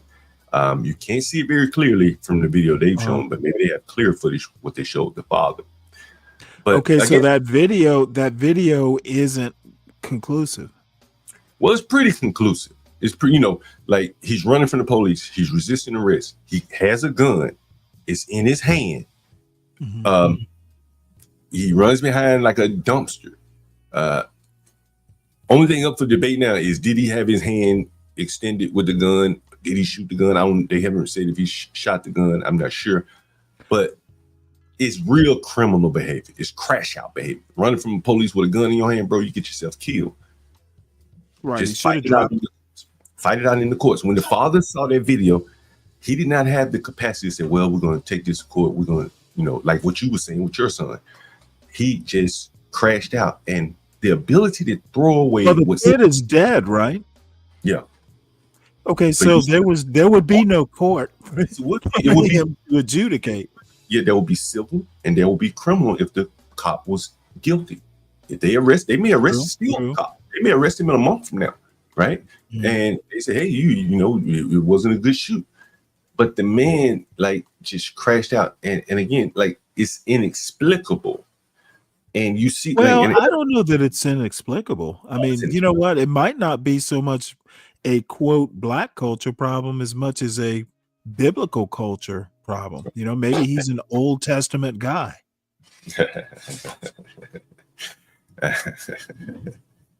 One of my, one of mine. I'm gonna take one of yours. Now, I do think it's a problem that you just pick a random cop. I mean, you know, he deserves to fry for that one. And then, you know, then his attitude after he got to court, no remorse. Yeah, I heard that. Bugging the cops. It's like, bro, like I done seen some shit, bro, that blacks have done to each other. And then you go talk, man, you didn't have to stab him like that. Man, fuck that nigga, man. He shouldn't have said what he said to me. I'm like, bro, you just killed him because you stabbed him because of what he said to you. Man, he was eating my shit too. I'm like, what? Like, it's all these like micro type problems that they're having throughout their day. And, you know, it's a lot of bad decisions being made, you know. That shit there is just inexplicable to me. The Carmelo Anthony was inexplicable to me. I don't understand that shit. I think you're right. It's, you know, I don't know what would make him think like that. But again, it's not a black problem. That's a Carmelo Anthony and his parents' problem in the local community. I don't feel any kinship to the crime.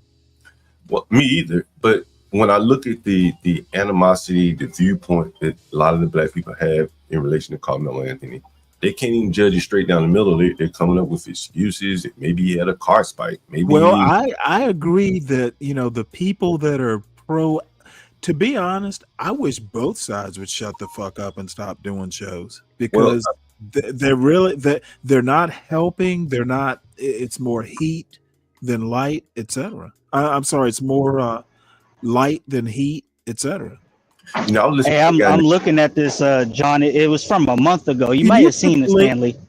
Can you put the link in the back? You did one last night, right, John, or did you take it down? What? Did what last night? Something about you yelling at N-words. Oh, it was an old clip, but y'all just re-released it. Okay. Yeah, put that link in the back, Lou. Yeah, I forgot what I was about to say, but basically it's you know, what was I going to say? Yeah, just some of this shit it just doesn't make a lot of sense. And I think if you have I mean, it doesn't. Yeah, no. Hold on. Crime doesn't make a lot of sense. Hold on for 1 second. Let me finish my thought. I'll forget it. Like, you factored it in. Maybe these people have been so trained to hate the police indiscriminately that it's not hard for you to kill one indiscriminately. Yesterday we talked about in Cincinnati, motherfucking ambushing the police, fire department. Like, I do not think you're wrong. You know, even during Ferguson, man, the animosity they had toward the fire department, like, damn, they need, even in Baltimore, like, they were attacking the fire department. You'd be like, Linwood has come up here. He said, we need to tear this whole country down. Like, well, there are people who think that. There are people on the right. There are people on the right who think that. Well, but among Garvin and his, sure they do. But those people, I don't think can be weaponized, and they're not in the majority. Oh, you don't think so? You're always the one telling us that whites have more guns. But I don't think that they're in. Hey, it's you saying we ought to be afraid of whites. Well, I think you should. We ought to be afraid when the whites get tired of us. I think there's some. You preaching to your children. There's a talk you give us every day. But if you there's a whataboutism in here somewhere. I can't find it. Oh no, that's a major whataboutism. Oh, it is a monument to whataboutism. I'm not going to deny that. If you're preaching to your children, you know, they're going to be victims of the police. You know, they will speak that shit into existence, as they say, and every interaction becomes one fraught with contention. And if you bring that into their mind, right, and just say, hey, treat everybody respectfully. When the police pull you over, they don't need to know nothing about that black shit, because if they're acting like a normal person, right, black, white, or indifferent, as you say, many black people get pulled over, don't have a problem. And so why even bring the black shit into it? Just act like a law-abiding citizen, and 99.9% of the time, you be good. I could not agree with you more. But once you bring race into it, bro, now you got a victimhood angle being brought into it. You got niggas gonna march and pop balloons for you, and you know, that's kind of what I think. Yeah, the victimhood thing becomes very problematic in like a lot of these situations, because it causes them to do things they wouldn't normally do. Well, see, I argue that it is what they would normally do. Okay, you're a victim. If you have a victimhood mentality, you had a problem before you ever interacted with the cops. It doesn't just like shift into gear. You know, that victim mentality is not like it. I only have the victim mentality when the cops stop me. I think you always have it. Well, do you have a feeling of entitlement to go with that victimhood when the cop pulls you over? I have a feeling of entitlement all the time. It had nothing to do with the cops. See, I just made my point. It doesn't start with the cops. Speaking of that, end with the cops. You might see some of that in this footage. Go ahead, man. I think a lot them niggas was wilding, bro. Them niggas was wilding, John. You see, I think a lot of the time, Stanley, you know, we're talking about police interaction in a car. Those are them typically probably the safest ones. where they're going 99% your way. But once you're going into the house, the voices are raised. Weapons are just naturally going to be in the house. Well, domestic disputes. I mean, domestic disputes are about the most dangerous thing a cop can do. Let me give you a good example. This is, goddamn, this must be like, I'm 60. This is probably almost 30 years ago. I was temporarily working an overnight shift to do some training.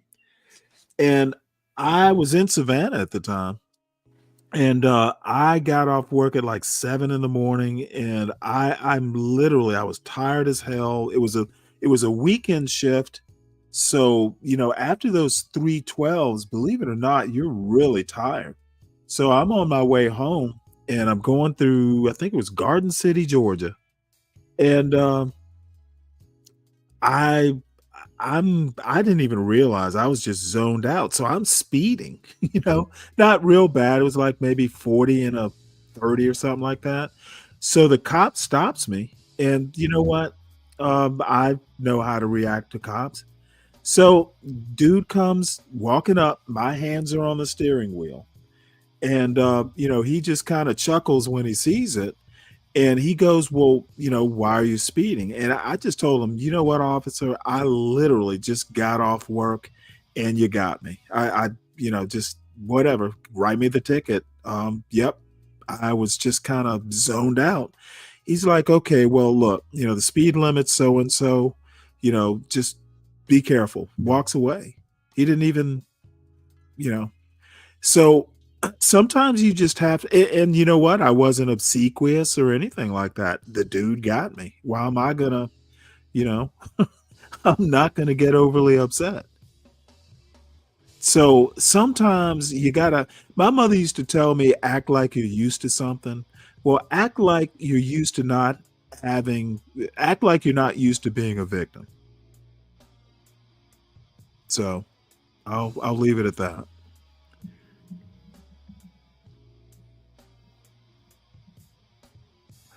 Are we ready for the video?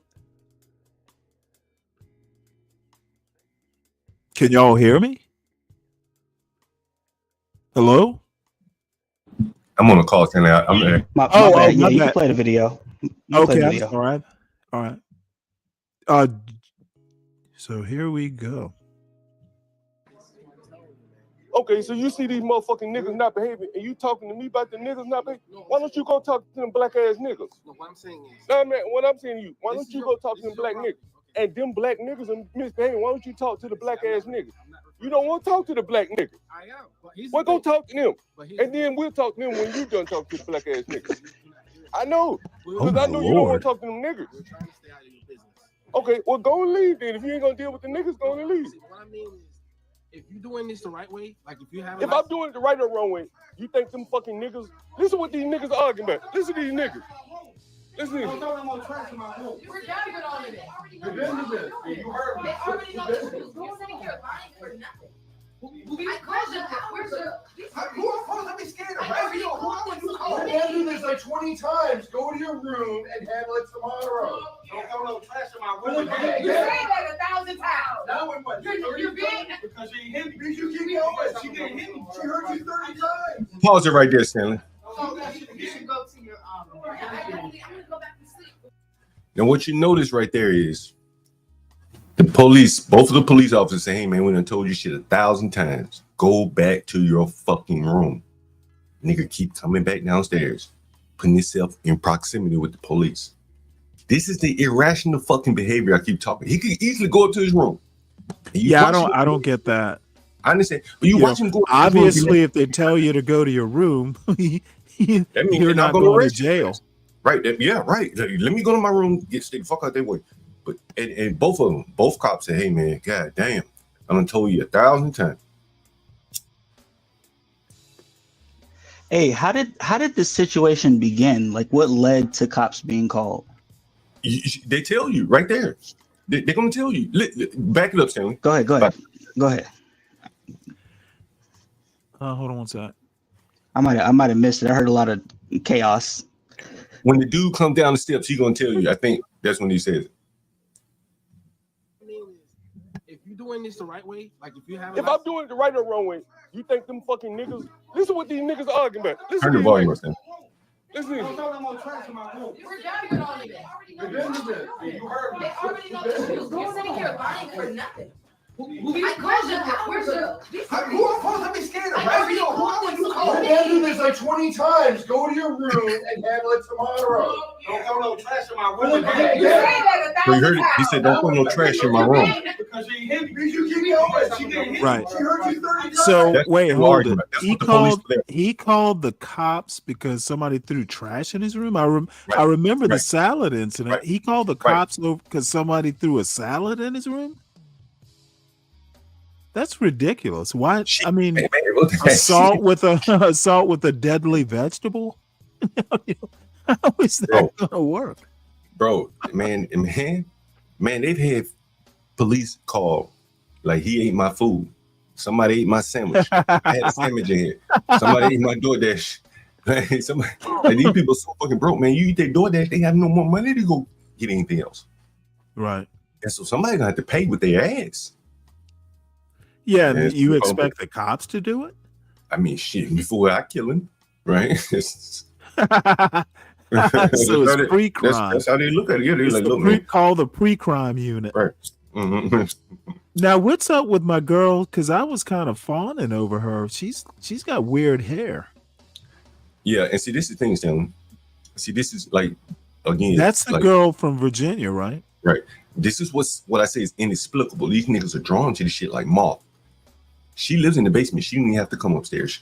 Her door shit, locked. really? No one can go down there. She's sitting there with her long legs crossed. No, My no. Lord. And I can tell you deeper about why she came up there if you really want to know. But she didn't have to. Well, no. I want to know if her hair is real or is that a wig? Hold on. I think it's look, there are two more people in the house.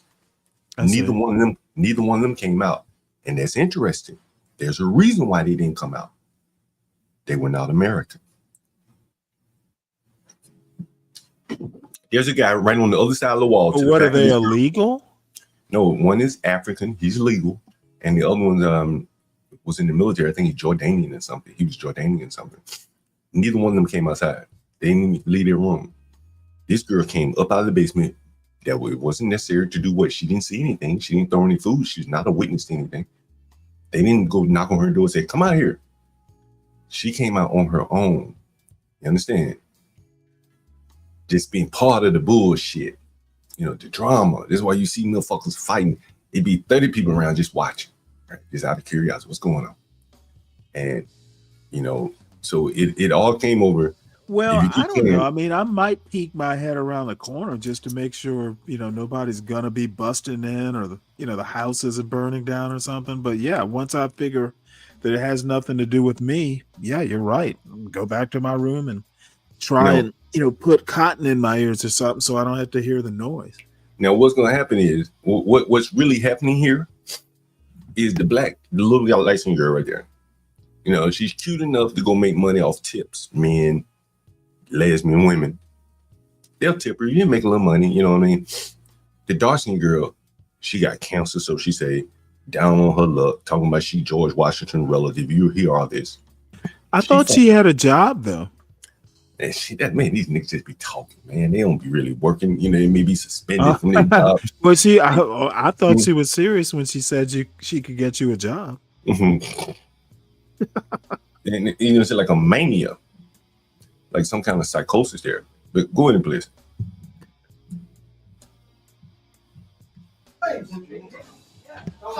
You should go to your I'm gonna go back to sleep before they go. So what the niggas saying? They throwing trash and shit? Yes, somebody do trash. Somebody threw trash in the nigga room. I guess so. Now, do you believe that? I don't know. It's not for me to believe. Who threw trash in somebody's room? I wasn't here. At this point, Stanley, I didn't believe it. You can hear me say, do you believe that? That a nigga threw some trash inside? I couldn't believe it. I couldn't I'm like, that's too crazy. And so I'm asking the cops, do you really believe, why are you here? Do you really believe they threw some trash in somebody else's room? Because that's why they were called. I couldn't fucking believe it, bro. I guess that's why I asked again, John, because I did hear them say that, but I didn't really believe that was the reason why. You know what I'm saying? I didn't believe it either. Bro, when we played the woman in her room, you're gonna hear like it's black one-on-one, bro. I've been dealing with this shit all my life. It took me 30 minutes to get it out there, bitch. Did you really throw a salad in their room? She went all around the world before she finally said, yeah, I threw it in there. I said, bitch, why you didn't tell me this shit 30 minutes ago? That's all that matters. You think these cops have a YouTube page? They can't do it. They're probably telling stories about this. Yeah, they can't do it. I am the only one that's telling. They would have had a YouTube page if this would have went left. Yeah, they had a body cam. Officers respond to a scene. A hugely racist man comes into the fold, slinging hard R's everywhere. Like, yeah, they would have. John, you would have been a household name. But John, no one here knows you own the building, right? No, they just think I work there. Oh. Okay. Well, I'll continue. Well, you nigga said it, right? Stop using that terminology in the first place. Well, I can't. I ain't got freedom of speech to say the word nigga. I can't say the word nigga. You don't see these two niggas mad? She is not that terminology, not at all. Why you taking up her? She ain't mad. Look, I can't say the. Now let me interject here. You asked, "Aren't you free?" You do realize that in certain situations, you're yelling fire, right? They could at least try and make the case that you're yelling the equivalent of fire. That would have been a great. You could have invoked you could have invoked the 3/5 compromise there, John. You know what? And it would have been the wrong direction. You know, if they said, "Hey, we're going to let the judge figure out whether you're 3/5." So, all I'm saying is that, yeah, you're free to do it, but you know what? If a cop decides, "Hey, you're yelling fire," that has a hard R too. I was shallow before there was a shallow. Goddamn house. I can't say the motherfucking word nigga in here. I ain't got to go do it. I'm working there. Y'all that got me fucking working. I shouldn't even be here if these niggas could behave. If these motherfucking niggas to come over here and see what the fuck these niggas is doing. Right? That's why I'm here to come over here. I would have been motherfucking sleep. These niggas. You listen to these wild ass. Why you can't arrest these niggas? You sound like I came over here to see what the fuck going on. Right. But that's what we here for. Right. But okay, when y'all about to leave now, and shit, you see these niggas still carrying on, right? Right. So that's why I'm here, right? Because y'all can't solve this shit. Who? I am. You see this? Okay. Like, hey. That's what, okay. But Mr. White Man right here, he's talking about my door. What are y'all telling me? Did you say Mr. White Man? Y'all ain't told these wild. I don't know. What? And what is this girl talking about? Why is she even there? Was she on the phone or what? I don't, man, bro. This is one thing. She should not even be there, bro. Like, please let us go. Remember, this is like 1:30 in the morning. This is like 1:30 in the morning. I wonder bro. what she would have done if I'd walked up and touched her leg. I'm just curious. You want to put them out there for me to see. This young lady needs to go to sleep. Mr. White Man, bum bum bum, bring me a dream, bum bum bum bum. Was she talking about the cop? Or you know what? This is rather confusing. And I'd have tossed all their asses out. Just don't come back. All ass niggas nothing. You know what? I might have to start over. So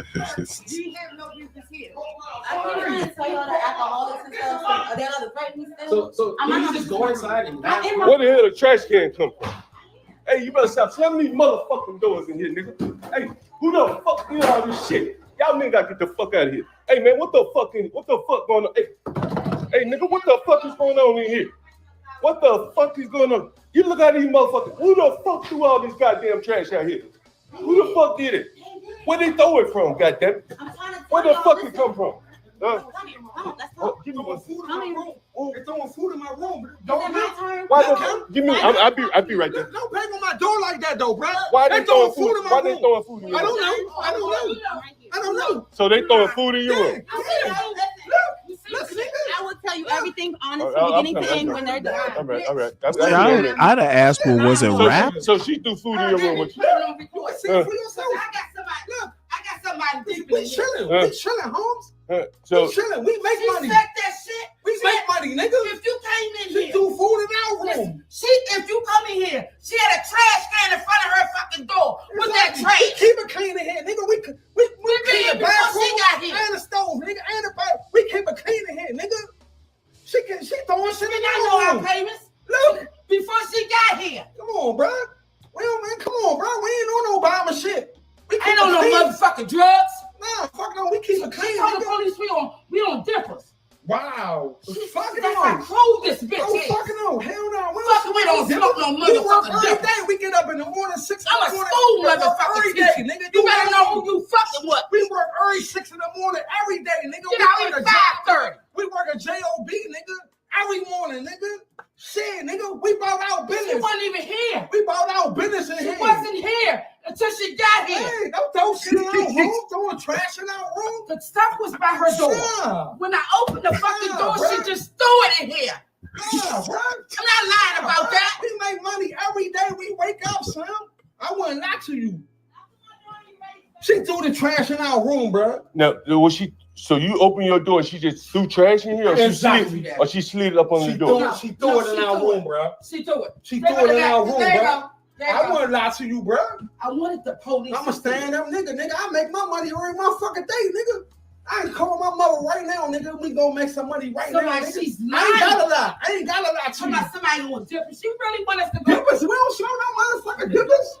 You better worry about what you doing at night. We don't smoke no motherfucking dippers in dippers here. then. Nigga, we You working better worry about job. what you doing. Nigga, we working here.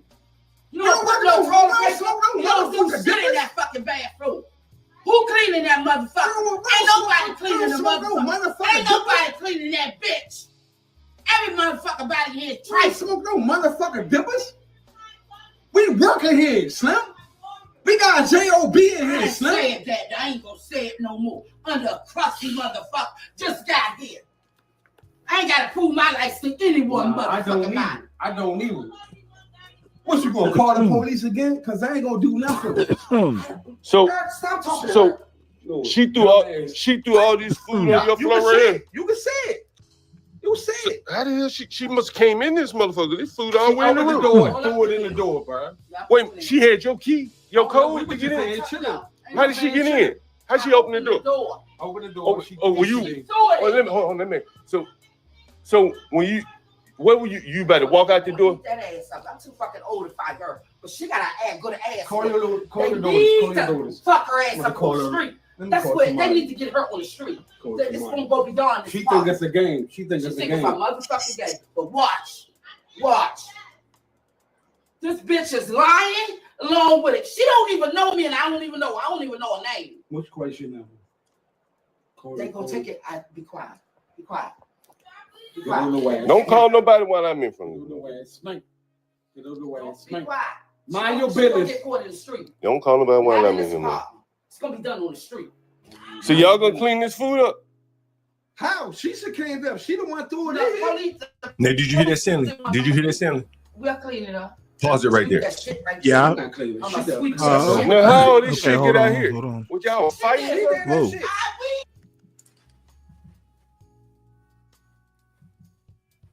As I've always said, like So- the trash is. No, go ahead. As I've always said, like the trash is one of the bigger issues with blacks. Like they refuse to take that shit out.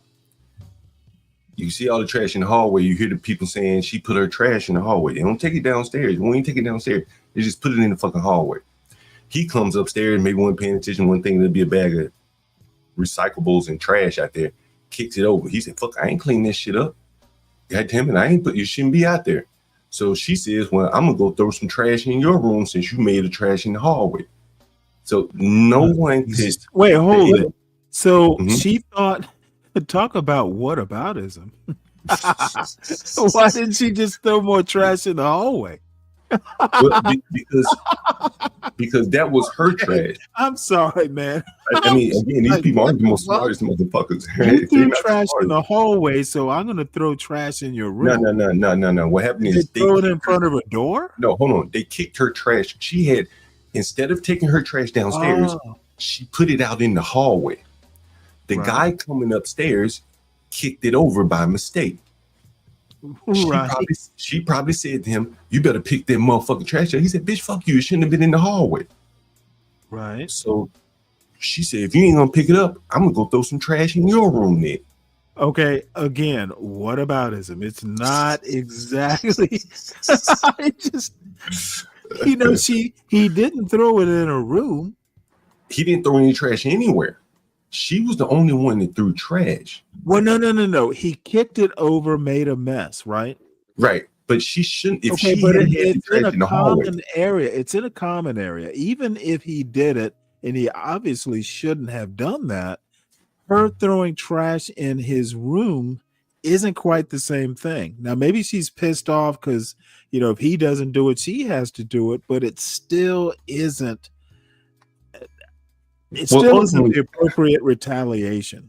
No, it's not throwing trash in somebody's room. There should be no retaliation. She should have said, "My bad for leaving the trash in the hallway. You tripped it up. I'll pick it up. Sorry about that. It won't happen again." Trash doesn't go in the hallway. Well, he did go a little far. I mean, you know what? How about just tell her to take it down? Maybe they'd had that conversation. Maybe that's why he got so frustrated. You don't know these people. Like, bro. No, I don't. I've told so many stories about trash, Stanley, it'll blow your mind. But there's more going on here, and you'll hear it from the woman. You can go ahead and play it here. Okay, and someone asked me a question about Trump, and I can't find it, so just re-ask it if you can. We ain't got none of that. Where have you came in and you seen that? Nasty bitch. The bitch is so nasty that she created a trash when we was here, have you ever seen that? When we was here, have you ever seen that? Nope. You been here. Nope. It speaks for We itself. will never do no shit like that. You never had a trash can outside. We will never do no shit like that. You nasty ass bitch. You nasty ass bitch. You can't even take the trash downstairs. She gotta have a can right there on the side. Hey, Holmes. You hear what they're saying? She won't even take the trash can down. We already know that. All right. Yeah, well, so irritating. I bet they would rather her just keep the trash can and not throw it in. How did trash get at the end of the hole? Look how much trash in her room. Look at her room. How did trash get at That's giving me flashback. Hold on, Stanley. Hold on. Pause right here. Now it's 8:10, and I asked her twice. How did the trash get out there in the hallway? And I think I asked her in her room. You mark the time at 8:10, and watch how long it takes her to tell me that she threw the trash in their room. You say what you just said? Because I just that little shot of going into a room, I would have sworn they threw trash in her room. Why is it the room in her trash in the hallway? Well, she's got trash all over her room too, right? And this yeah, is the that's thing. what I'm saying. You know what? I could kind of deal with you having a trash can and throwing trash out there if your room didn't have trash in it. Yeah. This is just ridiculous. And this is why I'm saying I've been, I'm not going to get into my son's, the state of his room right now, but I am getting triggered. Go ahead, play Sam. How did trash get at this? I got to run. Can you tell me how the trash got? All right. First of all, so the towel's there for the drugs, for the smoke. every day they do smoke. Did you know a wet towel will work better? I guess. Yeah, she said it too. So she said she got breast cancer. But I left it alone because my first whitehead, they got drunk and just loud and threatening each other. Sir, you don't hear professionalism in my voice. I I'm a security officer. 10-year government child care worker for 4 counties. District charter. Oh my lord. Justice right now gets turned over. Yeah, I can see you. I have no reason to lie. I got somebody your age. Understand. Again, I have cancer, but I've been in 2 years. I bought the blues, very fresh from college, I read shit. But when I first got here, you know, I'm just going to take the price for whatever. I'm just grateful for the place regardless. And, you know, I saw it's dirty, but it's like, it's whatever.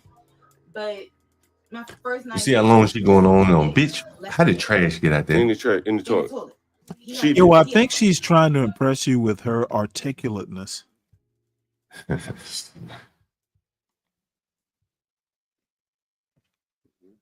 Oh, I thought you had more to say. So. Oh no. What? Okay. And I'm like, okay, I'm like, so I guess this is normal here. So that happened. So off the jump, I'm like, okay, disgusting. I saw how disgusting the kitchen was, and I never wanted to cook, but my friend threw me food. So I had no choice but to keep the salad and shit down there. That's whatever point. But that first night, again, I'm a security officer. They had music playing, hanging out. But that night when he woke up threatening her for money, Still no trash. No answer. He was threatening her for money. He was like, I'm gonna choke you. Like said like a few times, and I'm like, then it was going for like an hour of threats to each other. As a security officer, I can't listen to that. I called the police. Just said, hey, I don't know who they are, but Wait, so this is the second time the police have been here. So they handled it. Police told them to calm down, but she had animosity towards me towards that. I deal with that too. As a security officer, some women don't appreciate when someone's helping them. Oh well. Right. Oh well. Right. I can tell you I had a small attraction to me, him, because ever since I've been here, as you see, come on now, you're not stupid. Right. He has a small attraction to me where he always try to like hover towards me a little bit or try to get me to get, you know, trying to talk to you. Right? Yeah, So she's like, saying the man is attracted to her. He tried to go outside. Right here, the window. Why did he do that? Hover by my door.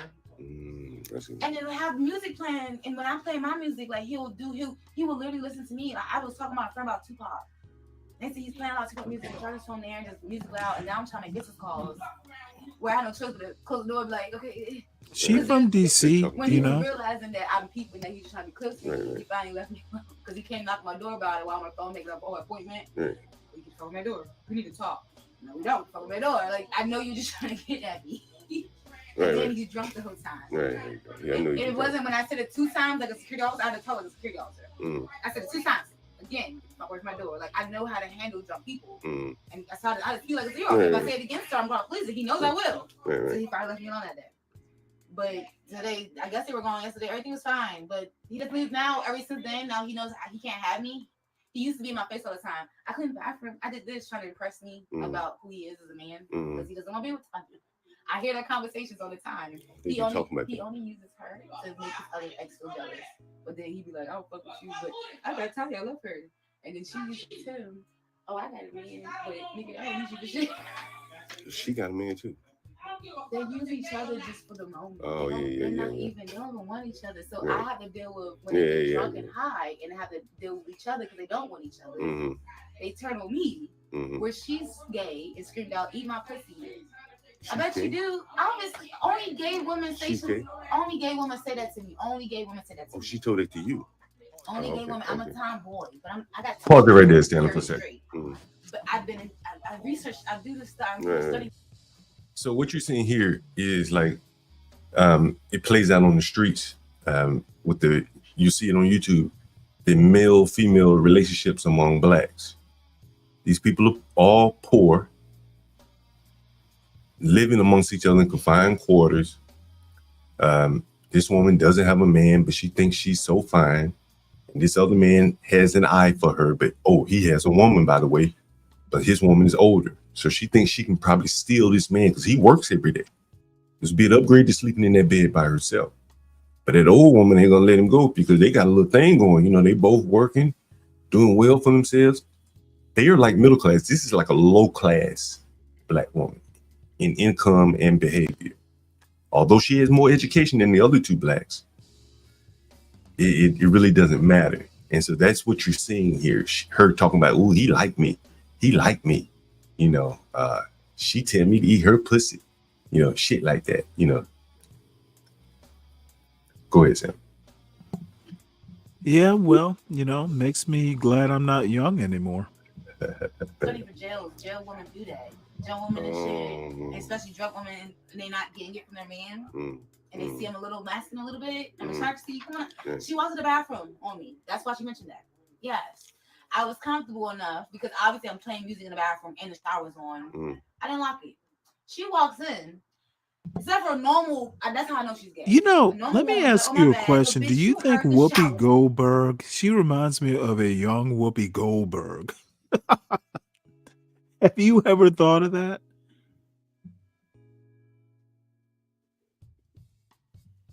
Well, I guess nobody has. She, for some reason, reminds me of Whoopi Goldberg. You notice you're not stupid. You're not stupid. You see how easy we can hear each other? Right. You can hear if that Right, shower you was can on shower, and music is playing. Right. You called me when the door was locked. Right. So as I'm like ass naked, looking back like, I'm in the bathroom. Oh, I'm sorry, I didn't mean to do. She's hovering for seconds. It's like trying to explain to me as she's watching. Are you gonna fuck until I got aggressive? Close the fucking door. That's how she's gay. So what happened today? He's upset because I stopped him from arguing because I didn't want to hear it. I'm like, oh, another night.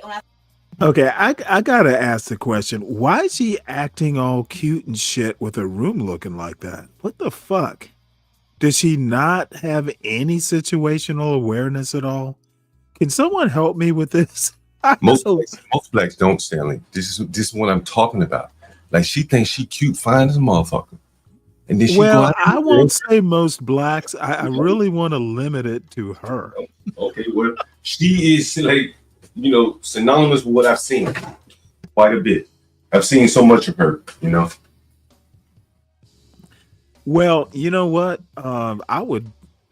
No, I better not say that. I would love for Universal to meet her kids, just so we could see the effects. Wow. When I saw they were drinking around 8, 9, I'm like, all right, they about to be threatening each other. I ain't trying to hear all with the 12. So I'm not gonna do like, look, whatever y'all arguing about, because you get the arguments together. The argument was that she's make pizza for her and he doesn't want to. That's what they are. About pizza. That he wants So how are they trash you that thing? Again, sir, I clean my room very good. So the trash can y'all provided me with that's out there, y'all put a trash bag in it, but the trash can is dirty. So once I took my trash out, put it out there, I don't see trash out there, so I put it in a little trash can. Did you hear her say she cleaned her room very good? I put the trash can in the corner next to me. Well, I guess she does. Maybe it was messier. I mean, who knows? She could be in the middle of cleaning it right now, but her bed just looks messy. You know what? God damn it. I'm really not. Dude, when I was in my 20s, I was kind of a neat freak, but the older I've gotten, the sloppier I've gotten. But I would never let someone into my room with my bed looking like that or any of that shit. She has let her standards go, is, pretty much my criticism. Well, I think it's the lack of shame, which is more. Oh, it's all of it. It's the whole enchilada. I'm like, she has no lack of shame. I'm sorry, she has no shame. She has no self-awareness, which you need to have shame, etc. She's got a whole problem. Is she still, you said she moved, right?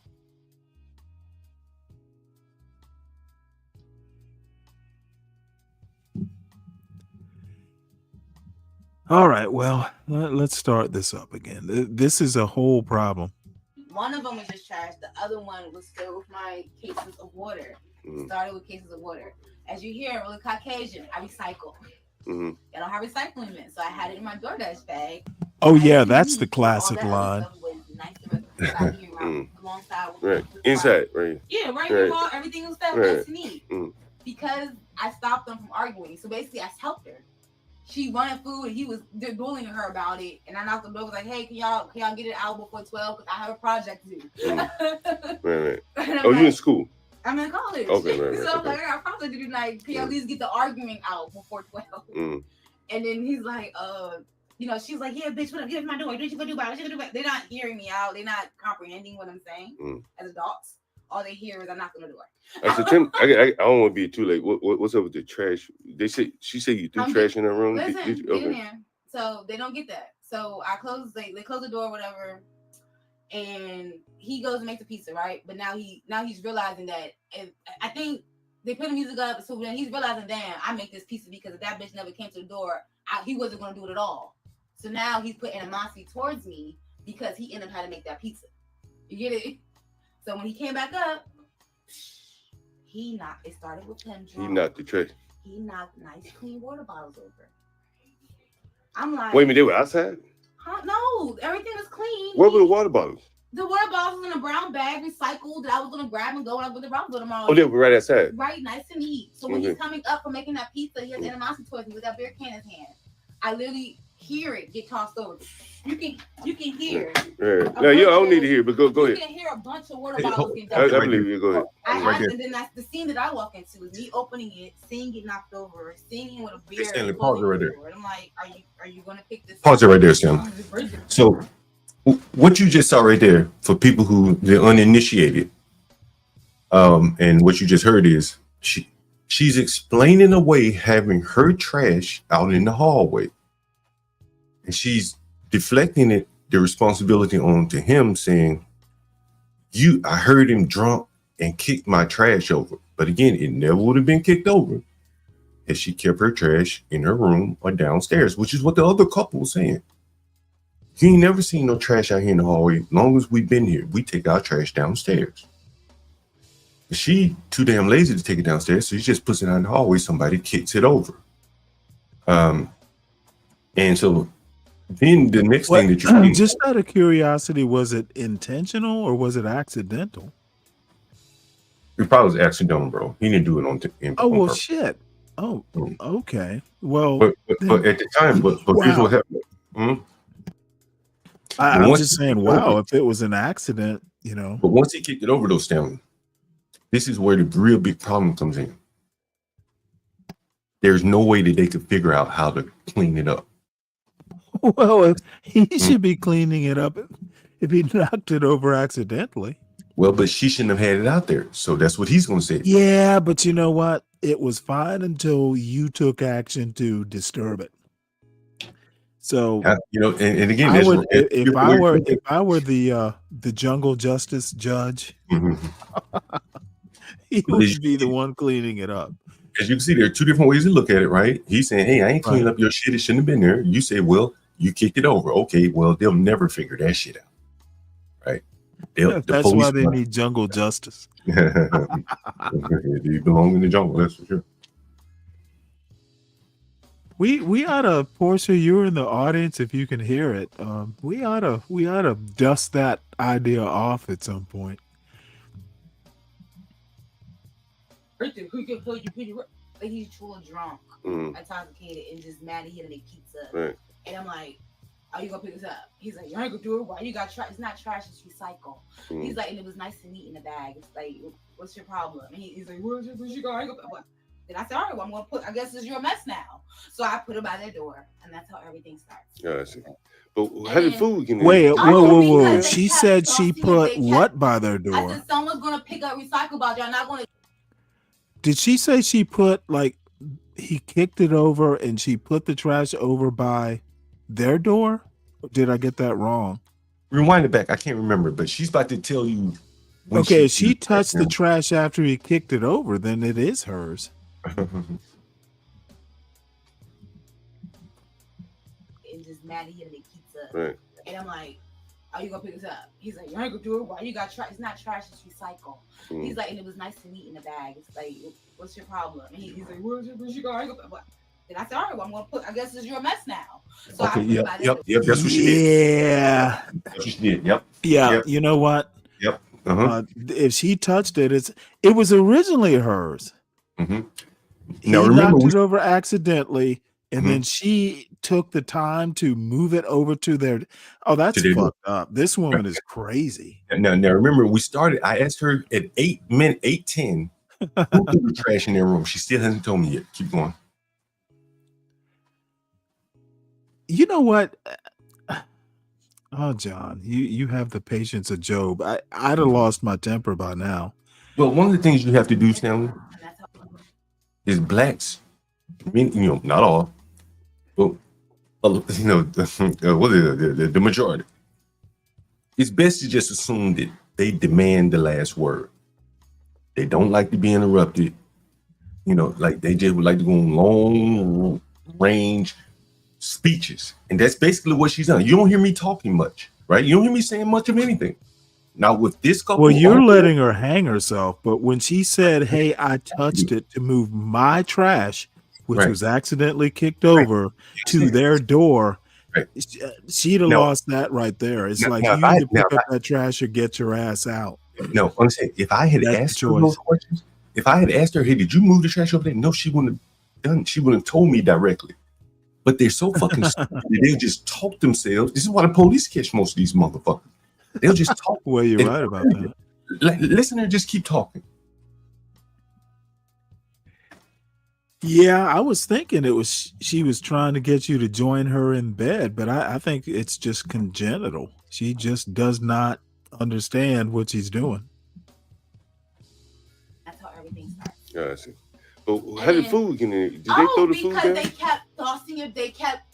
I said someone's gonna pick up recyclables. Y'all not gonna trash. Y'all not gonna disrespect me. Are y'all gonna really let people disrespect other people? With I don't care how much money they give y'all. Y'all have somebody in here that doesn't respect this household for real, or high on drugs and messing up other money for you. Right. That was crazy. So back to the other part. So how did they left their door open. When I kept coming back, they were scared of me. They ain't gonna touch me. Again, I'm in Washington, and they saw how powerful the police was with me. So when she had her door open, again, I didn't insult them like they didn't insult me, but they just kept going back and forth. And I told both of them, and then she was trying to defend him. He did that. I don't care. That's your bitch and your nigga. Tell your nigga to clean up some shit because he was drunk. So she had the door wide open, and I came out with my salad. So they don't, and I said vegetables, something you never seen before. Because if I have to clean this up tomorrow, which I will. Oh my Lord! Pause it right there. Pause it, Johnny. I will give y'all a great price. Oops, sorry. So you notice here, I'm totally lost. Yeah. So I'm going to explain. Why didn't you just throw the plate too? Well, because she don't want you want to throw the contents, just throw the whole thing in there. But again, you see that they eat in their room. We provide a table downstairs, and you can sit down there and eat. But they bring the food up there. She probably ate that shit a long time ago. That shit all dried to the plate. She justified throwing the food in their room by saying their door was open. Okay, so what the fuck that means? That allows you to throw the food in their room? I guess physically. And what you're seeing here is a class struggle amongst blacks. You don't get it, do you? Do you see the class struggle amongst blacks going on here? Well, not really. Okay.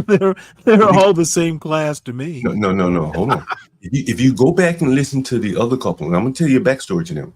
I've shown it before on the stream. Well, no, I heard her say she's in college or something, but whatever. She's a security guard. She's this woman about 40 years old, got 2 kids, living in a small ass room in Southeast DC. Like, she's a security guard with cancer.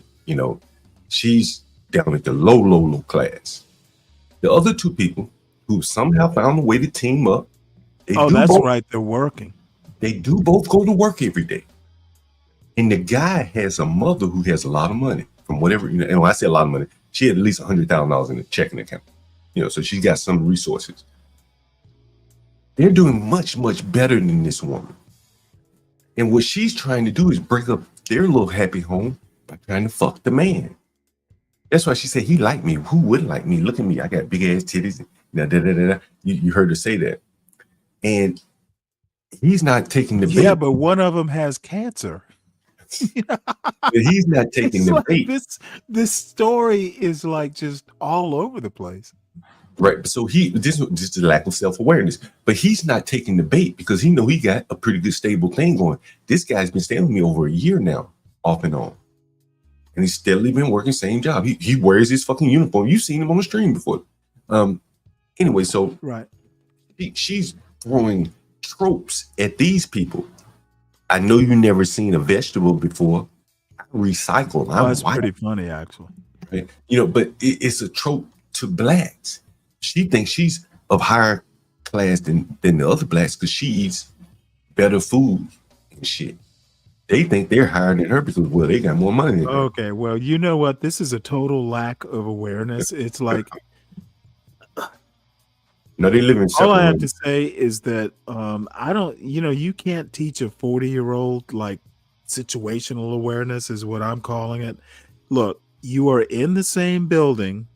You are eating off a plastic tray. You are not, you're in the same boat. Well, So, this, I mean, this in a way, class thing pretty much, you can go, I think now that they got a class bigger room. argument, if that is actually in her head, then she doesn't understand, Stanley, they got a bigger the room. fluidity. They got a bigger room. They got more food, more money. These motherfuckers be catching Uber. Like she humping She the bus. speaks better English. I haven't Yeah. heard her say the N-word once. That's the only thing going for her. But she thinks she's a descendant of George Washington. She wants. Oh yeah, I forgot about that. Yeah, okay. Well, she's genteel poor. Genteel poverty is what she's going through.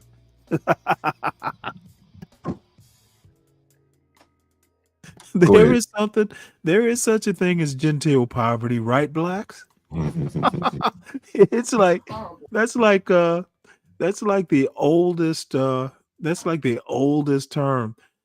There's now that I think of it, blacks, let me find that movie. I'm gonna post it into the chat for you.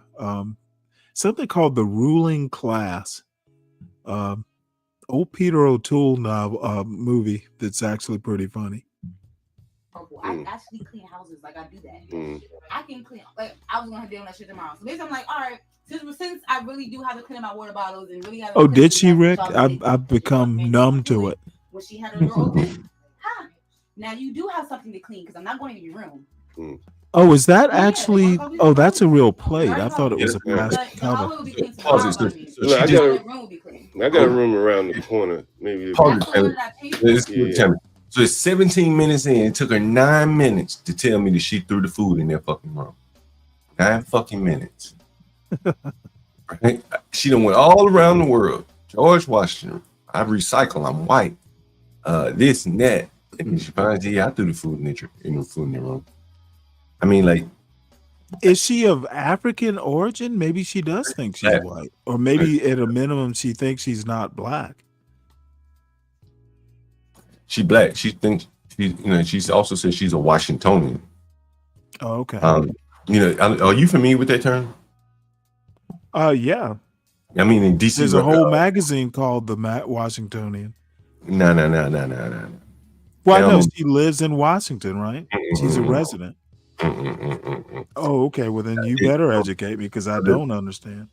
The blacks that have been born and raised here in DC, they will refer to themselves as Washingtonians. It's like a distinction of class. Like, hey, we were here first. It is? I thought it was just residents.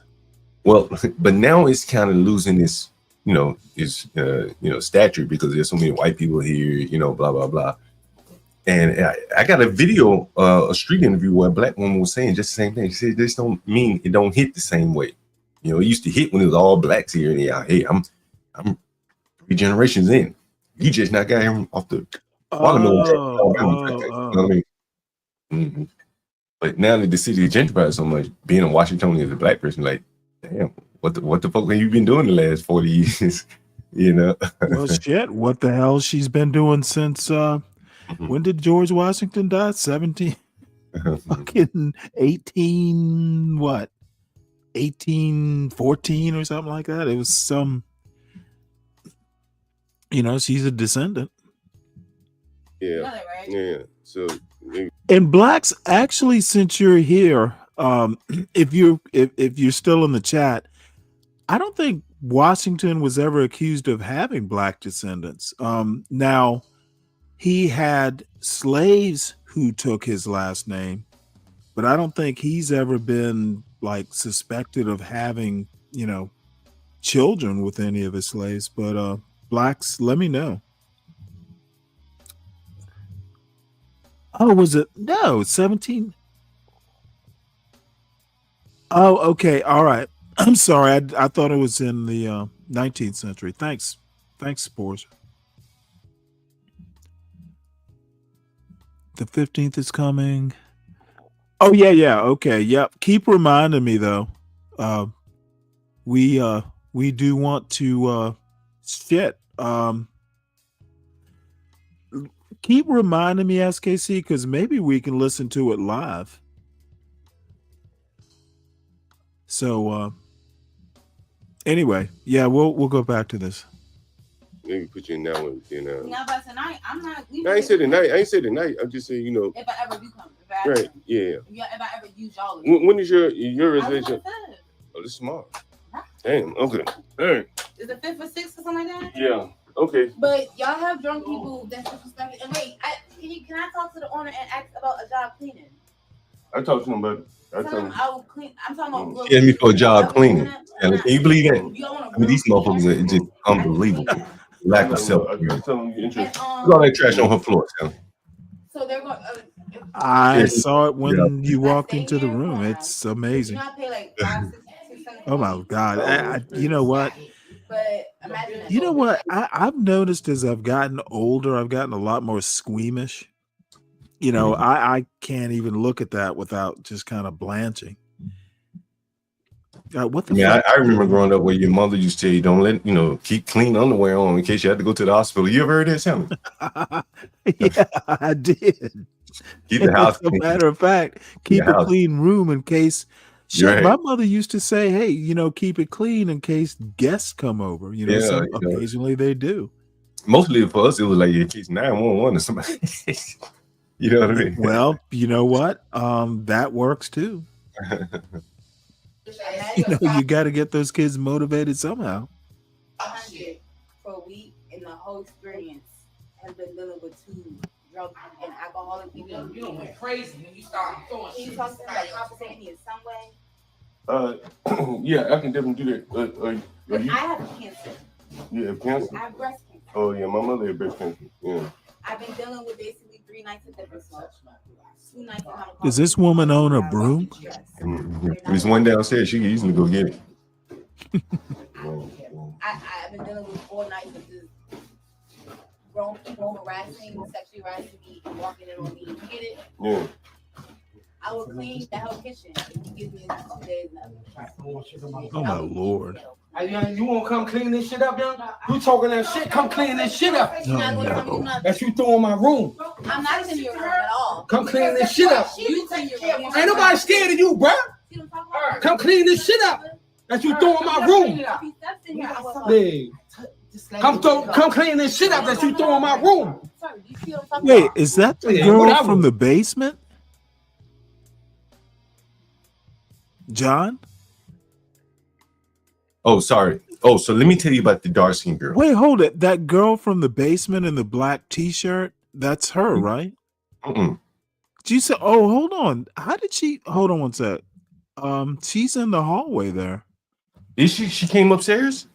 Yeah, hold on one sec. I'm gonna play it from here. That come clean this shit up. That's you throw in my room. I'm not in your room at all. Come clean this shit up. You in your room. Ain't nobody scared of you, bruh. Come clean this shit up that you throw in my room. Yeah. Come clean this shit up. Oh yeah. Damn. Yep. Holy shit! What the fuck is she doing up there? I keep trying to tell you, Stanley. With her fine legs. She won't even hear that shit in the basement. If she just stayed down in the basement, she probably wouldn't even hear it. But they draw. Now this is upstairs, right? Yeah, this is 2 floors up from her. Oh my God! God! You were down there. That's where the police were. Then one more floor down. That poor girl is bored. Yeah. Yeah, I don't get. This is just a circus. That you throw in my room. Sorry, do you see what I'm talking about? Yeah, whatever. And that's how they work. I ain't not talking about nothing. Ain't nobody throwing nothing in your room. Yeah, ain't nobody throwing nothing in your room. Yeah, I ain't no sucker though. Hey, young, I ain't no sucker though. You gotta remember that. I ain't no sucker though. I ain't no sucker. That's the execution of the National Park. They're the main problem. I should be compensated because I've been dealing with this since I've been here. Now you see, she said, why don't y'all go in the room? I told you not to knock her. Don't throw nothing in my room. Why don't you go in the room? Don't throw nothing else in my room. Why don't you go in the room? Don't throw nothing else in my room. Yeah, you hater. Hater. Let's go. Yeah, make some money. I want you to step up. Broke ass. Broke ass. You see that? Pause it right there. Broke ass. See- Broke ass. You broke. So you see, there isn't an economic distinction between them two. He keeps hammering. We make money. We make money in here. We work. We work. I called my mama. We got money. Then he says to her, "You old broke ass." And all she got to do in response to that, the only retort she has is to throw a salad in their room and say, "I know y'all niggas don't eat vegetables or recycle. I'm white. I Now, recycle." is it me, or did she borrow money from them once? I don't know if she did or not. I doubt Okay, it. maybe I could be wrong. I could be thinking of something else, but it seems like in this whole thing, because remember there's a follow on like the next morning, which you might have to watch too. I got that pulled up. Yeah, I got it pulled up. But Don't throw nothing in my room. Hey, Don't throw nothing in my room. Hey, God damn, you understand it one time? Hold on. Nobody's scared of you. Nobody's scared. Don't throw nothing in my room. They gotta step outside. Yeah, I know. Yeah, I know. Then it's on. Hey, hold on.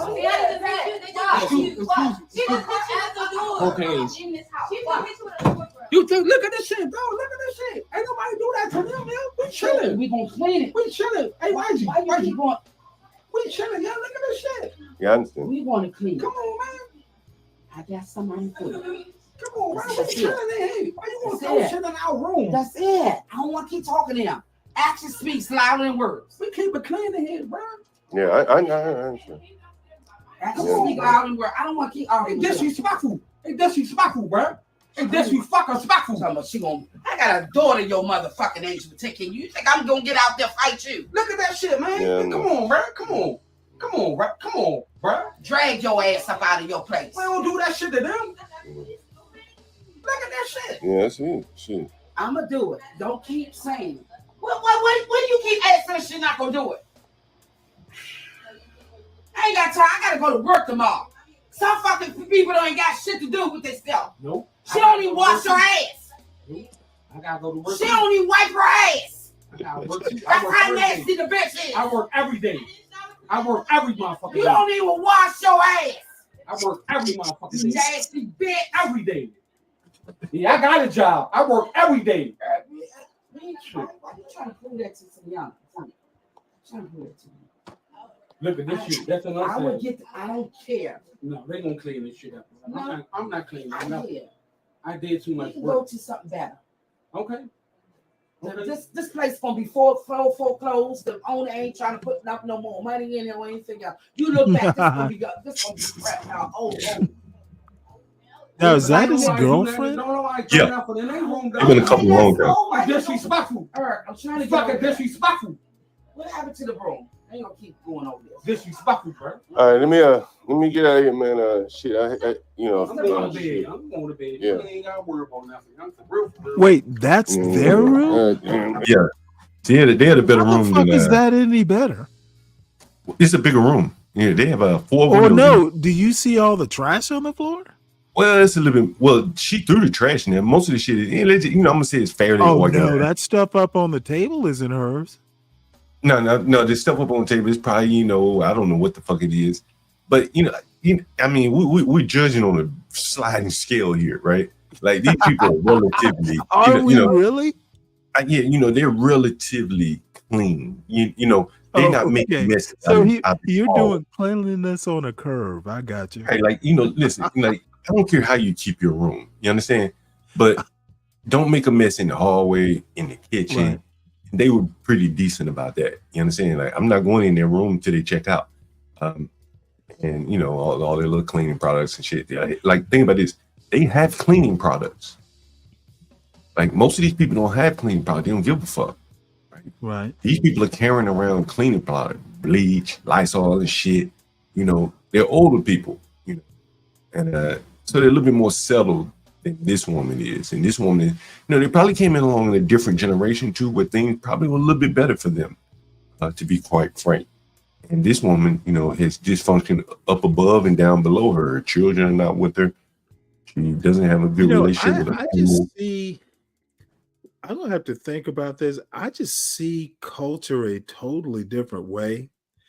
Um, if you're gonna have to live in a tent, keep the tent straight. Unless you own it.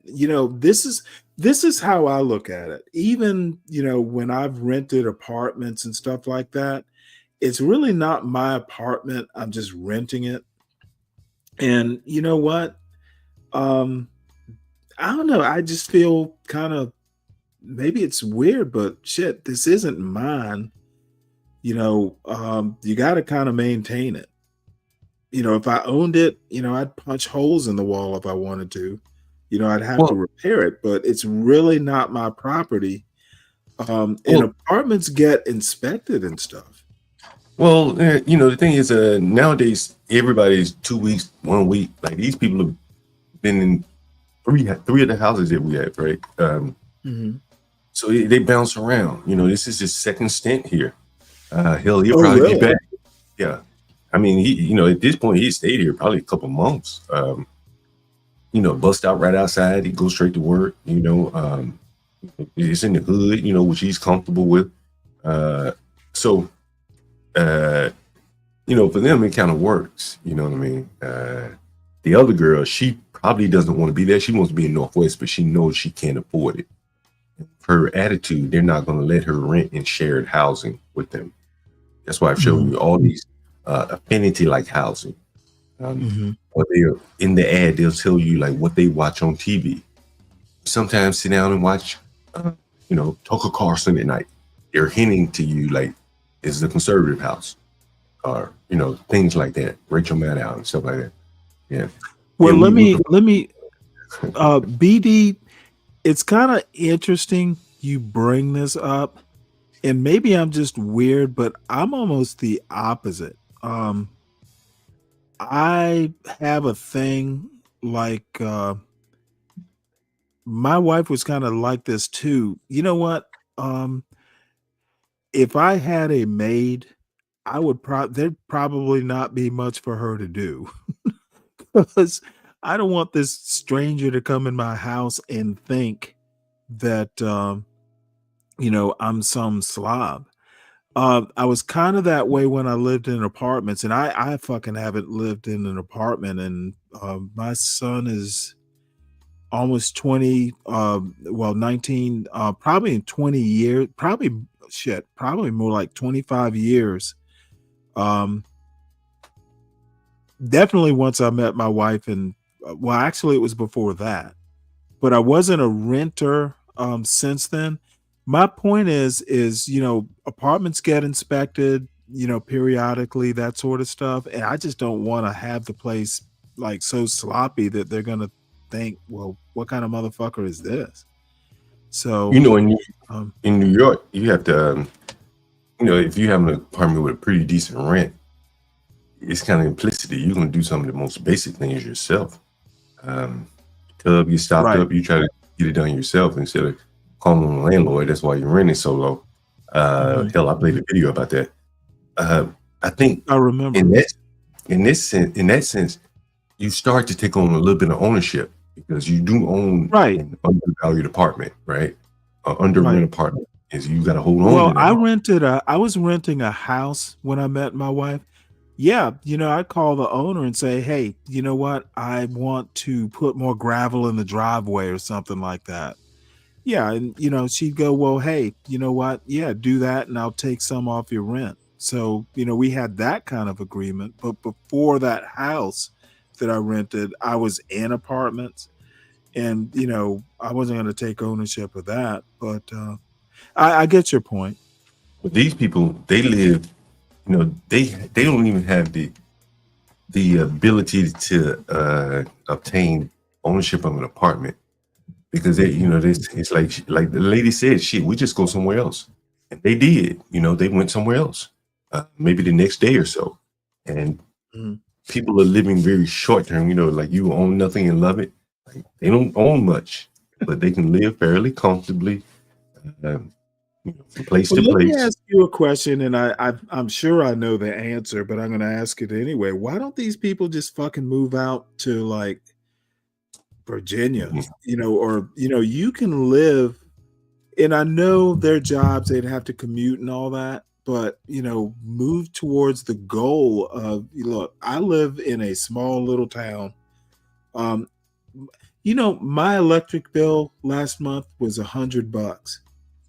Of course, it was just me here, but even with my son running his fucking server farm in there, it doesn't get more than $150, especially in the summertime. Now in the winter, it's probably the most expensive bill that I've ever had. I had a water heater break, so it skyrocketed. It $170 is probably the most expensive I've ever had. Yeah, well, I think I've lived here for almost 10 years. So you ask why these people don't move. I think it's because well, I mean, to a place where out in the country. I get it. Because they have benefits in the city that far outweigh whatever they would get in the country.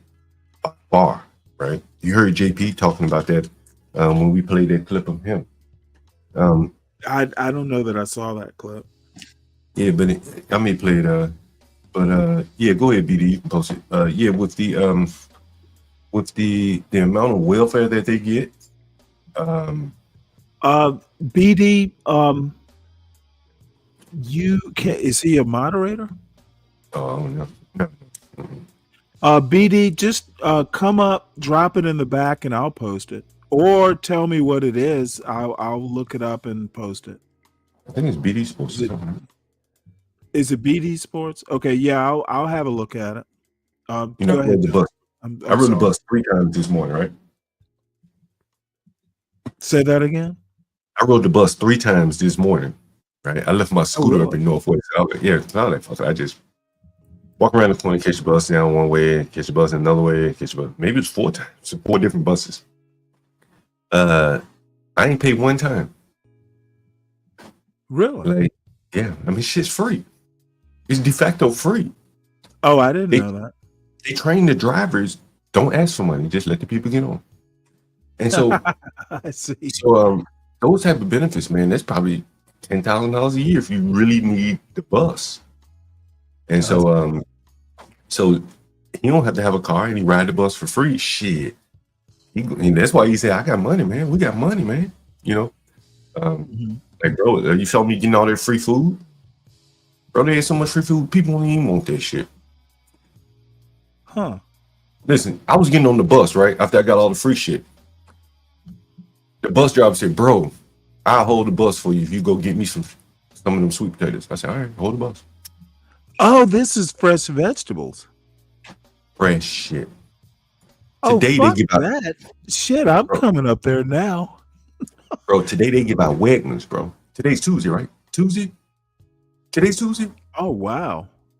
Every Tuesday, bro, I'm talking about like duck, whole chickens, all that shit. Like the families don't want like whole chickens or duck. They want like packs of chicken, like chicken wing. So all the whole shit you get to yourself, man. Fucking amazing. All the fruits and vegetables you can fucking imagine. Yeah, well, see, I'd be there myself. I fuck that. Yeah. If Shit, I go every Tuesday. get fresh fruits and vegetables or something like that. From Wegmans, bro. There is no shame in my game. Bro, from Wegmans, bro. Like, this ain't no fucking giant. Oh, hey, you and I have talked. Wegmans is the god of grocery stores. Yes, it is. It's a sin to even, it's blasphemy to call it a grocery store. It's just Wegmans. Yeah, so they give out a lot of free food in the ghettos up here.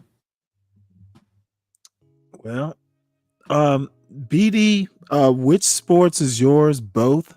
There's a at BD Sports, and then there's an at Mr. Shahed.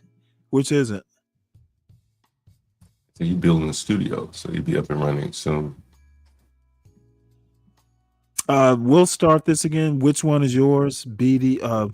The top one or the second one?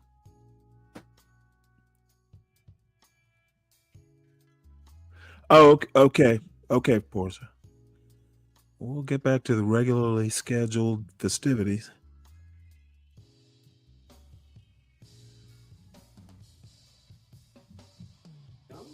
Yeah. Okay, hold it. You know what? Let me stop this. Since Portia helped me out here. By the way, everybody make sure you hit the like button now. Because I'll forget. Subscribe to the John Gall Urban Landlord channel. Share it far and wide across the land to all your friends. They deserve this. And please subscribe to the Stanley Cross channel at Stanley Cross 6000. Occasionally I do video shorts. And then the other thing, make sure you support your favorite host. John Galt's here. I'm here. Absolutely make sure you support the inflictor of pain upon y'all. She thought up Stanley versus the world. You must reward her for for me benefiting y'all. Portia J, folks. She is the executive producer and the creator of this monster. Please support our executive producer. So, and make sure you subscribe to the Urban Landlord clips there. We'll be posting more. Oh, I forgot about that. Yeah, the shortened versions of some of our streams, some of the live stuff, street interviews, stuff like that. Clip them up over there. All right, well, here we go. Come on, fucking door no more. Hey, stop slamming them doors, man. Calculating everything correctly now. Yeah. All right. we're responsible. They're patients. But this patient, she not gonna say that. Yeah, I know that's all in there. It wasn't like it was me at first. Nah. Someone drunk on the fuck with me.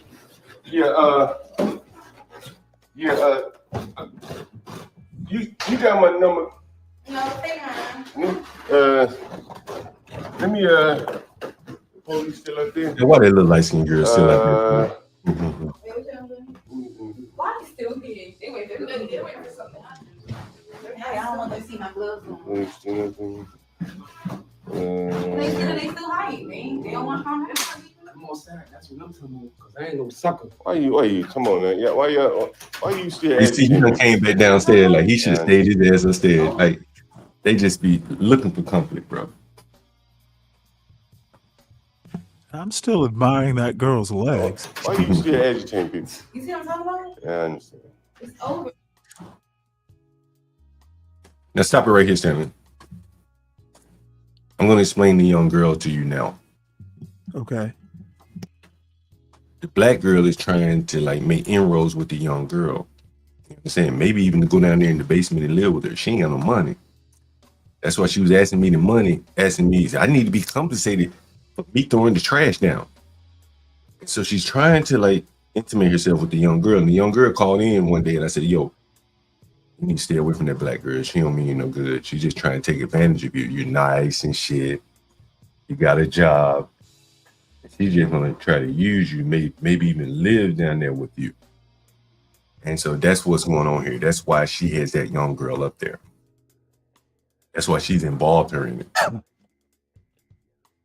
I was hoping you were going to say, well, she's looking for a 60-year-old sugar daddy. I'm not interested in that story. She's got some, they're kind of skinny though. She's young, like 20-something. Oh, these were Airbnb guests, by the way. You threw that shit in my room, bro.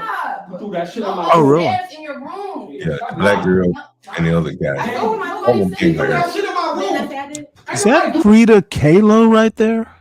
Mm-hmm. Yeah, you know what that is. How you know that? Oh, wow. Okay. That's the self-portrait? Or is that's not a picture, is it? Yeah, it's a picture. So my partner bought it. So Airbnb blocks that pictures is of mighty the high class there. I know, you try to keep it nice. Yeah, How on earth could they act like this with that kind of art on the walls? Yeah, the Airbnb blocks their pictures. Airbnb blocks their pictures until you confirm, or in some cases, we let them instant book. Interesting. Mm-hmm. I covered it. That was Eric. Eric Holder did. When Eric Holder left the White House, or the DC, he went to work for Airbnb, and that was some of the rules he crafted. Because so many hosts were denying blacks once they saw their picture come up. Airbnb used to allow you to see their picture before you confirm. Oh yeah. I remember that. Now you can't see their pictures until you confirm. Interesting. Mm-hmm. And if you see that they're black in the council, they punish you. They say, hey, you might be racist, so it punish you. Well, let me ask you a question. And I mean, that if it's demonstrable that, hey, if they saw the picture, they wouldn't rent, that's literally systemic racism. That's a good example of it. Well, do you remember that black girl that had her tongue stuck out, and she, kind of thick girl? I don't know if you remember that picture. But anyway, that was her Airbnb picture, right? Okay. Like no one would probably accept her. I don't see her picture in the media. Some of these blacks will have pictures like weed bottles at, like at them little camera shoots that they might do outside of CVS or something, with like a Hennessy bottle, and that'll be their like Airbnb profile. Yeah. You know what I mean? Like nobody's gonna pick them. That ain't race, man. It's like, damn, like, dude, are you not aware enough to know this? Probably not the platform to post a picture like that when you asking to come inside someone's home, but they don't.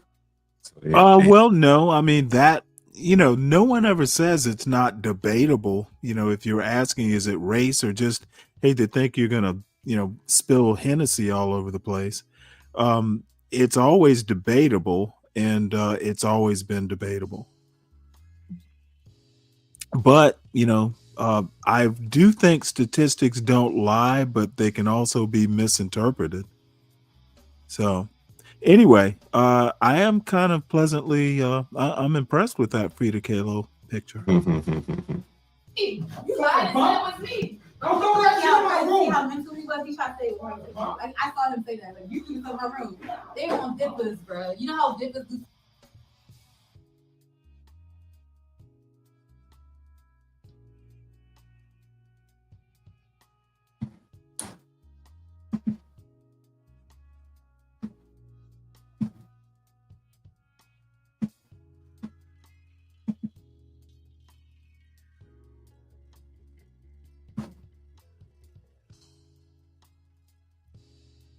Stanley, you still there? Oh, I'm sorry. I was gonna say this woman, in the black T-shirt there, the older woman, the dark one with the short hair. She reminds me of that character from The Wire, the little detective. She said she's a tomboy, and she's definitely given tomboy vibes. I think she's gay. There's a lot of ambiguity there, Stanley, and it's it's not like, ooh, I've been gay all my life, or bisexual or something.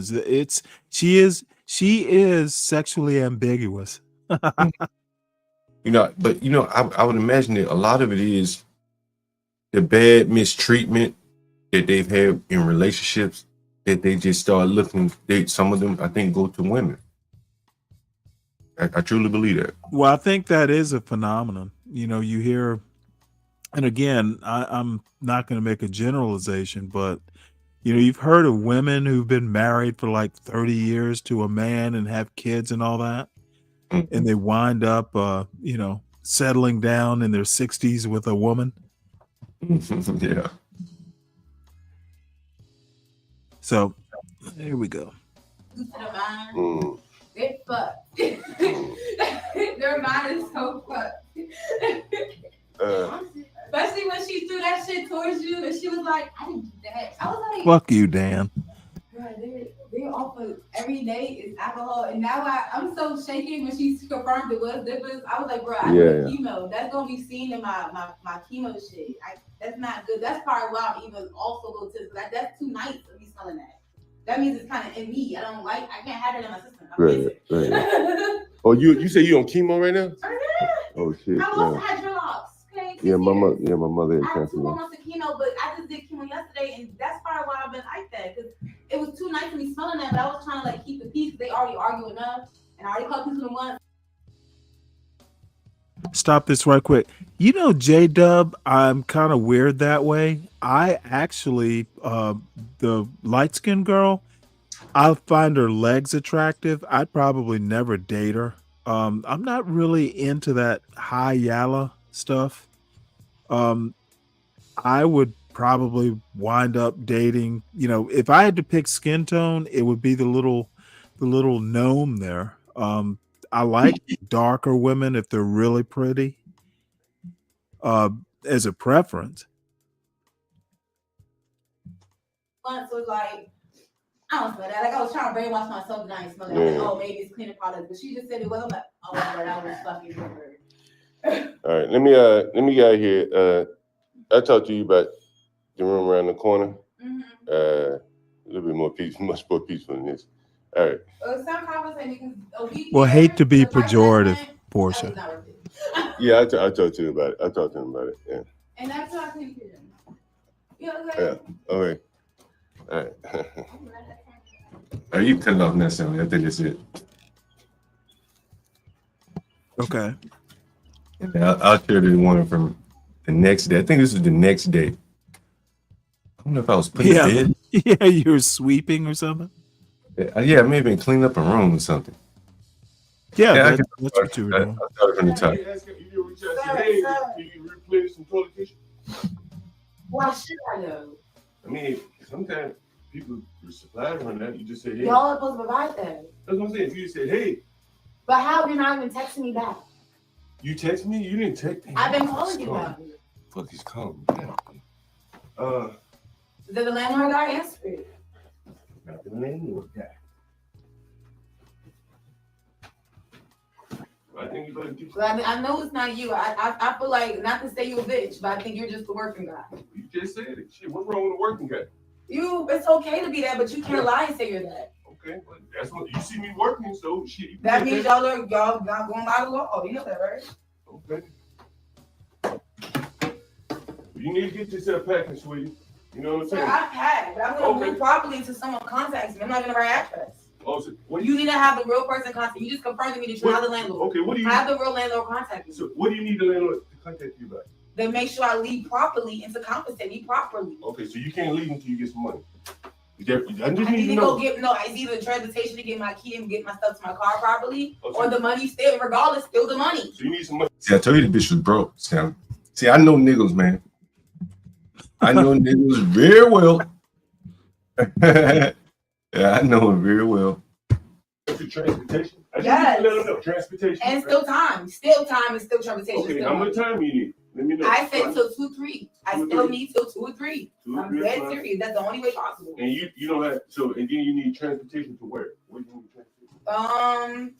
For right now it's just transportation. Pick up my kids, and when I come back, I'll pay for my own shit, the leave to my car or what I'm going. Now what key are you picking up? My key for my car. It's at the shop. Oh, okay.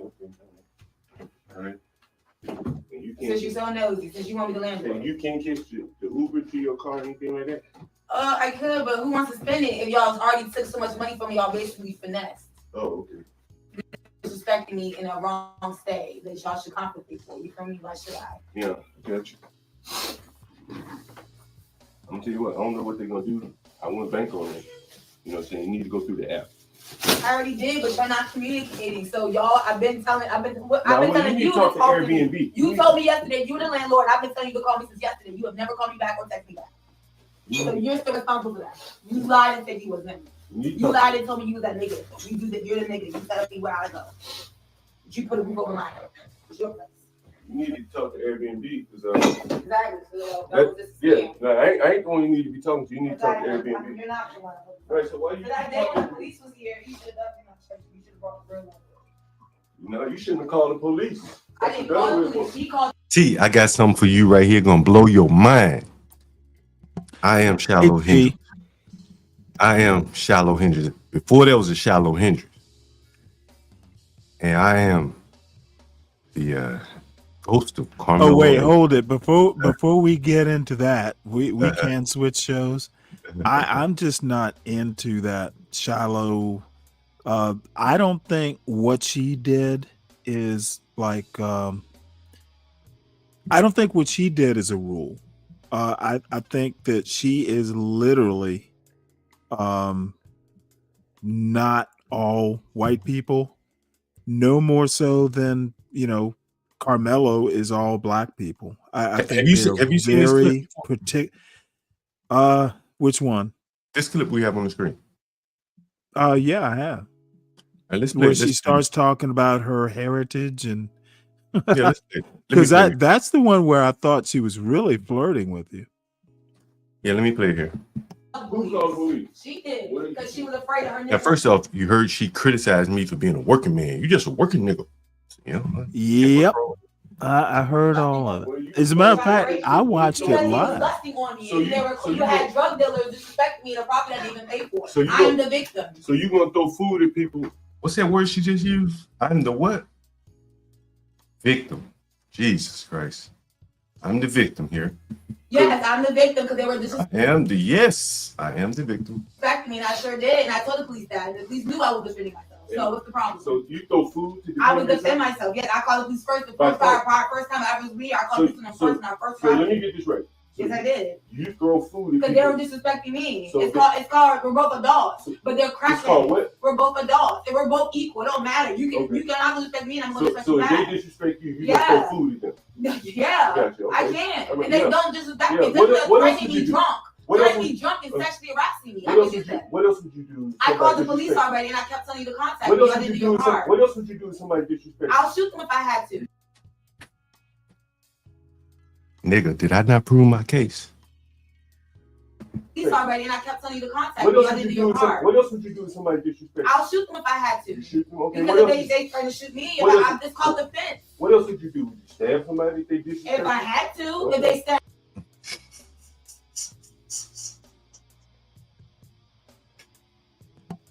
Well, again, she's a particular type. I don't think she is a rule. She's kind of an exception. It's called defense. What else would you do? Would you stab somebody if they disrespect you? If I had to, if they shoot me, I didn't do your What part. else would you do if somebody disrespects you? I'll shoot them if I had to.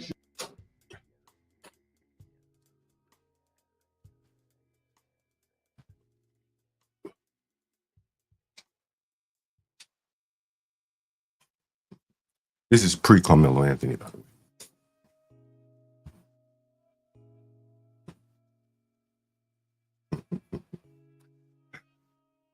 I rest my case here.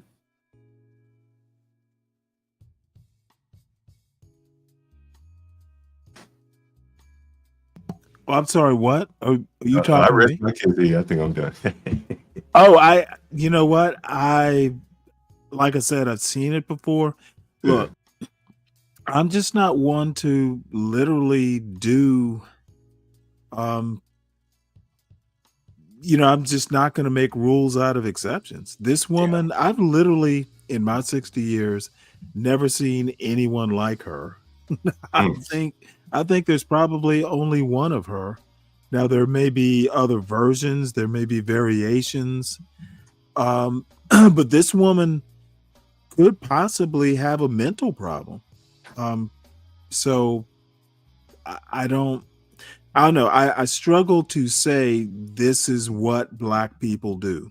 I think it's what she does. I think there's probably a white version of her somewhere. So, you and I might just differ on that. There was actually a book I'm trying to find on my Kindle somewhere. Going back to someone, I think it was J Dub, said something about Redbone. And since we're on the topic of race and N-words and all that, in my mind, there is a difference between Redbone and Hayala. What's the difference? I was gonna bring up, and while I'm trying to find this book, there is a book that was written, I think it was early in the 19th century, and I can't think of the name of it, but it is a white author talking about white trash. Like literally the name of the book might be White Trash or something like that. Now, there's a recent book like in the last 20 years called White Trash, But this book is a classic. Might be The Mind of the South. There's several books that kind of touch on this, but they describe like people living up in the Appalachians. Just they describe the children always have this white hair, sallow skin, and to me, quote high yellow, they have sallow skin versus a red bone. It's kind of a more healthy look. And I hate getting into phenotype and all that. I get kind of, don't like to do it, but one just looks healthier. And I know the difference. When they say high yellow, they really mean it has kind of a yellow cast to it versus a red bone, which has kind of a pinkish red cast to it. Which one totally looks different? Which one looks healthier? The red bone, in my opinion. Of course, there's variation, and there's never a rule.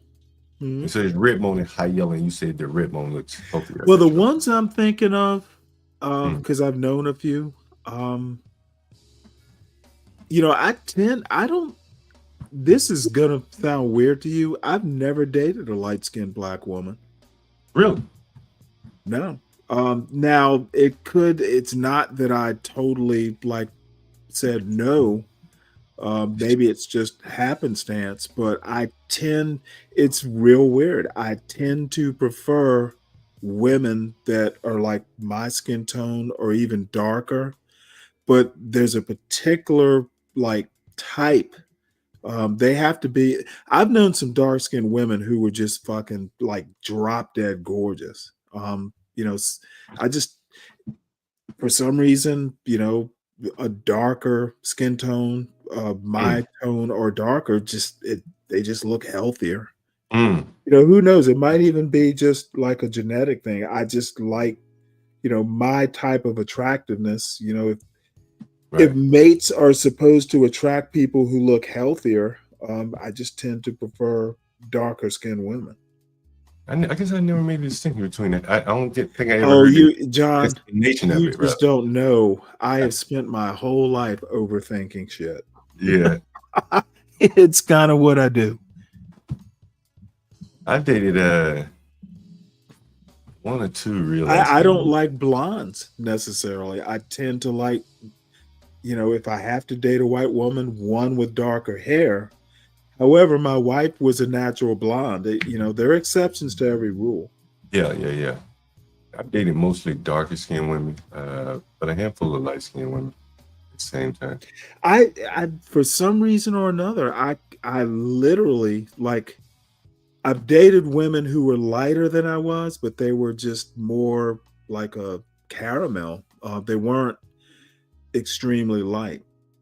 So anyway, I don't even like to get off into this. I'm old and I don't have a right to talk.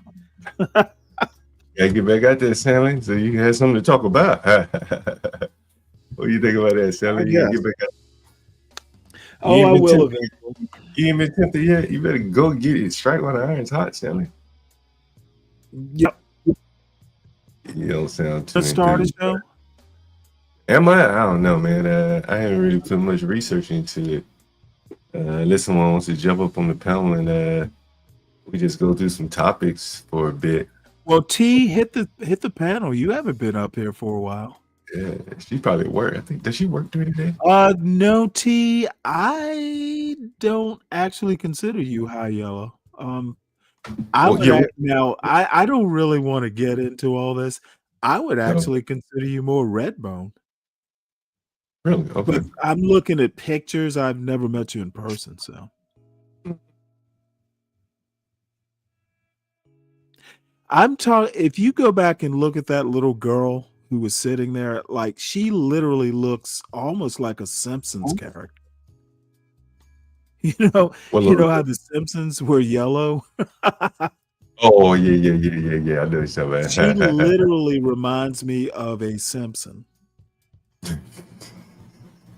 Now, again, I'm being a little facetious, but not by much. There is a difference.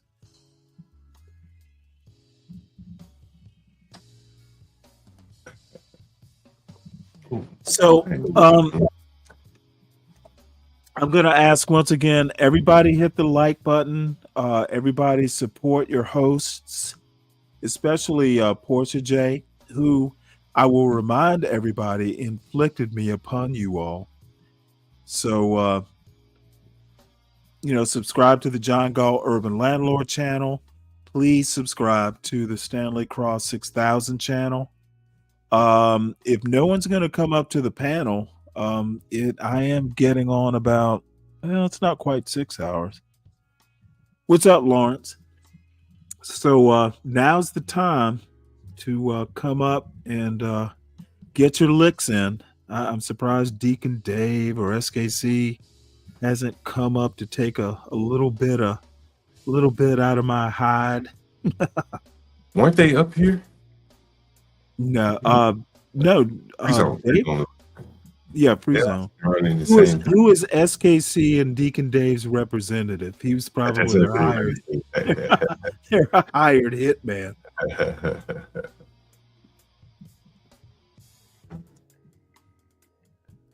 No takers, no takers. Interesting. Stanley, you been hearing about some of the criticisms of Michelle Obama? I actually have I think I have a news story saved. As a matter of fact, I do. Oh, you're gonna love this. I will play this now that you remind me. Aramiose Frimpong has Be Brave's boy. Yeah. Well, Be Brave once again really doesn't know that much. And this is why I fuss at Lou. Y'all just want to literally not know anything. YouTube is like people change their minds. Aramiose Frimpong is literally somewhere across between a black radical. He used to be in cahoots, and he's still friends with Yvette Carnell.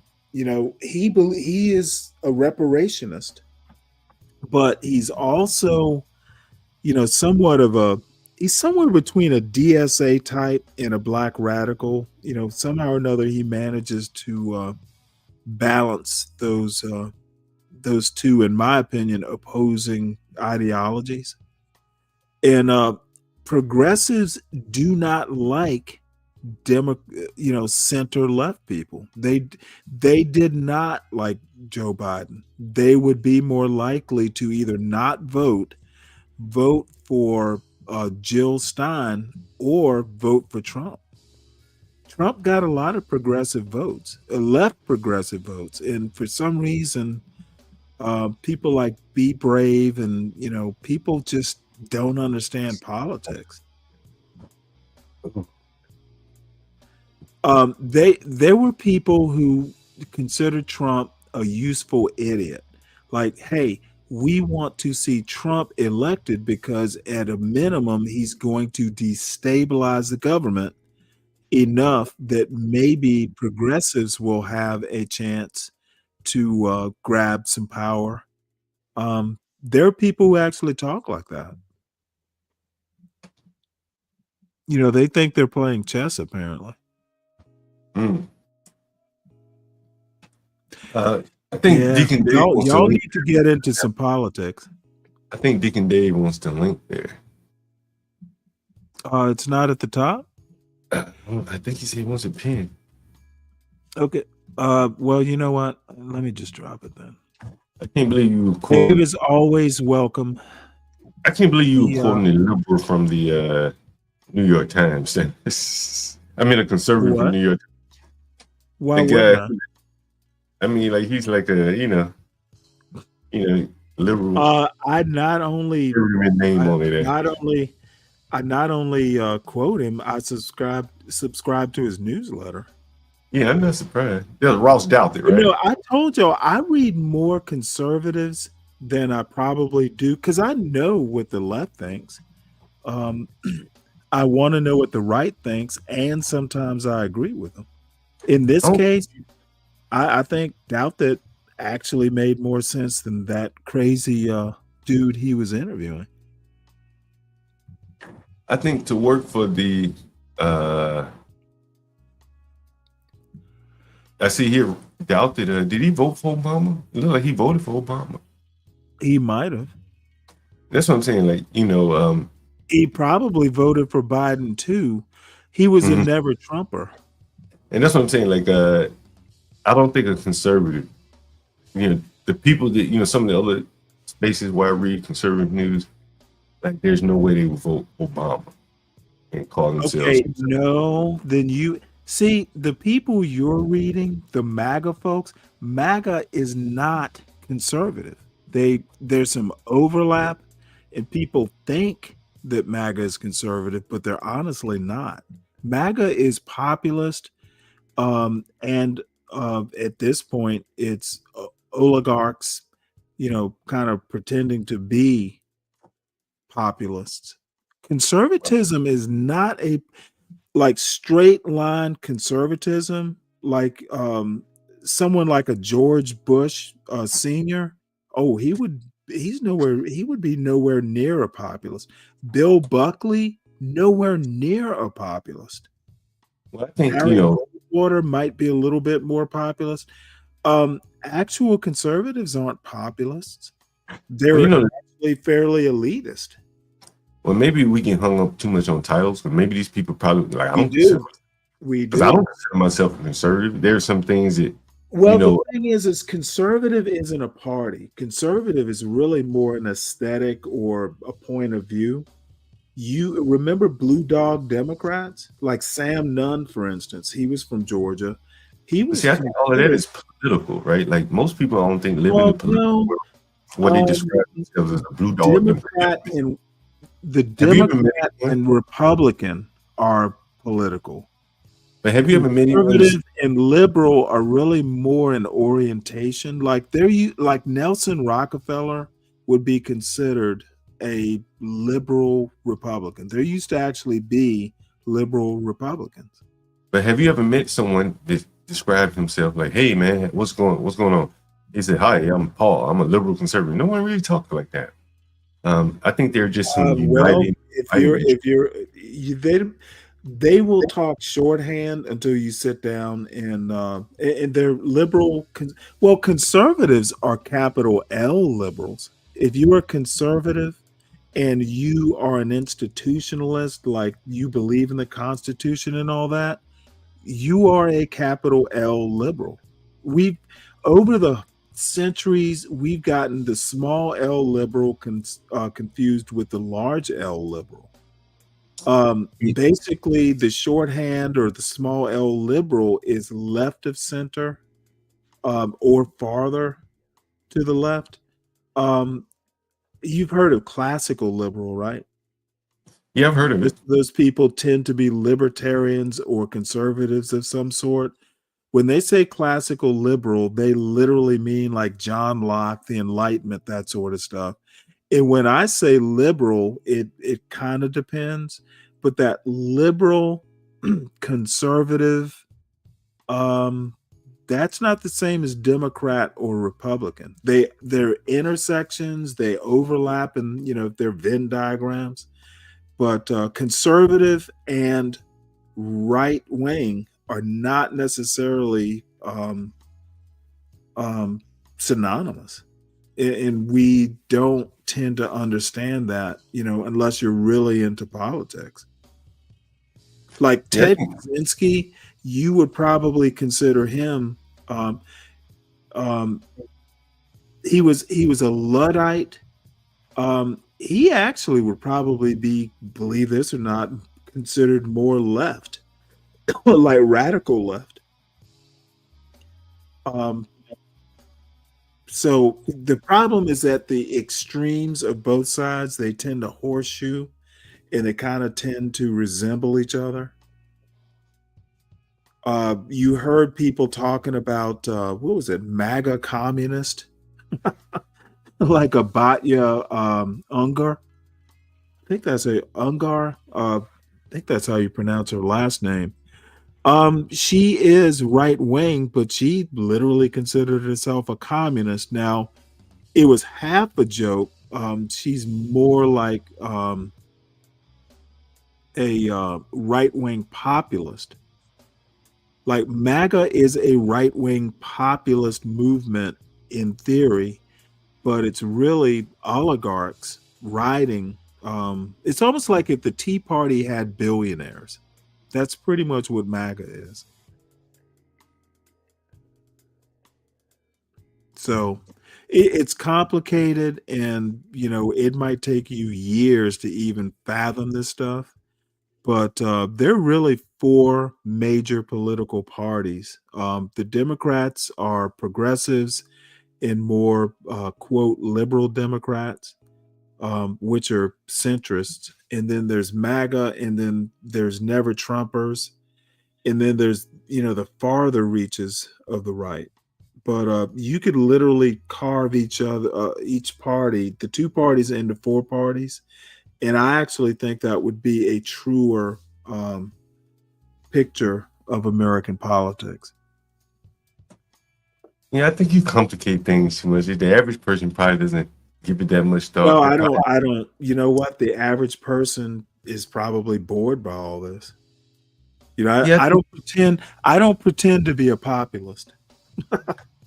Yeah, I think the average person looks at a couple issues that affect his life either directly or indirectly, and that's pretty much how it goes there.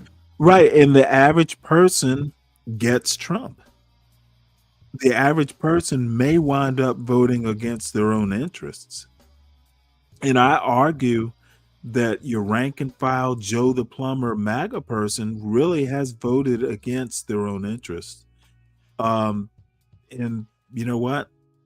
You voted for him, you're going to get what you voted for. And that's fair. You heard about what's happening at University of Washington? Wow. Nope. Is it worth me knowing? Like the students have gone on a tear. They're setting fires. Up in Washington State? Yeah. It's always been a hotbed of protests up there. In Washington? Always been a hotbed of protests up there. Yeah, I had no clue. Damn, Stanley, you didn't hear about what's that neighborhood they created up there? It was the state of Charles or something. It was. I know what you're talking about. But Yeah, the shit. University of Washington isn't in Seattle.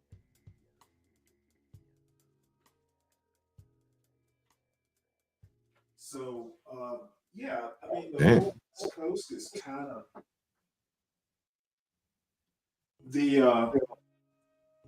the whole West Coast is kind of radical, but I always, Oregon has always been kind of more radical in my mind than Washington State. Washington State has been pretty radical lately. Seattle. Now, just voting against wokeism is enough. You know what, Deacon Dave? Woke was literally a made-up concept. I think everybody, Chaz. I don't think there actually was woke. I think it was literally fake news. The whole movement, and it's duped a lot of people. So you don't think all those rainbow flags were real? Ran people away? I think the flags were real. I think calling them what they weren't was real also. Rainbow flags are like LGBTQ stuff. Woke is something totally different. As a matter of fact, woke is basically just a catch-all term. Like CRT was just a catch-all term for anything that Christopher Rufo didn't like.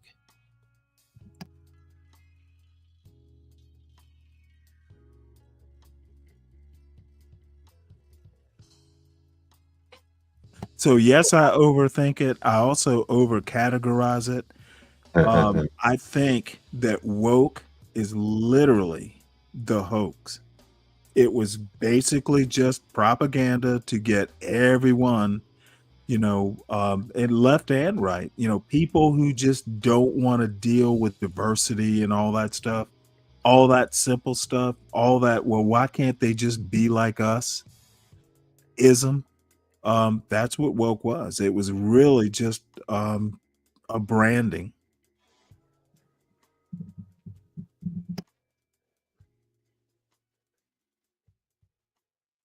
I really want to know your opinion. I know you don't like talking about it, but I really want to know your opinion on this shallow raising all this money.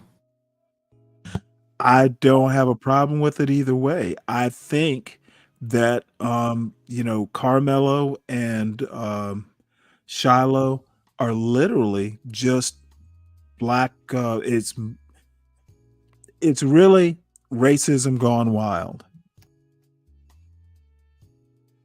Why do you think people are racists of both ilk, racists on either side, just hey, they like, Do you think the majority stirring up the dust? Do you think that the majority of the people donating money are racist to both campaigns? I think they are, frankly.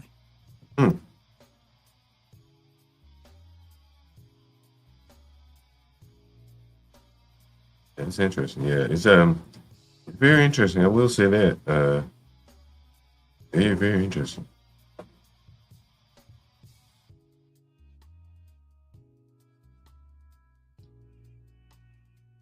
Well, I can't figure out why it would be interesting. I've heard several times just in the past few days that everybody's racist. It's actually normal to be racist.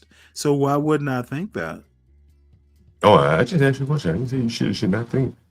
Well, no, it's very interesting that, and I thought I don't know that I've ever actually heard you say that, but surely, if everybody in America is racist or it's normal human behavior to be racist, well, yeah, of course. If you're going to donate your money, to support a white woman saying the N-word to a 5-year-old with autism, sure. Why not be racist? As Lou, I think Lou was the last person I remember saying it. Lou, she's just being normal. Deacon Dave says, does a cop killer have a GoFundMe? Yeah, they have a GoFundMe up for him. They're titling And what if they did? You know what? You guys, I honestly think that you guys actually don't, either I don't understand American culture or y'all don't. I think this has been going on. This polarization has literally been going on for 250 years. There's never been a Pax Americana. That's what people don't seem to understand. There's literally never been a Pax Americana. You want to talk about the 50s? Well, there was the Cold War, with kids hiding under their desks. And civil rights movement, 1954. There's never been a Pax Americana. It's always been, and that's the world. So I sometimes I just don't get it. Of course, if you want to pay to support a woman who just uses the N-word on a 5-year-old over a was it a juice box? Is that been confirmed? No, it hasn't been confirmed. Okay, well, I've heard, I don't know if it's true. I don't want to make the tent stake mistake again. Where did you hear that from? Because there is no police. I heard that some 5-year-old went after a juice box in the baby bag. I don't know. That very well could be true. I'm not saying it's not true. I just haven't heard it. That's all I'm saying is, you know what? A 5-year-old getting into stuff, I just don't see that as horrible, out of the norm behavior. Now, a 5-year-old might be, but I hear he had autism. Has that been confirmed? I think they did. No one's done a test, but they said, he is autism. That's what they've said. Yeah. Well, no one's done a test to do a whataboutism. No one's done a test on Elon, but he says he's autistic. His mother just agrees. Point is it's not to me, having had, and you've had a 5-year-old, they sometimes get into things. Now, if he did not know her, that's the other thing. Were they strangers? Yeah, they were strangers. Okay. Well, you know what? Could be bad home training of the 5-year-old, but I honestly don't think, going in a kid stealing a juice box or whatever it was, I don't know that it rises to the occasion of $600,000, but the people who donated seem to think it does. So I'm willing to just not care that much. I think it goes deeper than a juice That is a box. good question. Where were this 5-year-old's parents? And see, there is the other thing. I think we're assuming that the child was 5. You don't know that. He could have been 2. Well, we're assuming that it happened at all, the way she said it happened. Right. When but something clearly happened, and the response. I'm beyond that. Something clearly happened. What happened on the video obviously happened, or maybe obviously.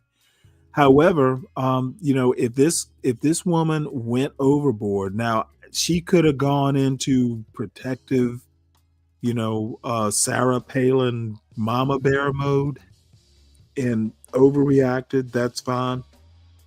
But I think that the Ock Nation types, if let them be themselves. I don't plan on joining them. I don't think this woman is indicative of white people as a rule. I don't think Carmelo is indicative of black people as a rule. And I'm just waiting for the trial. I'm waiting for the final outcome. Did you hear Carmelo's representative speak yesterday? No. You know what? I'm not even interested in the Carmelo case anymore. That one time I heard, is it the same guy? Yeah, Dominique. Did his diction get better? We've been talking about analogies here a bit. And, he walked right into an analogy that, more or less proved, kind of what the other side is saying. And he says, what did he prove what the other side is saying? Well, so he says, they asked him, why did you kick the Metcalf man out of your press conference? And I'm paraphrasing because I don't remember exactly what he said. But he said, really? What was the answer? He said, but we didn't know if he had a gun or a weapon and might do something, to that effect. And you know what? That other kid's father in Cincinnati ran over a cop. I think that's a reasonable answer. But he didn't, right? When asked to leave, he left. Well, he didn't. You asked why. Now, are you going to ask, well, hey, did you frisk him first? Look, the they didn't frisk him. It was, well, I'm joking. Never know. You didn't know what his intentions were. I agree. I think that's a reasonable response. You didn't know whether he had a gun. You didn't know, what could happen. Let's de-escalate. That's what cops should do, and that's what the cops did. De-escalate. Even if it wasn't going to come to anything, you can never go wrong with de-escalating a possible. I think the people before the cops got there, I think they did a good job being proactive. Before the cops got there, I think his security asked him to leave. And then, what the point being made? I think the security being proactive, that's a good thing. And the point being made is he didn't resist. He didn't pull out a knife and stab anyone when he asked to leave. And you know what? I actually had a joke a couple weeks ago about that arm that he had mobilized. Yeah. Why do y'all always go to jokes? Liberals like to go to jokes a lot. You know what? Because life is funny. Life is a joke. Okay. Bottom line is, who knows? It could have been one of those Austin Powers, trick arm things, with a machine gun in the in the sling. But it wasn't. But, It wasn't. I think it's actually common sense that he shouldn't have been there. Now, legally, he could be there. There was everything you can think of. He should have been there. But common sense wise, as far as being just provocative, it was a bad move. And obviously, this white guy has no common sense, and he could be worked up. He could be all emotional. So, I'll cut him some grace there. He had no reason to be there. No good reason. But even with that, he didn't kill anyone like the black guy in Cincinnati. Yeah, I don't give a shit about any of that. That's irrelevant to my point. Mm-hmm. Someone did die. His son died. What he did could be taken as provocation. He really had no common sense or even sense of decency. His son died. That's the larger of the two tragedies, but Carmelo's life is over too. At least, compared to what it could have been. He had no reason to be there. And it was a right thing to do to ask him to leave.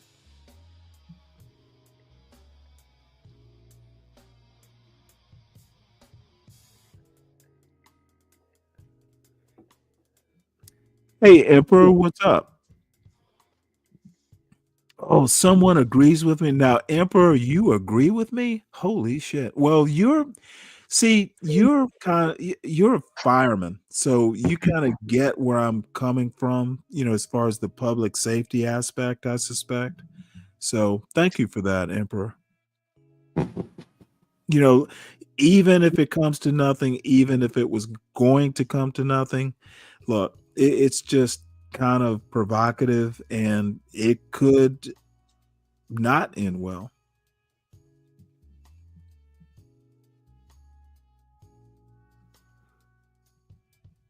All right. No one's going to have the guts to hit the link. Is that what this is coming to? I guess I would end this, but there's between the two channels, there's 44 people. So they must be enjoying themselves. Let's see.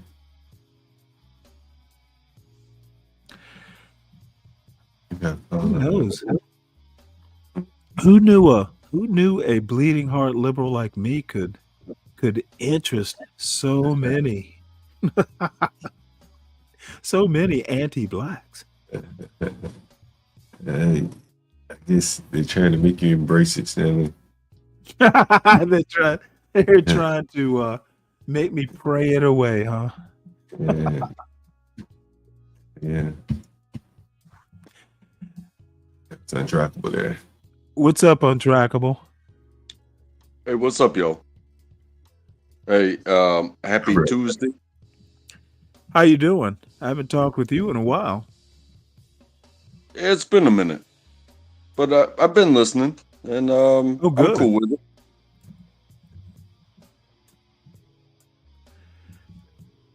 So what's been up? What's been going on? How's your daughter? Oh, she's so excited for summertime. Oh, it hasn't happened yet. It's happened to me. Summer has landed and is currently leaving a mess. I will have to clean up after summer, apparently, all summer long. My son has brought his dorm ways back home. We're gonna have to clean him out of it. I remember those days. You know what? I don't know what he's thinking, but I'm just imagining he's tired. So I'll give him a few days. So what else is going on? Well, you know what? Actually, do you have any thoughts on this Shiloh thing you could share with John or Carmelo? Because I honestly, I just don't get why people are so worked up about it. Yeah, I've been doing my best to stay away from the current events. But you know, to me personally, violence is a last resort. It doesn't matter if it's a civil altercation or a police interaction. You know, even coming from the police side of it, it's like, why? It's like, Yeah, well, I would I'm actually like gonna know who take up somebody for the is, police. maybe, and be I'm like, gonna hey, take up. I have to take up for the police, and I'm, will probably be popular or unpopular. Look, I've been in situations where you had to make a decision in milliseconds, and you just pray it's the right decision because you don't know whether it's the right decision.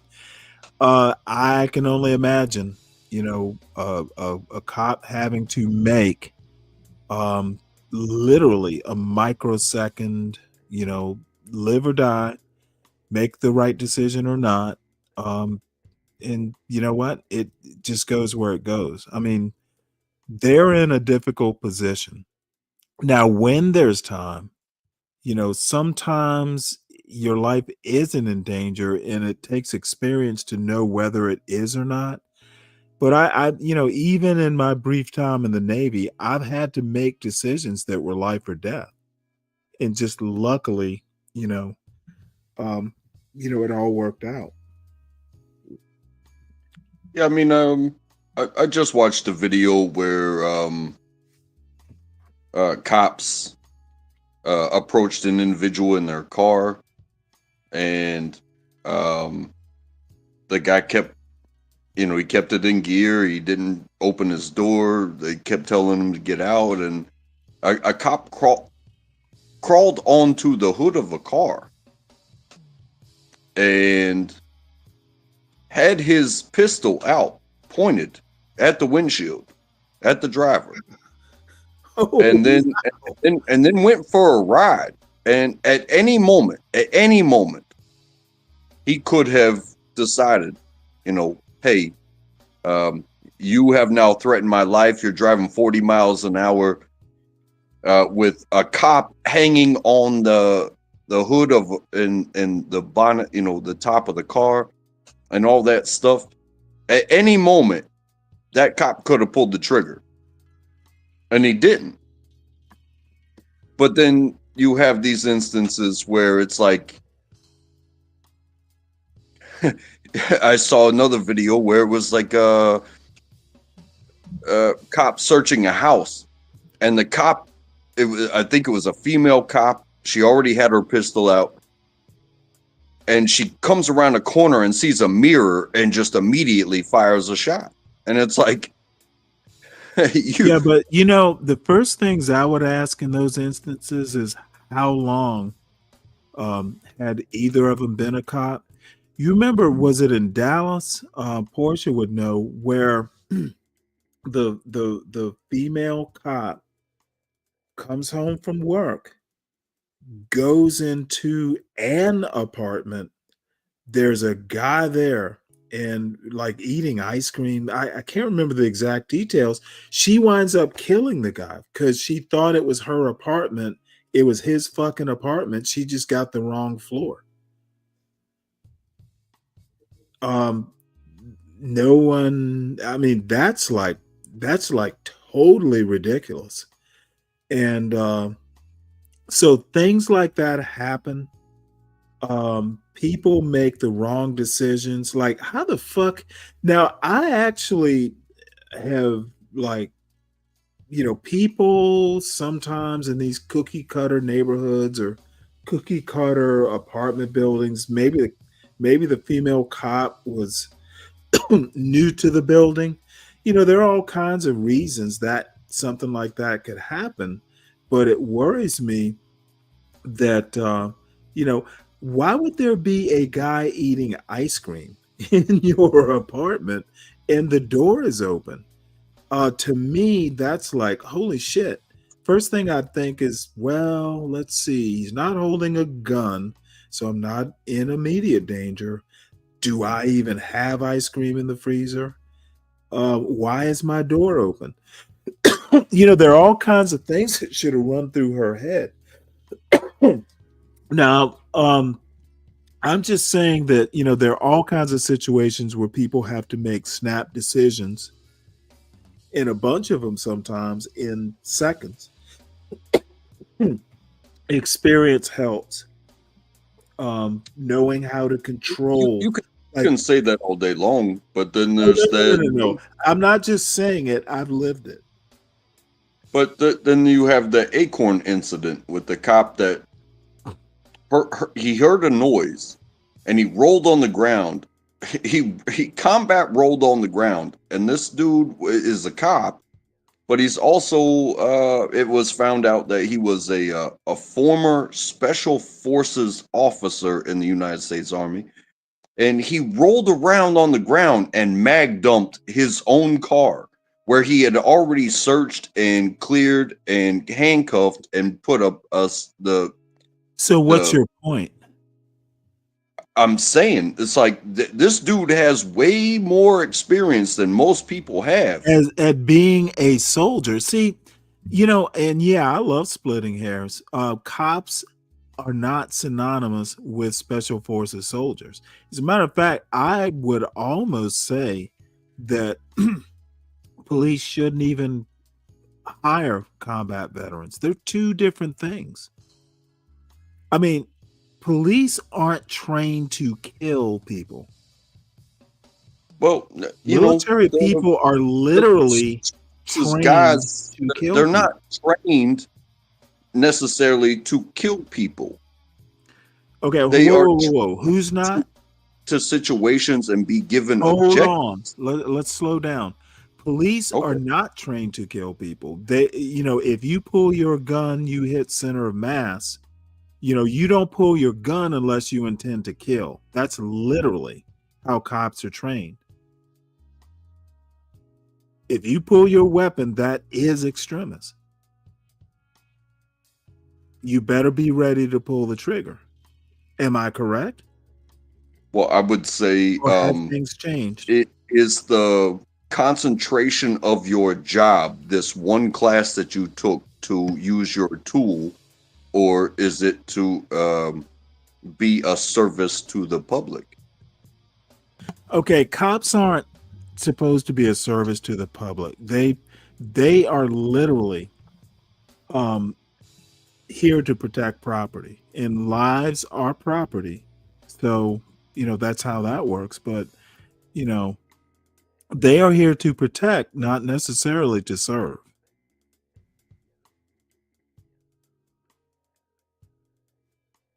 It becomes a conundrum because when you surround yourself around a tool rather than just have a tool that is surrounding you. Okay, what tool are you talking? A pistol, like a service revolver? Yeah. The okay. Well, cops are not supposed to be wrappers to a tool. If you surround yourself around a firearm, the job. Center. Okay, you understand that? Framing it wrong. Tools. Cops are not wrappers to their service revolvers. The service revolvers are the tools.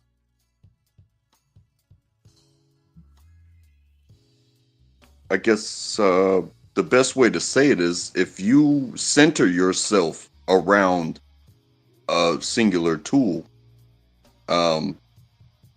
you think you can make a hammer a screwdriver. You think you can make a hammer a crossbar. The hammer. Literally saying that's where police go wrong. Yeah, 100%. So, but I'm also saying that soldiers don't necessarily make good policemen. Soldiering is a different mindset than policing. I agree. So that's really it. So the dude combat rolling and still making a mistake. His combat training is combat roll and shoot, to kill. Kill them all and let God sort them out. Is that, I forget, was that the 101 or the 82nd? Somebody, one of those And I understand that stuff too. I do. However, principles of the firearm, the tool itself, Okay, you don't. I don't. identifying a target, and he did not do that. Regardless of the sound that triggered him, he did not identify a target. How do you know that? He heard a sound, and it's all on body cam. Right, but what I'm saying is, all I'm saying is, as a cop, he shouldn't do it. As a soldier, he should. That's why I'm saying the two trainings are different. The principles of shooting. Okay. The military. Your principles. It doesn't matter. Civilians do. It doesn't matter if you're a civilian. It doesn't matter if you're in the army. Wait, hold it. You were in the army, right? You have to identify something to shoot at. Otherwise, what are you doing here? If you feel like I heard a noise and I'm under attack, duck and cover and roll and all that stuff and take cover. This dude rolled around in an open area. You're gonna say it. Just rolled around in an open area and mag dumped his own car. I'm going to give you the same answer. And put him in handcuffs, put him in the back of his car. I don't know that soldiers make good policemen. I keep saying this. The rules of engagement are different. I understand. Well, so the rules of engagement. That a dude did a combat role. Which training took over? When he did his combat role, which training was in his brain? The special forces training, which I will actually think would be more intensive and more lizard brain than his police academy training. I mean, that military training goes deep, especially if you've been in combat. That's why I don't think combat veterans would necessarily make good policemen.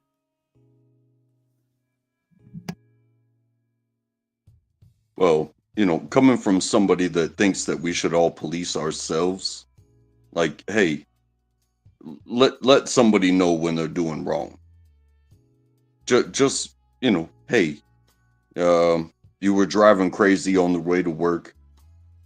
Probably don't do that. It's not safe. Safety first, right? Hey, neighbor, you're drawing attention to this area, and it doesn't look good. It could draw presence of violations. I'm trying to figure out which reduce property values. The way that you act, that's self-policing. Okay, who actually? Wait, hold it. You'll have to help me with this one. How does the self-policing part come in? Well, I mean, if you make a mess, clean it up. And yeah, but I mean, you don't make a mess on the highway. You might have to have law enforcement step in. Well, if they have to step in, they have to step in. Right. Well, I don't think we're a nation of self-policing. I'll just put it that way. We're a nation of laws, and laws imply that we can't police ourselves.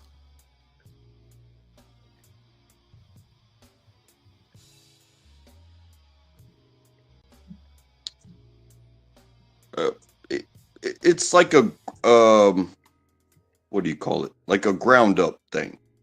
Like if you make a violation at the most minor way, and somebody, maybe a mentor or a coworker or a family member says, you know what, you probably shouldn't like do that.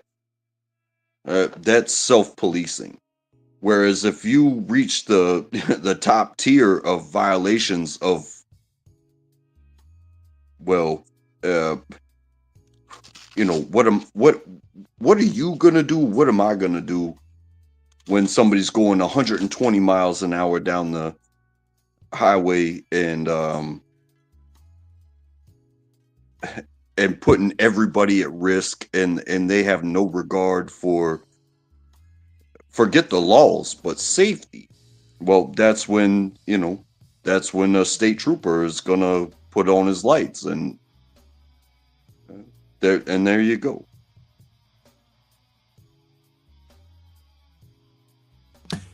Okay. Well, let's see here. As I don't obey laws. You don't? Because that there are punishments out there. I obey laws because I understand the safety implications that they were created for. Like I don't turn my blinker on to ask for permission. I don't turn my blinker on because it's written in the law that I could get pulled over for not using my blinker. I turn my blinker on to let the people that are around me know, like, I intend to turn. Well, you understand? know, Be Brave would actually love you, because I made the comment the other day and actually did a whole video that laws, you know, the ink on the books aren't the deterrent. Just because a law says something doesn't, you know, motivate people to not do it. But you might be one of those exceptions, except it's not because, well, you literally just said, I don't do it because the law says to do it. You have a reason to follow the law. So I don't know, maybe you are on my side. I don't think the ink on the books is a deterrent. Well, I mean, also as a military man, and you understand this, there's customs and courtesies, right? Right. You know, you salute an officer and you do all these things. Well, in your normal life, if somebody comes within 6 steps of you, do you say good morning, good afternoon, good evening, good night, whatever? Because I do.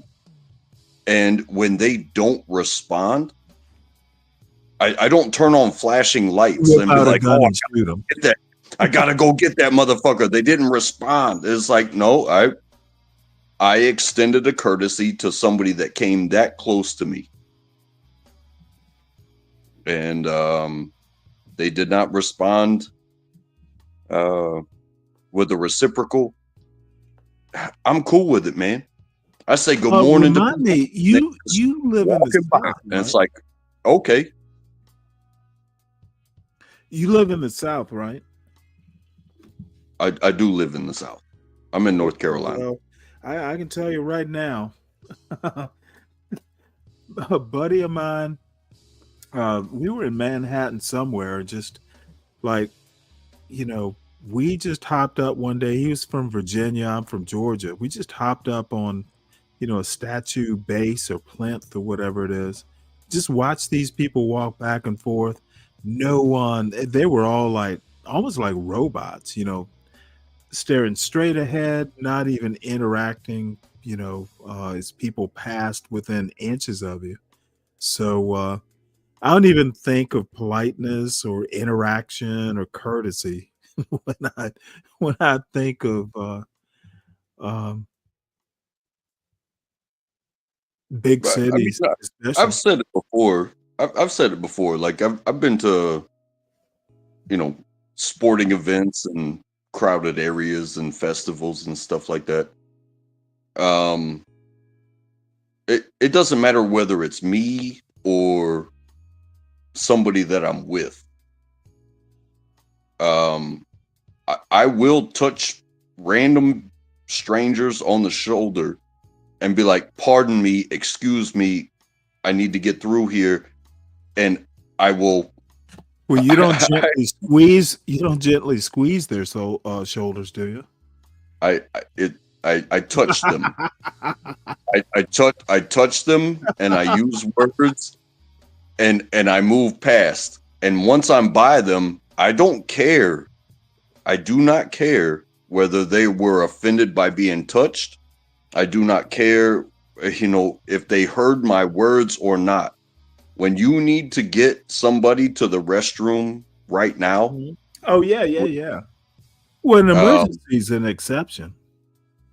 Me using that tap on the shoulder and those words, that's a courtesy, because I could easily be a bull in a china shop, but it doesn't have to be that way. I don't care about what your reaction is. I'm not looking for your response. Like I said about the salute, like, I'm going to hold my salute. Yeah, in an emergency, but all things being considered in normal times, surely you care about courtesy. Surely you don't touch people on the shoulder. I mean, if it was an emergency, I wouldn't even do that. I would just pick a person up and run through the crowd like a bull in a china shop. And I would be screaming the entire way what the emergency. So it's normal behavior to just he's touch people bleeding on the shoulder and move them out of the way. And if you don't hear me, or you don't, get out of the way, well, you might just get run over. Hey, we need to get this person. This person's unconscious. This person's this person's that. Hey, I will run through a crowd with a body over my shoulder. So you're talking an emergency. I don't give a damn. But I don't do that, and unless it's like that.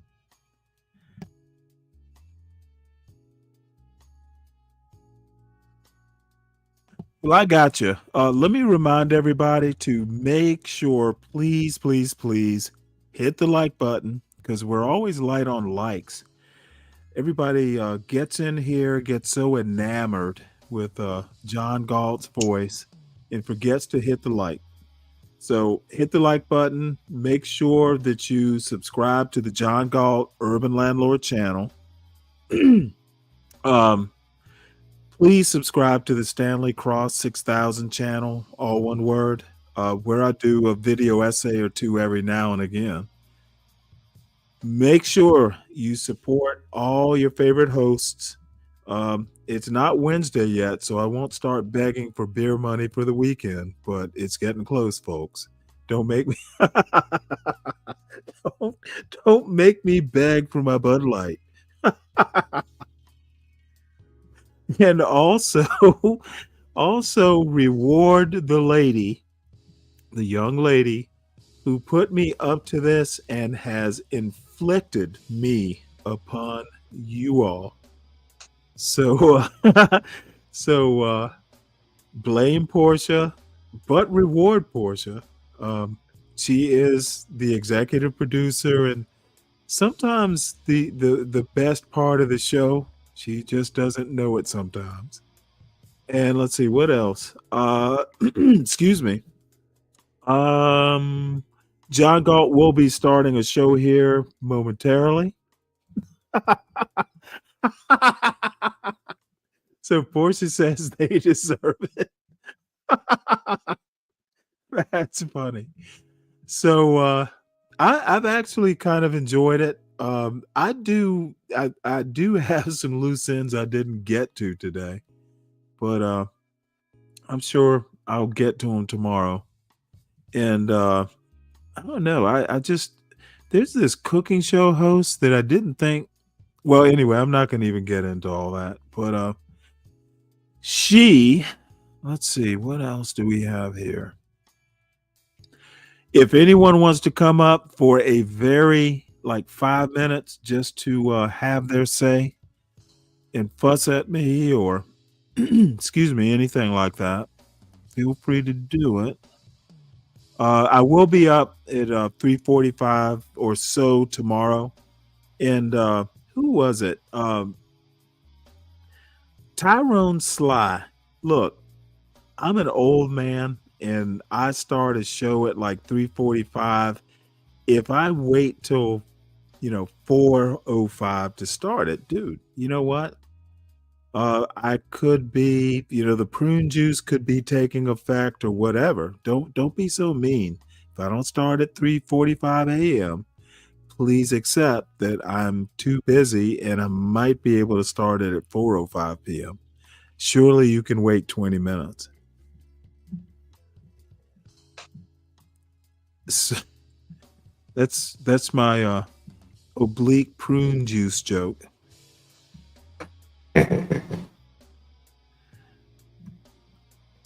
Let's see. Oh, a lot of cultures around the world lack the sense of courtesy Untraceable is talking about. I don't know about that. I think there are also a lot of cultures who are extremely polite to strangers. And I'll be honest with you. I had nothing but pleasant times in the Middle East. Now, it could be because I was American. So, you kind of have to go with that. But and I think sometimes I was obviously American, especially once I talked. But I think the Middle East, to be honest, it was, at least the places I was, it was literally like American South polite.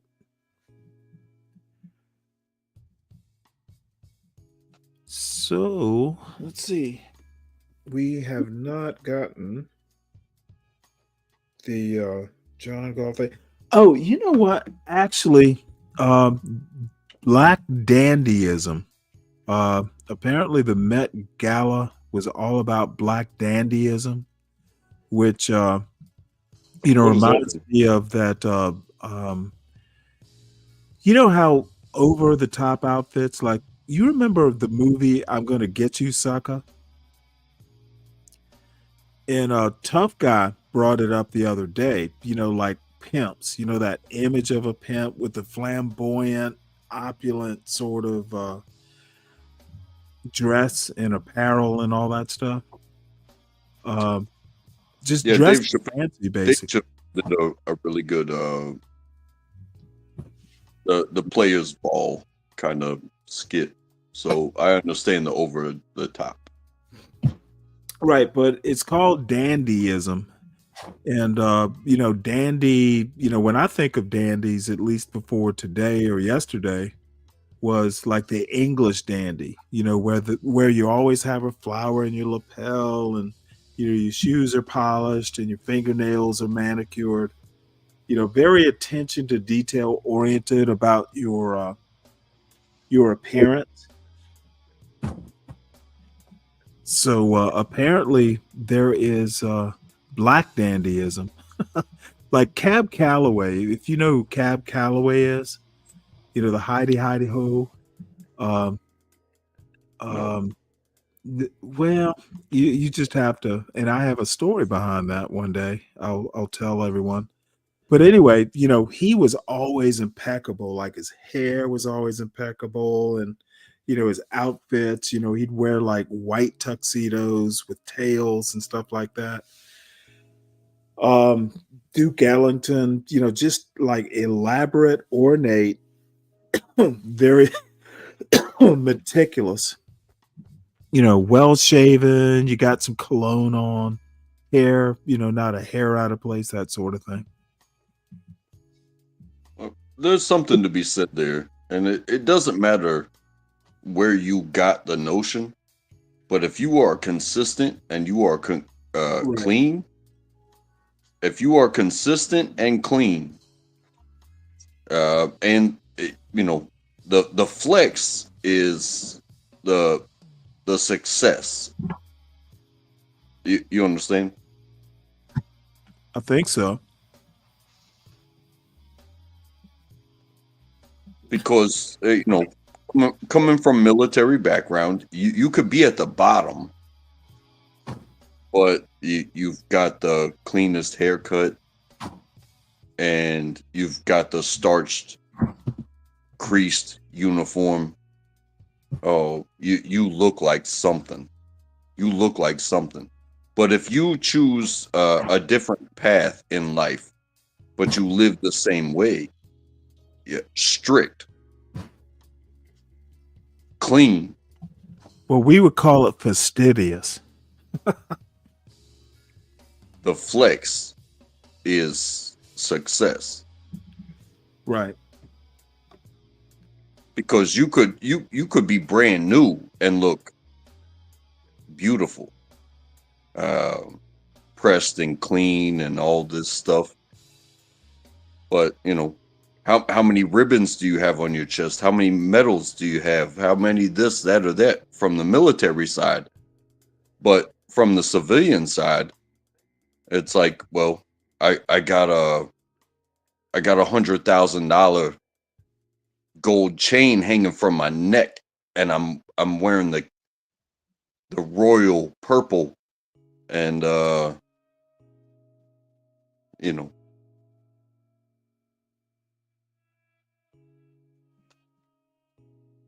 Huh. Wow.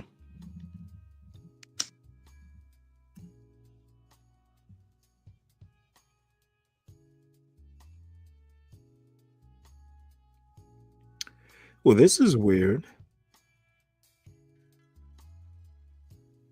I mean, it can be projection, but projection saves on advertising. You know what I mean? I was just looking at my phone here. Huh.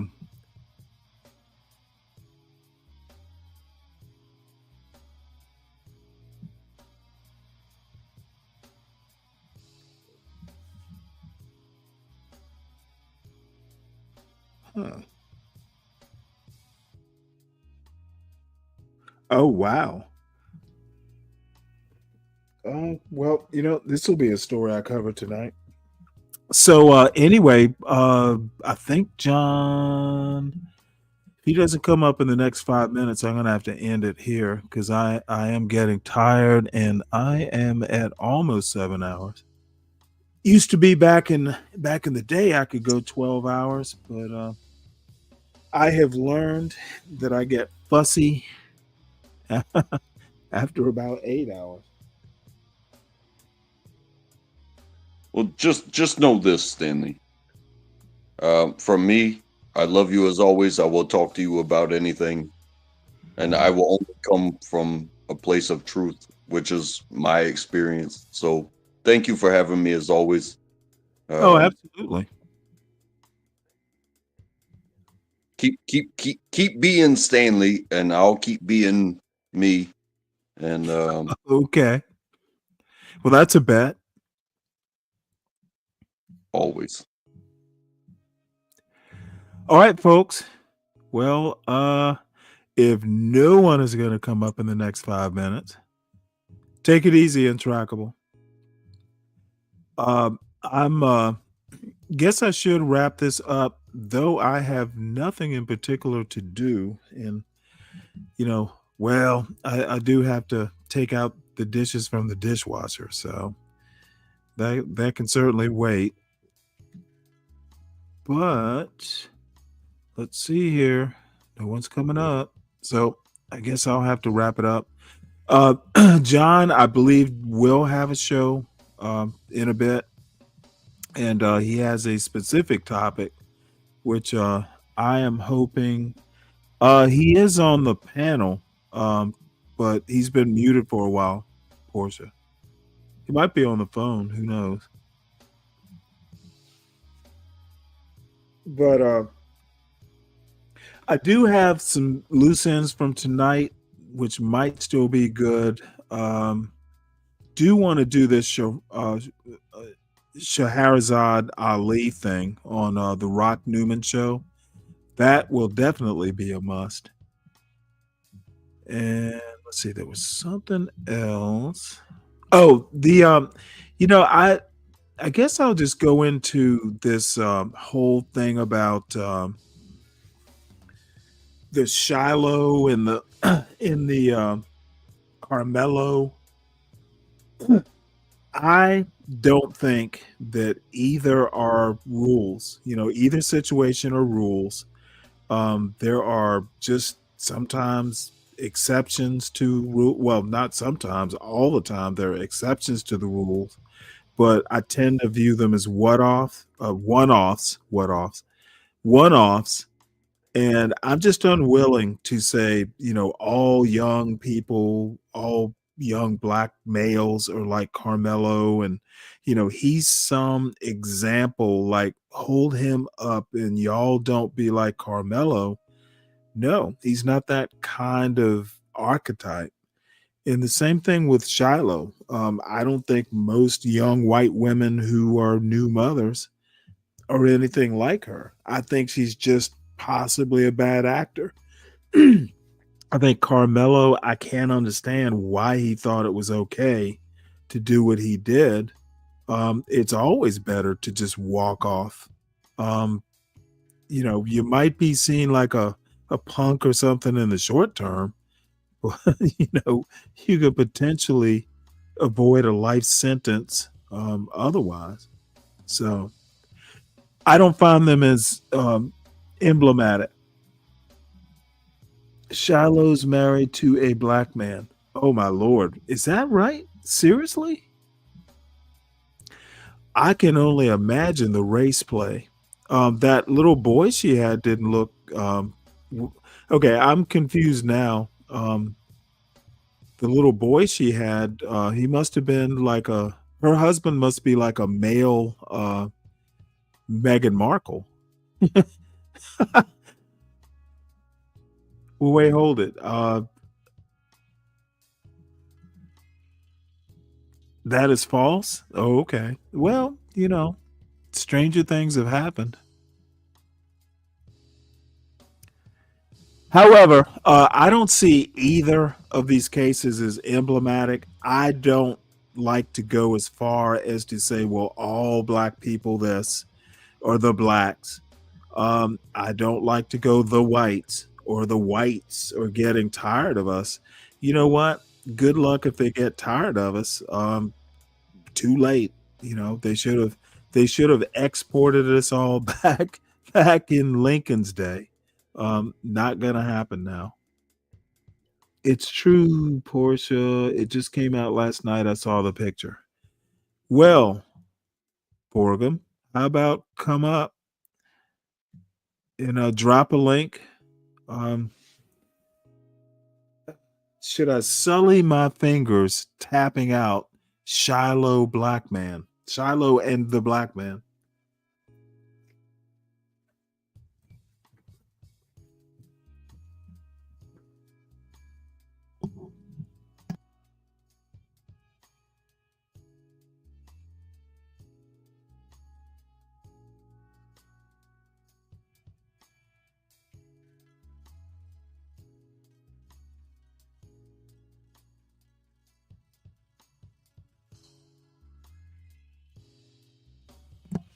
Let us see.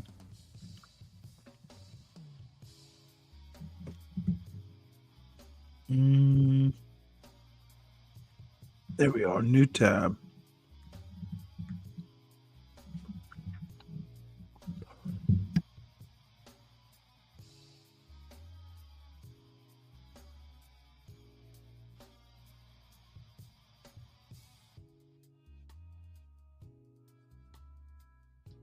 Well, I just typed in Shiloh and the Black Man.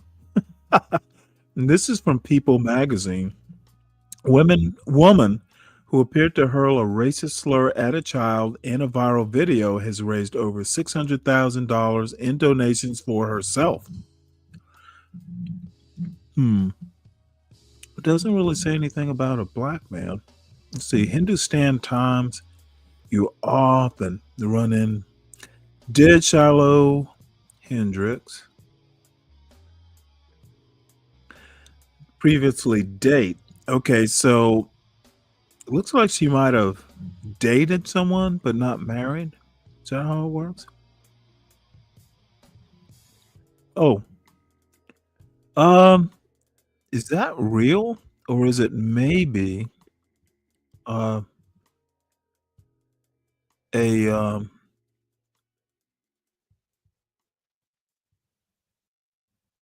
while some question the authenticity of the picture, many slammed. Yeah, I don't know. Looks like more sensationalism.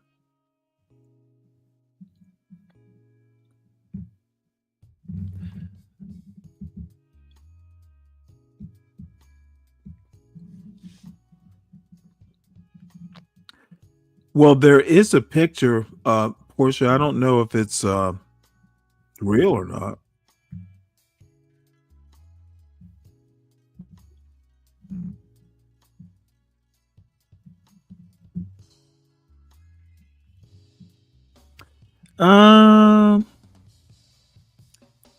I can't really tell, and frankly, don't really care. I don't know why I should care that much. I'm in too deep with this. For once, I agree with Stanley. We got to be mindful of our sources and authenticity of facts.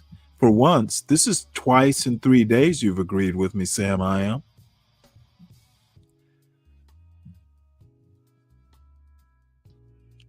So anyway, wait, she's a meth queen. What? Wait, hold it. She's a meth queen? You know what? I'm going down this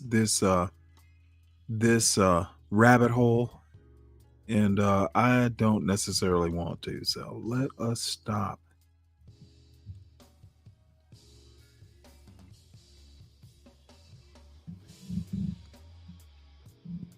It looks like she's got tattoos, so she wouldn't be my type. I don't think she would be any black man's type. So let's go back to what we should be watching. But anyway, for real, I'm gonna go ahead and tap out here. I imagine John will be up at some point. Let's see. It was already known she had a blatt boyfriend in the past. That's not really shocking from a WW from Minnesota, though. Well, you seem to know a lot about this topic. And when did you start misspelling black, Sam? She had jungle fever. Well, that is true, I guess. So anyway, everyone make sure you subscribe to the John Galt channel. Please make sure you hit the like on the way out. John will be up, I'm sure soon. Make sure shortly. Oh, there you are. Yeah, I'll be here shortly. Let's start now. Okay. Well then, folks, I will see you in the morning round about 3:45 or 4 o'clock or so. So have a good day. If you know somebody who drive a truck, I bet you he done had a relationship with a lot lizard. All these truck drivers love these lot lizards. I promise. Lot lizard, come on baby, get inside the truck. Lot lizard, put your head down and ass up. Lot lizard, call me $40 just to fuck. Lot lizard, twerk, twerk, twerk, twerk. And she at the truck stop, walking with her butt out, and she got her stomach out, and she only come out when the sun out. She's a lot lizard. She's a lot lizard. He can be your boyfriend, cousin, husband, daddy, brother. It don't even matter if he driving trucks all around the country and he making money. I bet you he fuck a lot lizard. Come on, baby, get inside the truck. Lot lizard, put your head down and ass up. Lot lizard, call me $40 just to fuck. Lot lizard, twerk, twerk, twerk, twerk, twerk. Twerk, twerk, twerk, twerk, twerk. Twerk, twerk, twerk, twerk, twerk. Lot lizard, twerk, twerk.